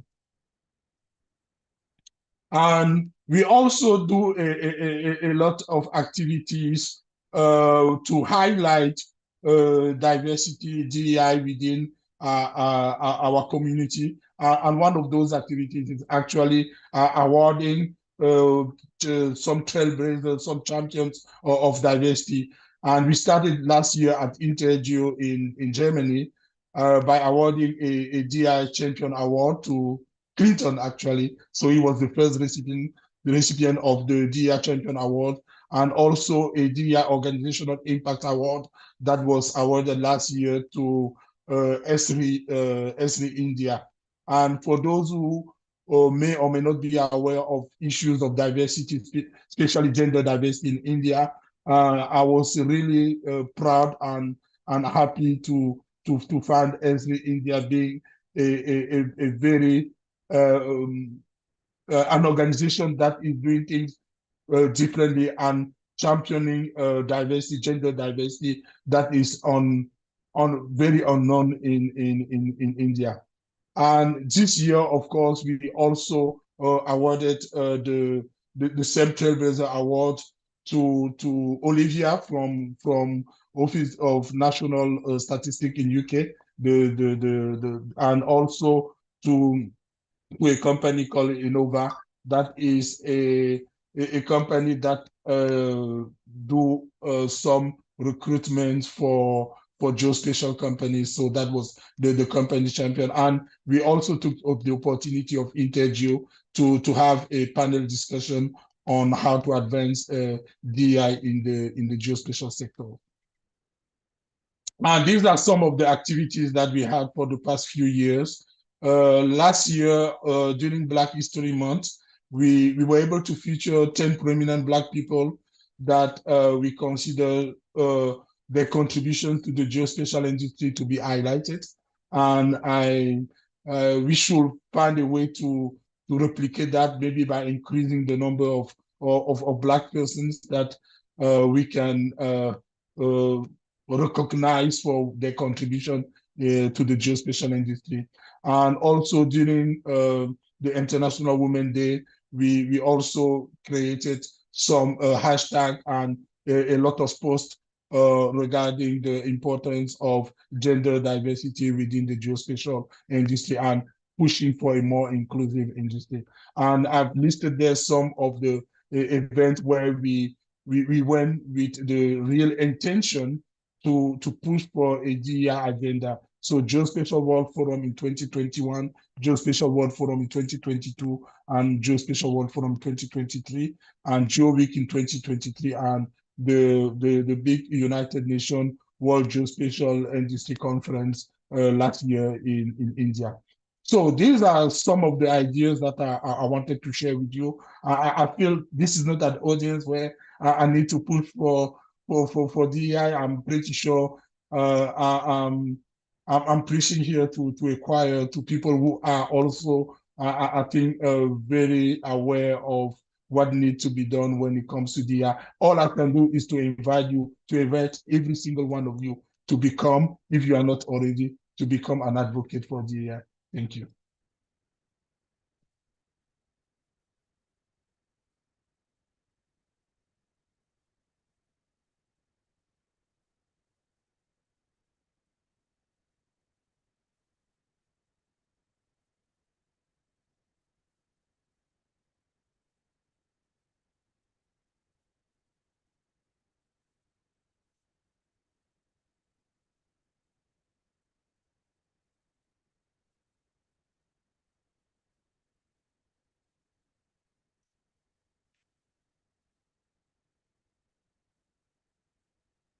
Okay, I see a question there from Vanessa. I know Clinton is still taking time to come back. So having worked in the public and private sector, which entity do you feel is better at capturing the essence of your concept of DI? And do you think that hiding racism is still a prominent issue in the workforce and DI initiatives? I would say the public sector, at least in the US, and when you hear my biography, I work for USAID, I work for NOAA, and I'm an advisor at NASA. the public sector is, of course, more intentional when it comes to DEI. And the diversity, the type of diversity that we listed in is much better captured in the public sector than it is in the private sector. The private sector really start really to push for DEI only 3 years ago. It started in 2020. Before that, DEI was not really, especially in the geospatial arena, DEI was not something that we were intentional with. And as you know, there are always excuses that organizations will present by saying, oh, we cannot find a candidate, a diverse candidate, right? And one thing that I did when I was talking about pushing for DEI within my company and within the WGS in general, is to think about the three elements, the recruitment. You have to recruit people, you have to retain people, and you have to promote them. So starting with recruitment, my focus, because that's the one that was more prominent, my focus on racial diversity was you have to go where the people that you think are not well represented, you have to go where they are. So for Trimble, for example, I pushed for the company to become a member of the BCA, which is an associate member of the National Society of Black Engineers. And for the past 3 years now, we are intentional going to the NSB conventions and do some recruitment there. And also, we go to Afrotech. We went this year for the second time and also do some recruitment there. So now more and more people are able to go places where they can find those diverse candidates.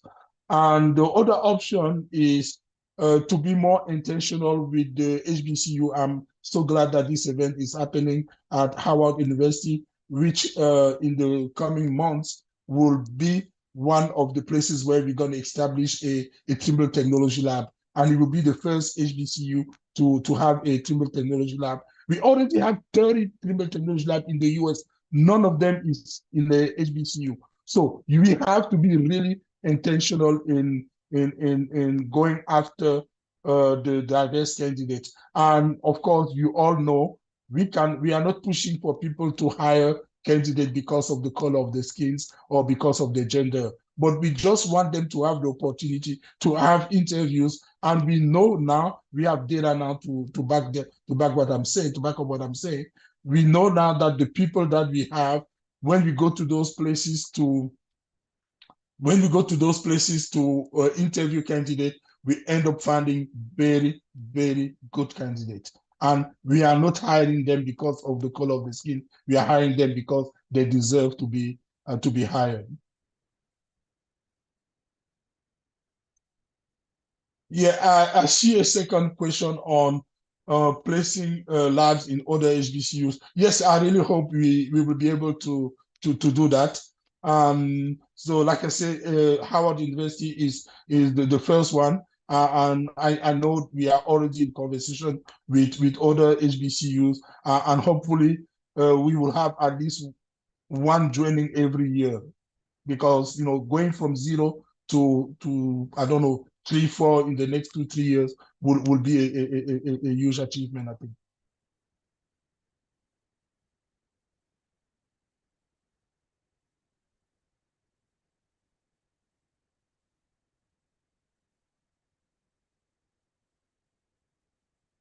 Is there any other question for me?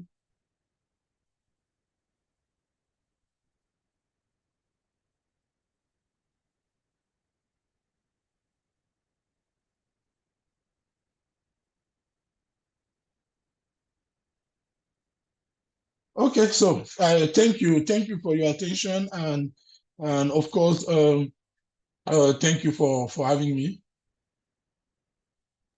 Absolutely. Thank you so much, Albert. Great session, great questions. So grateful to have you join us remotely from Jamaica, where you could be relaxing. But Albert said yes immediately in all the ways that he could say yes immediately. He cleared up time on his schedule, and we really appreciate him for it. So thank you for joining us, Albert, and enjoy the rest of your time in Jamaica. Thank you, Clinton, and talk to you soon.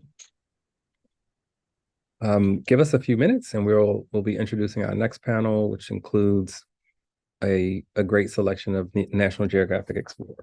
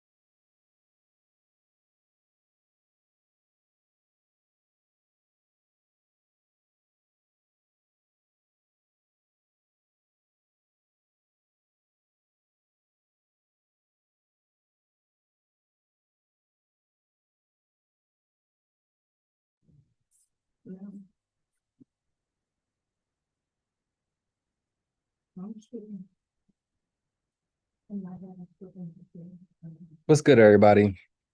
We're thrilled to have you here for Navigating Tomorrow, National Geographic Trailblazers on Geography, Community, and Transformation.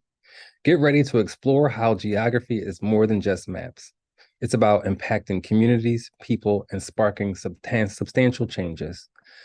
I want to introduce you to our dynamic panel. We're excited to introduce our stellar panel who are not just discussing change, but actively driving it. First, we have Suzanne Pierre, PhD. Dr. Sue is revolutionizing the fields of ecology and biochemistry. At the helm of the Critical Ecology Lab, she's weaving together ecological shifts, social justice, and emancipation. Suzanne steps beyond academic boundaries, collaborating with artists and curators to spotlight these vital dialogues in public forum. We're also joined by Christopher J. Schell. Meet Chris, an urban ecologist and academic, unraveling how city-dwelling animals like coyotes and raccoons adapt to urban environments. His unique angle, merging environmental justice with urban biodiversity studies. Chris is a trailblazer, integrating local voices with urban wildlife and resilience discussions. And then we have Sandra Turner, an ocean conservationist with a flair for geography, storytelling, and photography. Sandra illuminates our planet's wonders, focusing on the Caribbean's evolving landscapes under climate pressures. She's not just educating about the seas, but revealing our profound connection to them, inspiring future ocean stewards. So what do we have to look forward to? Well, this is a session all about authenticity and impact. We'll delve into the transformative work of these panelists, the work that they're undertaking, much of that work, with the National Geographic Society's backing. The spotlight is on how geographical understanding is crucial for communities of color, particularly Black communities, serving as a cornerstone for empowerment. We're set to examine ways to amplify geoliteracy, focusing on enhancing Black presence in geographical fields, and definitely gear up for a Q&A session. So bring your questions. You can start to put questions in the chat as it goes. Remember, this isn't just another talk, it's a rallying cry. It's about harnessing geography as a catalyst for fostering robust, resilient communities. Whether you're a geo expert or simply geo curious, you're a vital part of this narrative where cartography intertwines with social justice. So let's let this exploration begin. Let's jump in and get ourselves ready for an incredible conversation, incredible narratives, incredible insights. Thanks for joining us, and I'll get started. So feel free to, explorers, feel free to come off the mic. I have a set of questions here, and the first one is, I think it'll really help our audience if each of you would tell us about your National Geographic Society funded work and talk about the importance of a geographic approach in that work. Let's start with Sandra. Yeah, thank you, Clinton, and hello, everyone, my fellow explorers. I have the distinct honor of wearing two National Geographic hats, the first as a certified educator and the second as an explorer.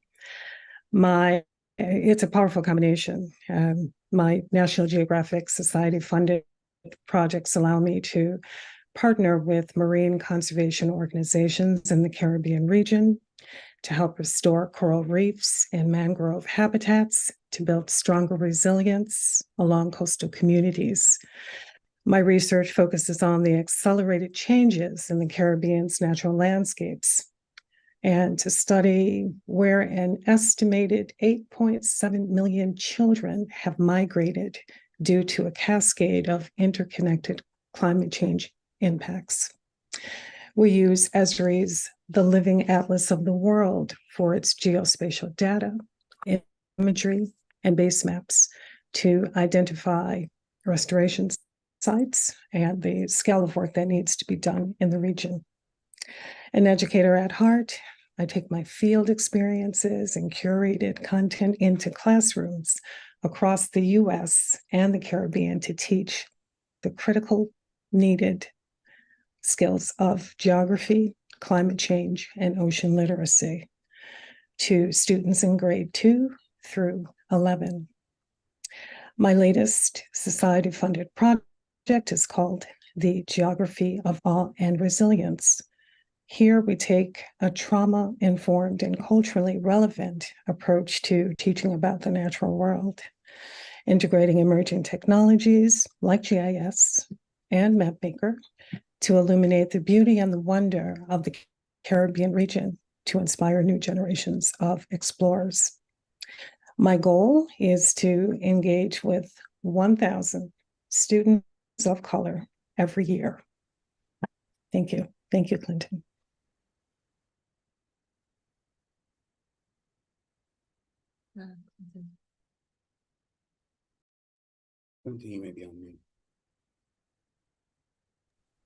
It would also help.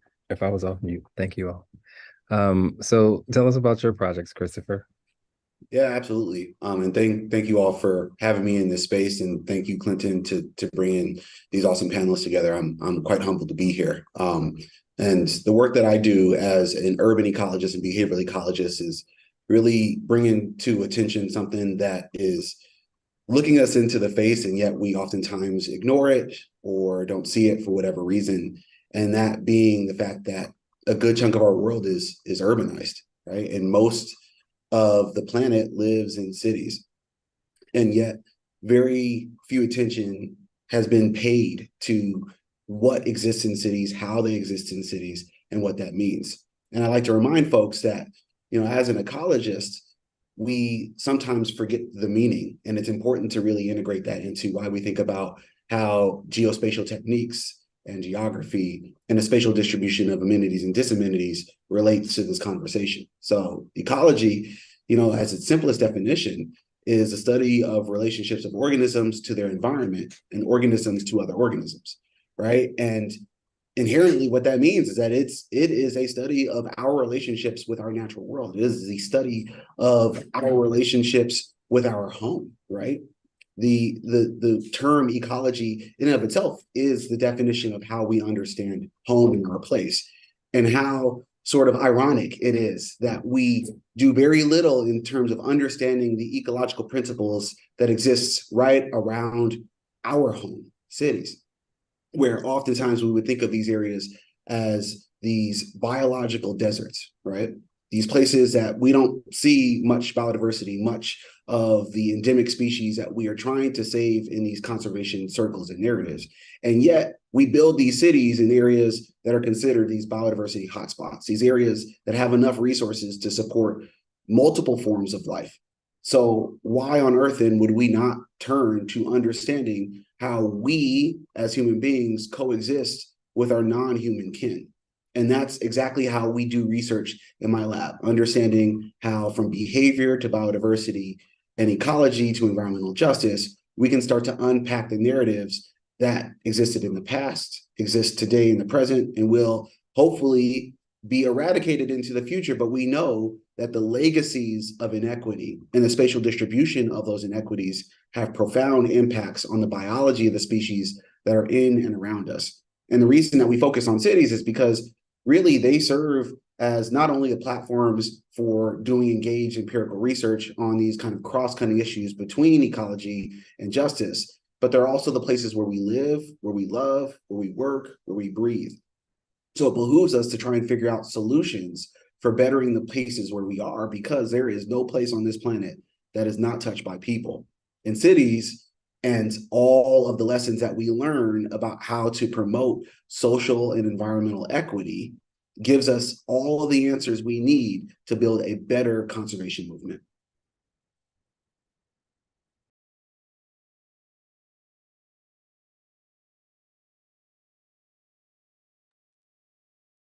Thank you, Chris, for sharing your background and what you work on. And thank you, Sandra, as well. I think Clinton popped off for a second, so I'll go ahead and introduce a little bit of my work. So my name is Suzanne Pierre, and my pronouns are she, her. And as Clinton mentioned, I'm an ecologist and biogeochemist. So what that means is that I study the resources that connect organisms in ecology. So as Chris mentioned, ecology is a study of home, and homes don't run without these basic things that keep all of the residents alive. So that includes minerals, that includes organic resources or nutrients, that includes the transfer of energy through sunlight. All of these exchanges are a part of biogeochemistry, the study of living organisms exchanging non-living and chemical parts of the environment with one another. And this really comes down to the bottom of the food chain, right? Plants taking in sunlight, taking up nutrients from soils, relying on water, the hydrologic cycle, in order to produce the basic resources that fuels the food chain. And this is true in every part of the Earth's ecosystems.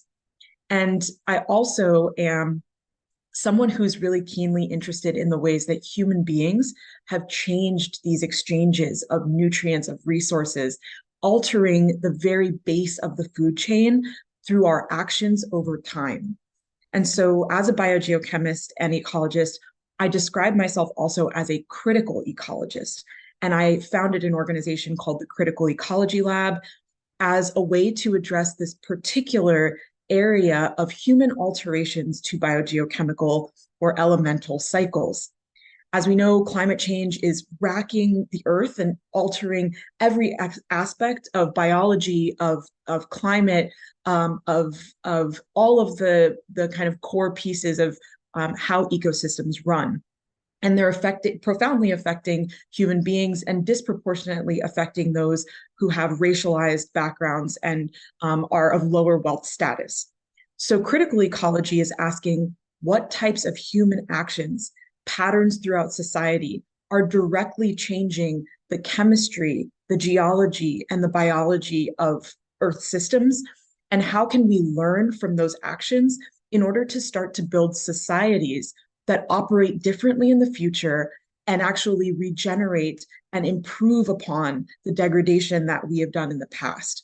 So it's a keen equity lens that we bring to analyzing biogeochemical cycles in a way that is novel for the field and hopefully will influence other fields, including urban ecology and beyond. So thank you so much again, Clinton, for inviting me to this panel. Thank you for your answers. And I wanna stay with you, Susan, for this next question.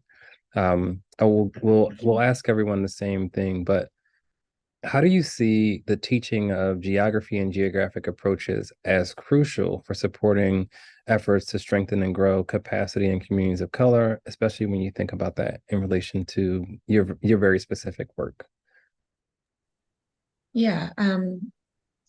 So geography or spatial understanding of the world is really critical for appreciating the distribution of organisms, of resources, including energy, right? Just the basic energy coming in from the sun, for example, and the way that that one resource, which is spatial, influences all of these other features of ecology, such as how productive ecosystems are, how much plants grow and conduct photosynthesis, for example.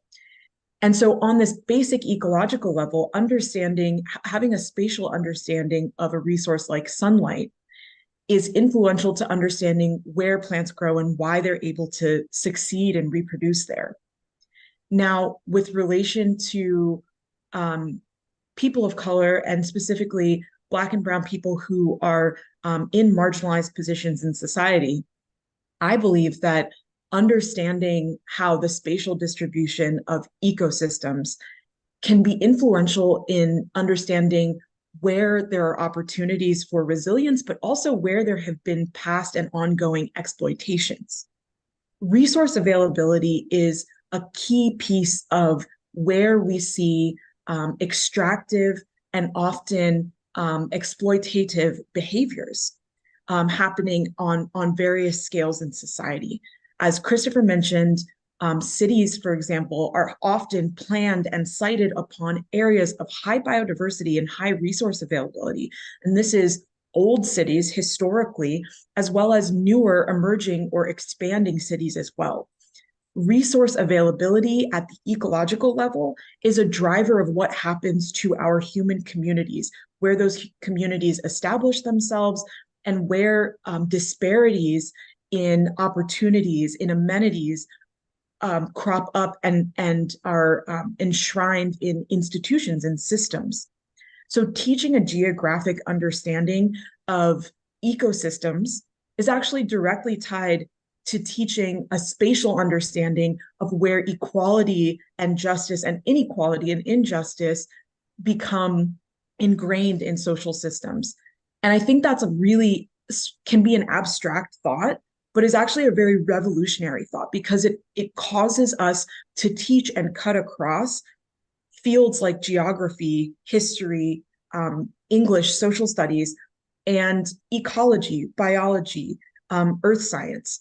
And I think that that challenge of using space and spatiality as a cross-cutting tool can actually transform even K-12 education, and our understandings of where there are opportunities to do better. So that's my take.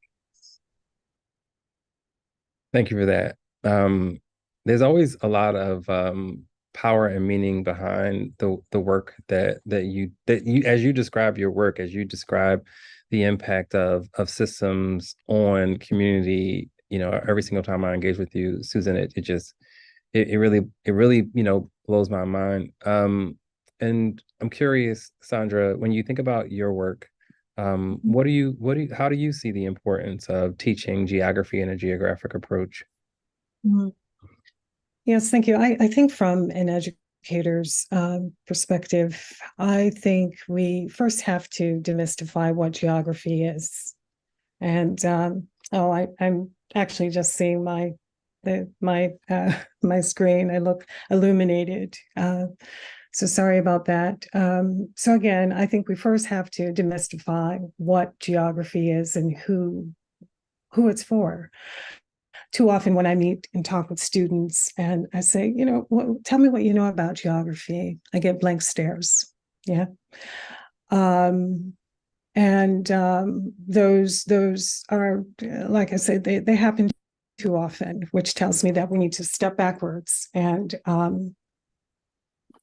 start to work with our young people and assure them that you are part of this interconnected world that we live in. And geography, like we heard earlier today from Dr. Grayson, geography is everywhere, right? So again, let's get some definition behind what geography is and who it's for. And I wholeheartedly believe that investing committed time and resources to help our students understand how the world works by advancing geoliteracy skills and emerging technologies to lead change is one way to strengthen, grow capacity, and build sustainable communities of color. I'd like to see more students in AP Human Geography classes and have the opportunity to meet and be inspired by National Geographic explorers like Suzanne, Christopher, Clinton, who actually look like them and can share, the experiences that we have in the field, in our research and our work, again, to inspire and keep the flame of geography alive in our communities. I appreciate that. Is there anything you would add to that, Christopher?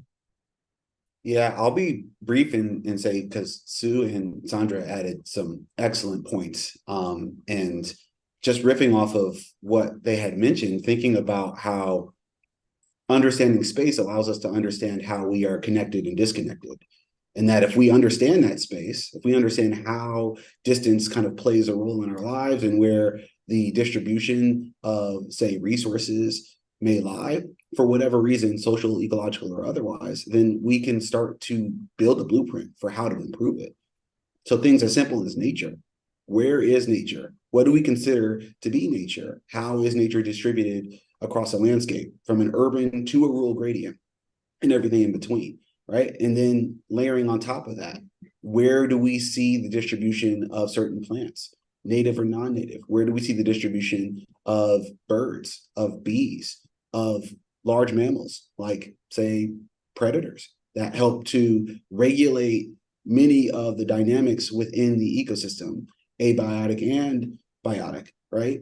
And then how do we start to understand where the distribution of those resources are in relation to communities of color, and why oftentimes those are incongruent with each other, not as an accident, but on purpose. So then that way we can build a better practice around understanding, well, we know where the spatial distribution of where all of the resources and disamenities lie.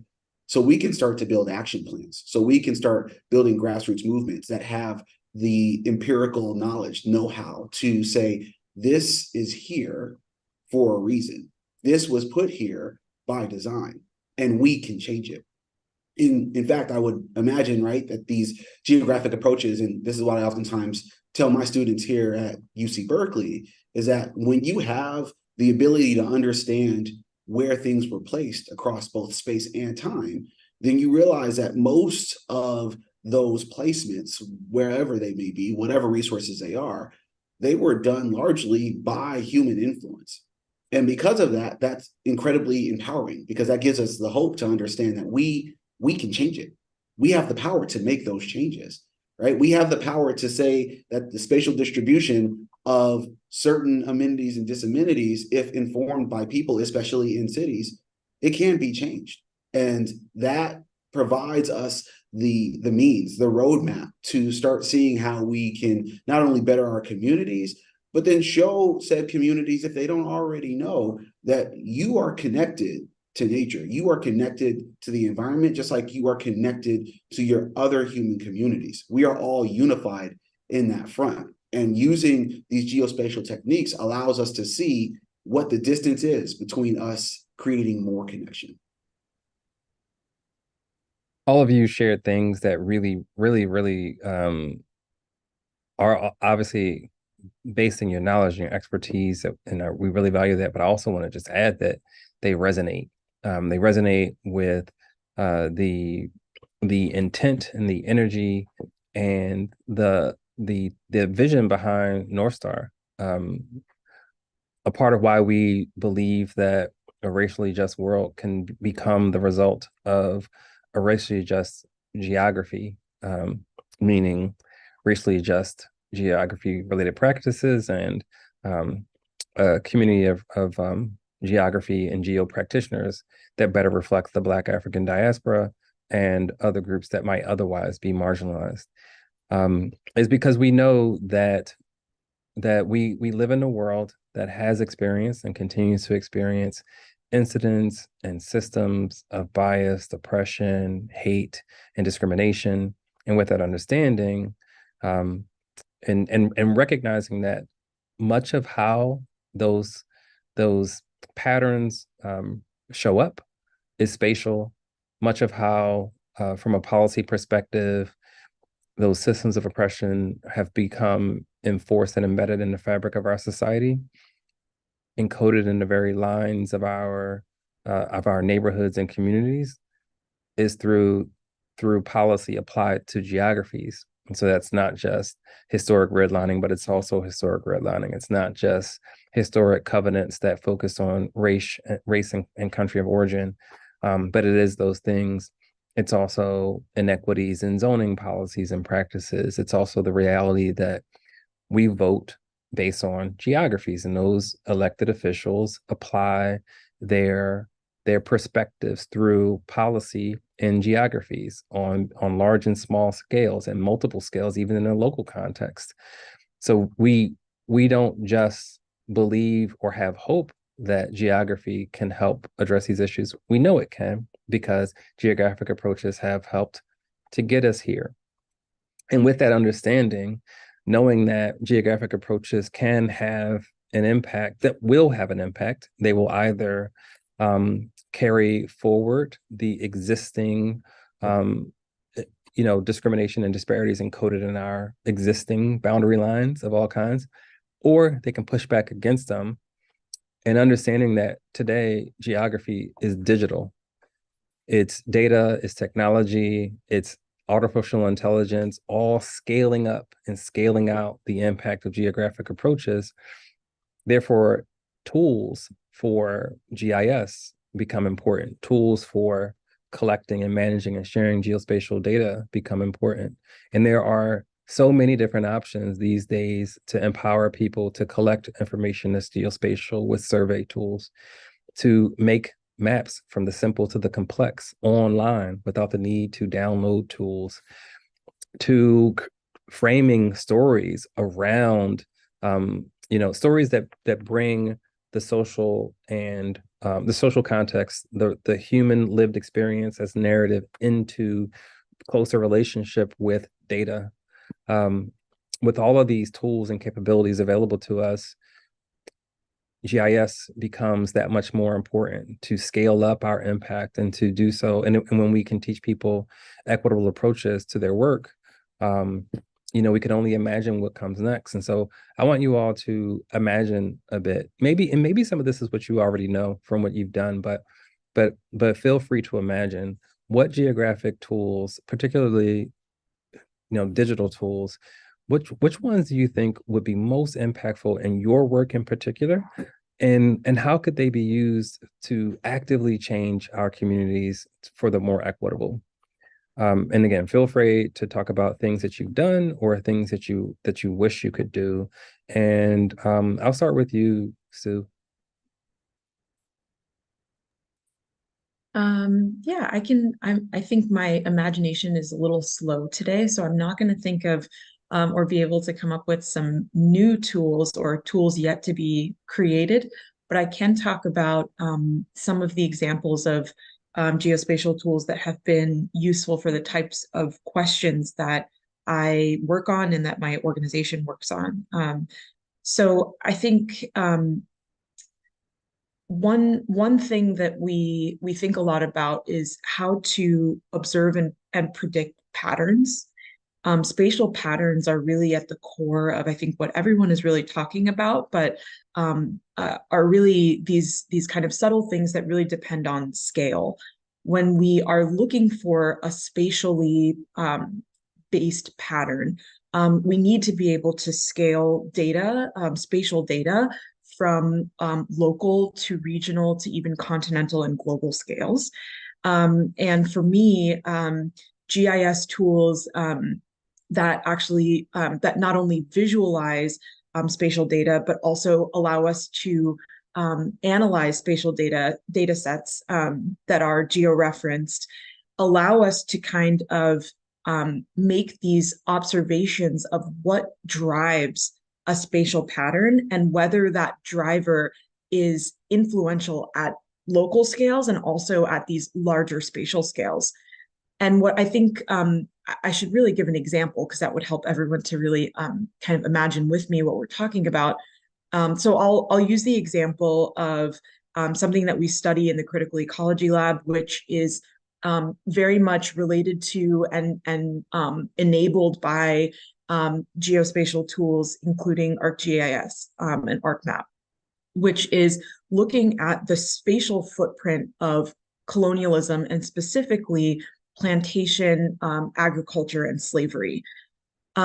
When we think about a plantation, we think of a particular perimeter, a polygon, that is just one area representing activities historically that happened in that location.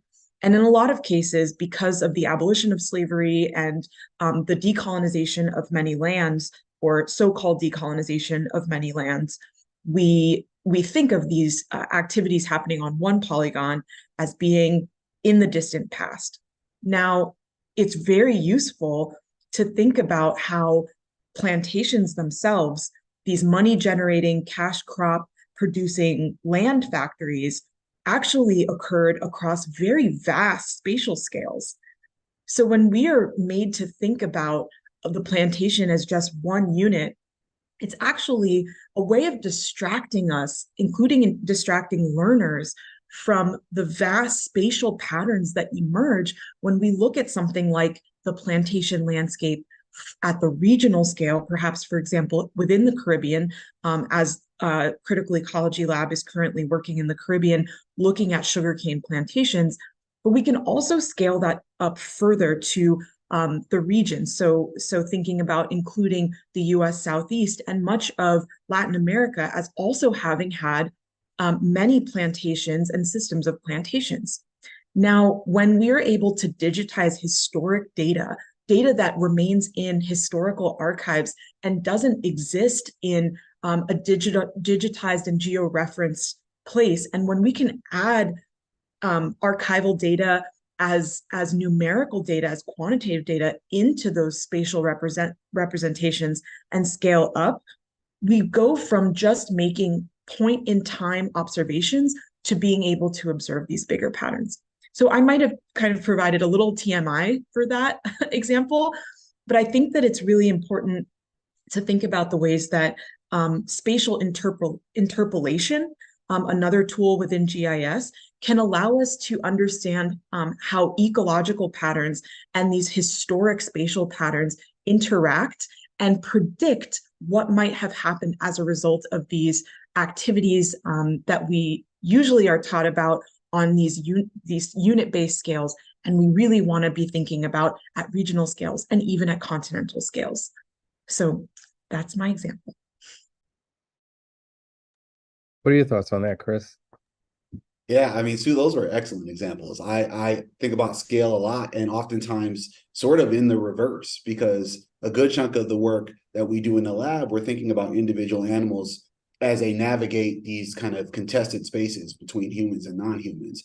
So we think about how are the animals experiencing the concrete? How are they experiencing, say, changes in daylight savings? How are they experiencing a neighborhood that a block over loves the animal? And then, you get to another neighborhood and they despise that animal. We study species that oftentimes are hyper polarized, where you have folks on either aisle, and we do not have a good handle on how to integrate human attitudes, perceptions, and the like into many of these spatial data sets. And that's all changing. That's all changing as a function of things like inflation, as a function of things like relative cost to live in an area, things like how you're able to afford goods and services, whether it be anything from medicine to just buying groceries.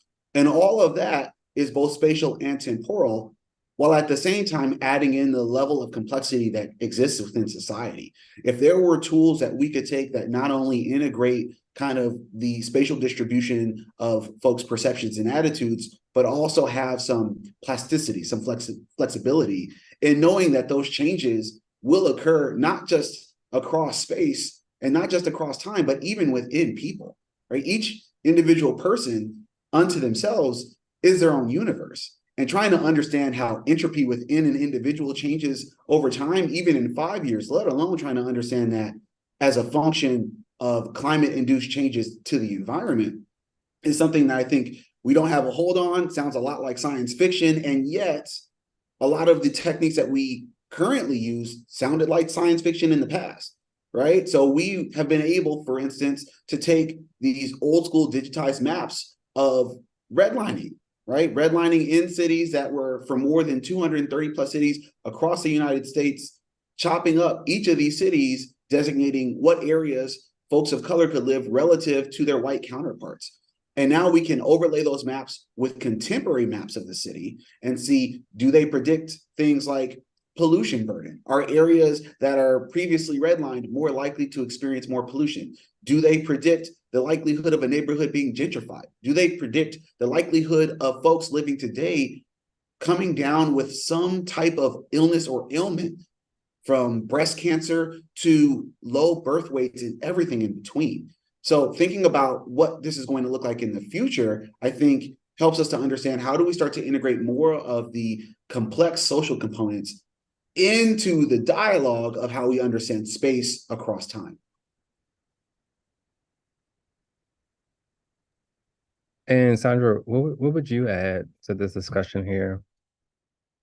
Well, that was really rich. I don't think I'd add too much more. I concur with my fellow explorers. But I want to just say that I think that what we're saying here speaks to the power of GIS, to know that we can use ArcGIS integrated with other tools to really create some incredible work, make powerful predictions.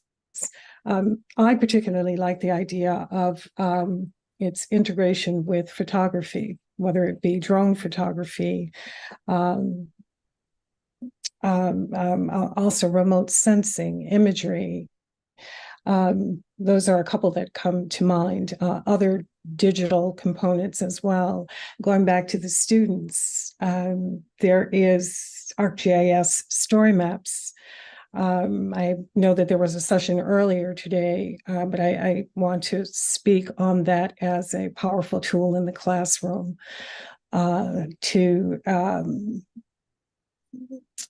there's always this space of trying to I believe, scaffold students to take on more of GIS. So starting with story maps is a powerful tool to get them acclimated to use a wide breadth of skills within, or excuse me, tools within GIS. Story maps, multimedia content, the ability to elevate students' voices, the ability for students to curate and narrate is very powerful in the classroom. I like the idea of being able to elevate students' voices that cultivates future change makers. It's a way for them to see themselves as part of, again, this interconnected planet that we live in. They are a part of something that is real, that's cutting edge. My students that I teach how to create RTS story maps, they feel like they have done something amazing, and I like that. I like that. So ArcGIS is a tool for my own research, my own projects, but also as an educational tool to empower students is amazing. Yeah. Thank you. And speaking of to students, sorry. So what are your thoughts on, and again, it's this is something that's already been said in our programming a number of times today and over the past couple of days. How can we meet students and communities where they are to help them understand the importance of geography and in doing so increase geoliteracy? I mean, I'll just say something really quick. There was, someone actually asked me today. I get asked very often, well, how do we get communities of color interested in our geography programming? And I always think about the first one of the first times someone tried to get me excited about GIS. I didn't know at the time that they wanted me to take a job in GIS. And they were telling me about how GIS was being used in and around volcanoes, and not so much in terms of anticipating lava flow and its impacts on communities, but just that it was exciting that they were being used around volcanoes. And I remember thinking, that's cool, but why should I care about that? It didn't reach me. It didn't have anything to do about what was important to me. So I think, understanding what's important to folks is necessary to create some of that critical change. And one thing studies show pretty consistently is that women and people of color tend to pursue academic and professional pursuits that connect with opportunities to change the world that they've lived in, change the world that the people that look like them or are in their friends and family base are experiencing, or just change the world for the better. And that isn't everybody's journey, but it just always makes me think about the importance of not just considering what gets you excited, but what might get somebody else excited. I'm just curious, what are your thoughts on how we can, again, meet students and communities where they are and help them understand the importance of geography? I could start with that just by saying it's, the point of meeting folks where they are is simply just validating the fact that their knowledge is valuable, that really they already have geographic knowledge, right? If you speak to anybody that lives, whether it be an urban area or not, about the best place to get food, how to get from point A to point B, right? Having an emergency plan if you need to get out of the city, where the best spots are to go to get a haircut. They already know all that information. Oftentimes, when we talk to community members here in the Bay Area about their own wildlife, they already have stories. They are already local experts. And it is a fallacy to believe otherwise, to believe that somehow that these folks that live in these communities of impact don't already know the problems of their own communities. So really, I take it very seriously, and I take it as a responsibility to say, hey, y'all have the expertise, we're learning from you, and what part of our job, our mission, is to provide you an additional language, an additional lexicon to help decode for others that may not experience what you're experiencing. Provide it in a package that allows people to understand, oh, Got it. So that's what you mean about taking, and because I'm from Los Angeles, I oftentimes think of space in highways, right? Taking the 210 to the 5 to the 110 to get to downtown Los Angeles. That's something that certainly is already geographic knowledge that is baked into my development as a Black man raised in LA. And I didn't have geographic knowledge or the know-how to try and understand that, but I knew that inherently. I already had that geographic map kind of baked in me as a Los Angelian. So it's important to just really acknowledge the fact that the folks that are being impacted are the ones that have the knowledge, and transitioning that knowledge into power then allows them to realize that geography, it is just a tool. But really, the power rests within us to be able to utilize that tool to make the effective change across scales. What say you, Sue? Yeah, I think just building from what Chris just shared, I think we can all agree that everyone has geographic knowledge, and that actually geographic knowledge is a combination of stories that we hear and that we exchange, our direct experience, what we've gone through, and then some amount of intuition. And I think that when you think about what that intuition piece is, for me at least, it amounts to what we know spatially with our bodies, and in this combination of interaction with space, what we've heard, and our interactions with other people, and kind of the ways that gets integrated into some third sense that isn't really clear until you associate it with a spatial tool, some representation, some visualization. And I think coming to people and really addressing those three things, the stories that we hear from the people that we trust, that we love, that we don't trust, that we don't love, the direct experiences that we have just moving through our lives. Like if you grow up in one city, you just know it well and it's your experience, and it's very hard to shake what you know. But that there's the piece of that intuition that kind of builds it all together and can become this tool that reveals something that other people who are not from that place, or who are unfamiliar or don't care about that place, need to know. How do we make that intuition, that is our power, something that can be exchanged, shared, and used transformatively? So I think that is a way to come at it with young people who approach me all the time and just say, hey, I heard about your work and it's what I've literally been looking for my whole life, but I didn't know it was a subject or something that you could do.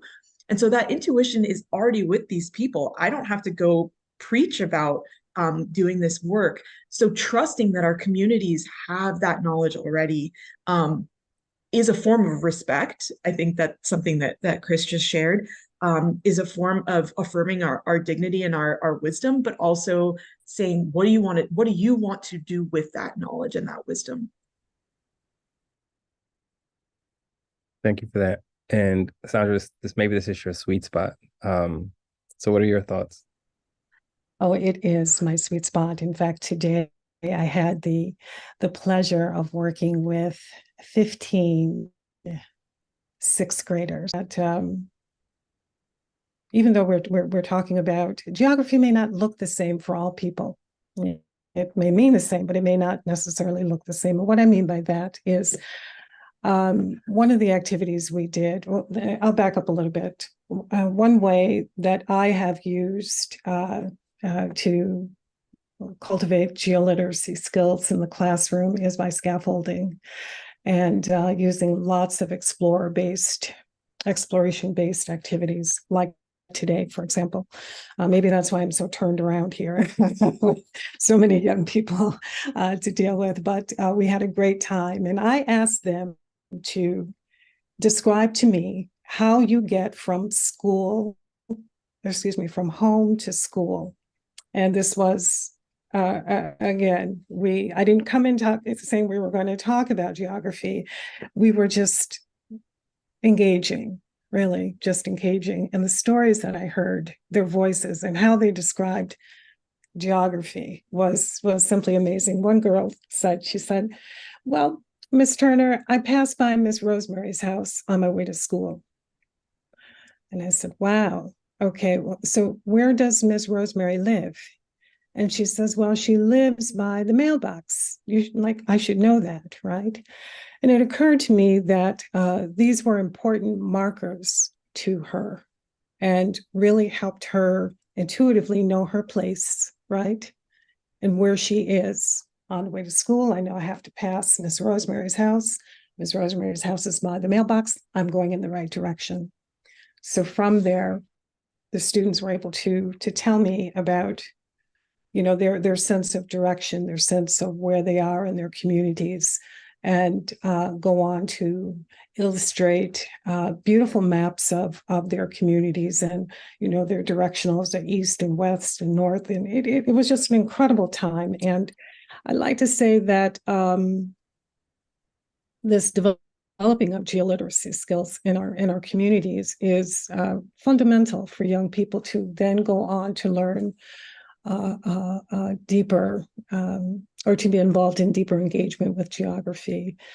Legos, we played with Legos today, and it was all over when the Legos came out. The students had an awesome time just exploring the world through Legos. And these are critical early skills for the development of geoliteracy skills that I know for you, Suzanne and Christopher, this is really basic compared to the work and the people that you engage with. But we have to, as I said earlier, we've got to step back. We've got generations of young people that we've got to get, right?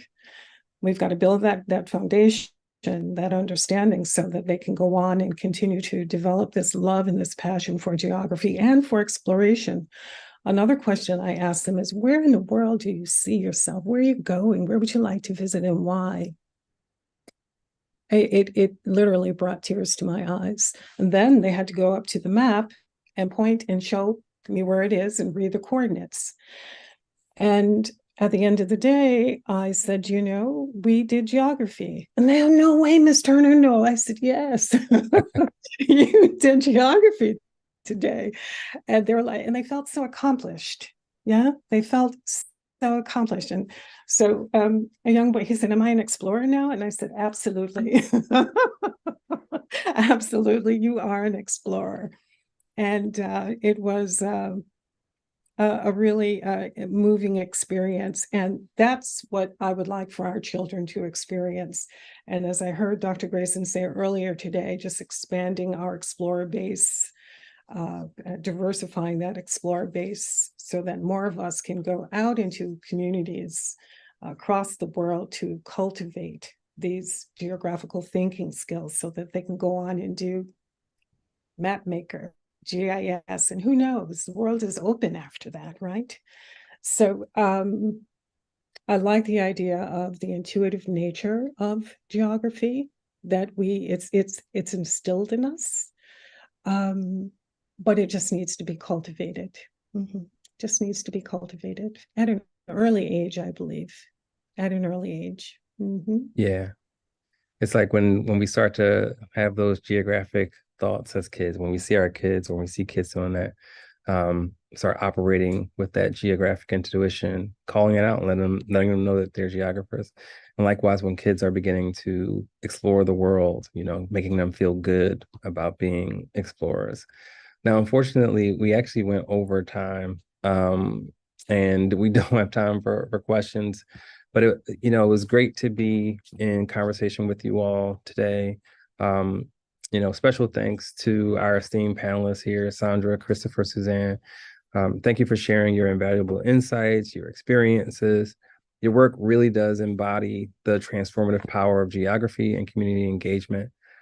So for those who are interested in diving deeper, please visit our website over the next few days, where we're going to add more information about all of our speakers. And over the next couple of months, we'll be sharing out video snippets and a library of of the experiences that were a part of the entire homecoming experience and event this year. So, let's continue to use geographic knowledge and tools to build stronger and more equitable communities. And thank you for that. And I want to close out by talking more about our programming. For those who may not fully understand what North Star is, whether you're joining live or you're joining on video. So I want to take a few moments to really just explain why we do what we do, and share with all of you the sort of spirit and intent behind what we call the North Star of GIS. So, we've been hanging out together for the past few days, and really enjoying the vibe that we got from our in-person experiences and connecting with you all online. I want you all to understand that as an organization, in addition to hosting events, we're hosting events with a purpose. And more than hosting events, there's other things that we do. We're here to tackle some real challenges, like making sure that geography events are inclusive and showing the world the power of Black geographers, educators, and professionals. We know that traditional geography gatherings can sometimes sideline Black experiences. They don't always capture our full essence and contributions. So with our Horizons program, we're flipping the script. Think inclusive gatherings like our Black History Month conference and our homecoming experience that you will have experienced just now, where Black voices and solutions are at the forefront. Plus Black at Geo events like Black at Azure UC and Black at Urissa, that brings the same kind of energy around other existing events to make those spaces feel more welcoming to Black participants and others. Another big challenge is building bridges, connecting Black talent with opportunities in all things geo, and boosting our representation. Geo fields are missing out on Black perspectives that can lead to solutions that don't fully, vibe with what the community's needs are. So, this is where our North Star Bridge steps in. We link Black geo students, professionals, and educators with career and academic paths. So we have, so far, we've connected 20 HBCU students with over 100K in cash grants to help them move through their college experiences, and we've done that over the past couple of years, due to the generosity of Esri, but also of the North Star community. Plus, our melanated mapping community is a growing global network where we connect folks in safer spaces and braver spaces for a greater understanding and a greater sense of belonging wherever you are around the world, and whatever work you do within the scope of GEO. Celebrating excellence among Black professionals is also important. It's not Black excellence as some distinct thing from excellence in general, but very often when exploring what it means to be excellent in geo, again, sometimes Black voices and contributions get sidelined. So recognizing the dope contributions of Black folks in geography is crucial. We want to, recognize that the broader geography, spaces often really just sleep on our achievements. So we have this new initiative that we call Telescope that will be shining a light on excellence among Black geo students, professionals, entrepreneurs, and really showing the world what we're made of through an exciting social media and podcast experience. We're also pushing organizations to embrace anti-racism and inclusivity. The need for organizations to step up their game with more equitable and inclusive practices is real. So North Star Guides is on the front lines, offering training and consulting and other forms of coaching and mentoring for organizational leaders to help them evolve the spaces that they create, so that they're places where diversity is a sustainable outcome of more equitable and just practices. Hopefully, from today's experience, you gained a lot of insights. You learned both about geography and GIS and about equitable approaches to ensure that the impacts of your work in all things geo is more equitable. I want to give a massive thanks to everyone on our squad, everybody on the North Star team that brought their energy, their wisdom, their dedication. They're sitting alongside me right now, quietly making things happen. This wouldn't be possible without them. And, I also want to give thanks to our sponsors and our hosts. Before we could even move forward with this event, it was important to have the support of folks who would give us space and resources to really lean into the needs of our community. So huge props to National Geographic Society, National Academy's Gulf Research Program, Spatial GIS, Hope and Heal Fund, and Mapping Black California for their generous support. Y'all are the backbone of these events and of our programming in general. And to our host, Howard University, who rolled out the red carpet for us for our in-person content, and the National Academy's Gulf Research Program that right now today are hosting us so that we have a space to just deliver this content for GIS Day. And today proves that when we come together, we are a dynamic force. Our collective drive for racial equity in geofields lights the way forward. So, we want to keep the fire burning. So to wrap this up, let's hold on to that spirit of boldness and empowerment. Our mission, what is it? Is to continue to keep lifting up Black voices in geography and to continue to push forward, not just fair, but equitable geo practices everywhere. So I'm calling on all of y'all to keep to keep this wave moving forward, to keep it rolling. Share what you've learned, jump into new collaborations with others, and bring these gems back to the spaces that you work and the spaces where you have impact. Big thanks to all of you for joining the homecoming journey over the past 4 years, and particularly this year, where we got our feet wet in-person experiences like this. Your involvement is key, and we're excited to see what happens next. So as we head out, let's remember our purpose. We're not just charting territories, we're charting a future where our stories, where our real justice and where equity lead the way in every map. Much love. Good night or good afternoon, wherever you're joining us from. And let's not forget a special shout out again to the North Star GIS team. Their hard work, their passion, and their vision are the heartbeat behind this movement. So here's to many more years of innovation and of impact and of engaging with all of you. So thank you, truly. Take care.